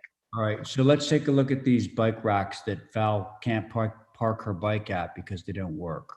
Have you Oh, seen those, anyone yeah, park yeah. a bike at them? No. True, they don't use them. Yeah. All right. So hold on just one second. So Mirka, you're all set, right? Oh yeah, I'm all set. Yeah, thank you. Okay. HSAB. Yes, sir. HSAB took a look at this on May 24th. Yeah. There are some concerns on confirming the location with town because these are located within the town right away, town property. Prefer a wooden bike rack versus these. And the bollards should be turned in so that if that was going to be chosen, the bollards should be turned in so that locked bikes don't block the sidewalk.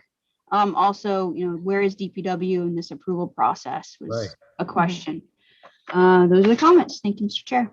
Okay, it is curious because, you know, actually you're applying for your applicant, but it's on town property, right? Yeah, I agree. Yeah, so it's peculiar. I mean, we do curb cuts and stuff that are on town property for a private applicant. Okay, what do we think of these bollards and the change to brick on that walkway? I'm okay with the brick walkway. I don't like the bollard. I would never use one of those. I like sticking it right into the wooden thing and clamping my own lock on my bike. You mean those, like the wooden bike rack that was in front of Murray's, for example? Yeah. Well, even metal ones, these, I don't know why. We've discussed it with them. Nobody uses them because you can't use them. Okay, well, we'll get that question answered by Mirka post haste. So let's see. That was Val, Abby. John, anything to say about these bollards? Sorry?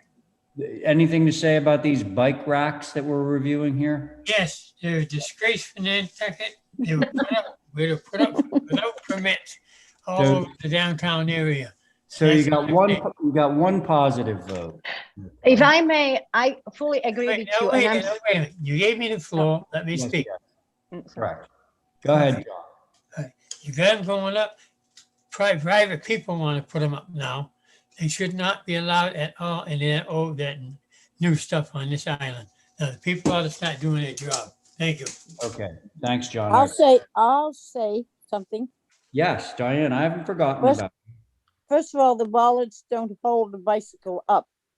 So if you put 4 bicycles, which is what they wanted, because I've listened to the whole song and dance several times, they land on the ground and you have a mess. And you have a mess on a public sidewalk. Somebody comes along and trips over one of the bicycles, it's trouble. It should be the wooden bicycle racks we have always had that you can run your bicycle into. It holds it up. It doesn't fall on the ground. And I hope that's what's in that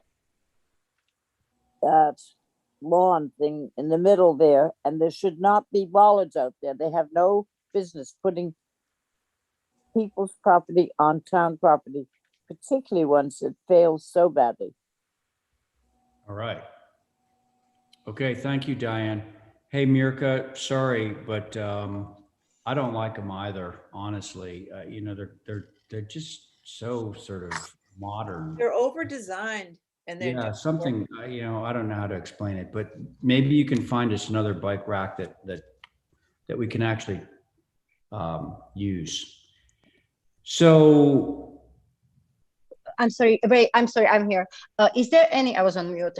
Is there any, and I agree with you. I'm not in fan, but I thought because I've seen them all over the town. So I thought there was something what No. came. So my apologies for lack of, I guess, confirming. Is there any particular rack you would like to approve, or can we just get that brick walkway and just omit the bike racks altogether? And I will just make a little bit more of like work.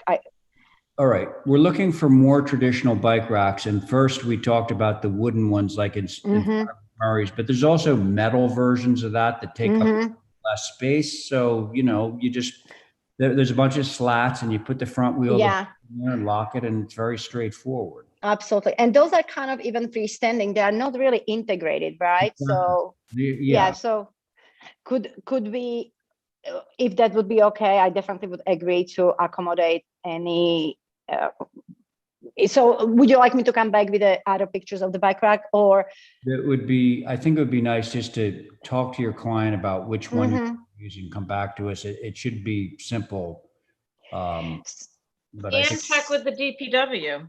Absolutely. So could I, if I may suggest, like cross the bike rack from this application and maybe just get that brick walkway down, and then I will just follow up individually on this one. Okay, I'll make a motion to approve the path going to brick.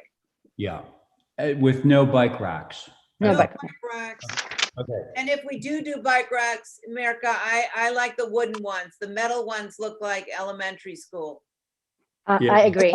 Okay. I agree. Thank you. So Abby has made a motion. On that motion, Diane. Aye. Thank you, Val. Aye. John. Who's a motion, please? Motion is, we're not approving the bike racks right now. We're taking that off the table, and we're only approving the little brick walkway in the back that you see there all bubbled. You should deny him. What?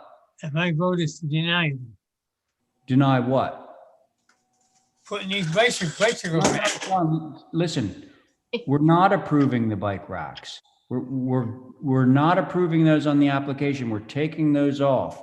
The only thing we're approving is the little brick walkway that runs down the side of the building. That's all. Okay. You're good with that? Yes. Okay, thank you. So that was John. Abby, on your motion? Aye. And I'm in favor too, so that motion carries. All right, Mirka, we'll see you. Now. Thank you. Okay, that concludes our regular business. Is there anything that we need to take care of, Kathy, before we adjourn? Two things, approve the minutes, and I think we have a meeting on Friday, but Holly might want to say something about it real quick before we adjourn. Oh, yes. So Friday is our next business meeting, but beforehand, we're going to have our consultant for Resilient Nantucket. The last meeting we will have with him, and we will have a final draft that I'll be emailing you tomorrow. I just received today, incorporating comments. Please, this is where any questions that you have, any last minute concerns, please, this would be the time for it. And I would also like to be able to get a motion for adoption on these things. This On action Friday. deadline. I'm sorry? On Friday. Yes, sir. Absolutely. The action deadline, the MVP action grant is ending with the state the end of the month, and need to wrap it up. So I'd love to be able to provide that to them as well. So thank you, Mr. Chair. Thank you, Holly. Thank you. And you wanted approval of the minutes, right, Kathy? Yes, please. Okay, so just so we get it straight, let's see what we got. May 25th and May 27th. Would somebody care to make that motion? Motion to approve. The minutes of May 25th and May 27th. That's Diane's motion. On that motion, Abby. Aye. Val. Aye. John. Aye. And on your motion, Diane? Aye. Thank you. And I'm in favor. That motion carries. Now, John? Yes. Can I make a special request of you? I make a motion, we retire for the night and adjourn. I think that's a terrific motion. Thank you very much. On John's motion to adjourn, Diane, Aye. Abby, Aye. Val? Aye. Right. John, on your motion? Good night, Terry. Good night. Yes. And I'm in favor of that motion. So motion carries, and thanks, everybody. Good Good night. night.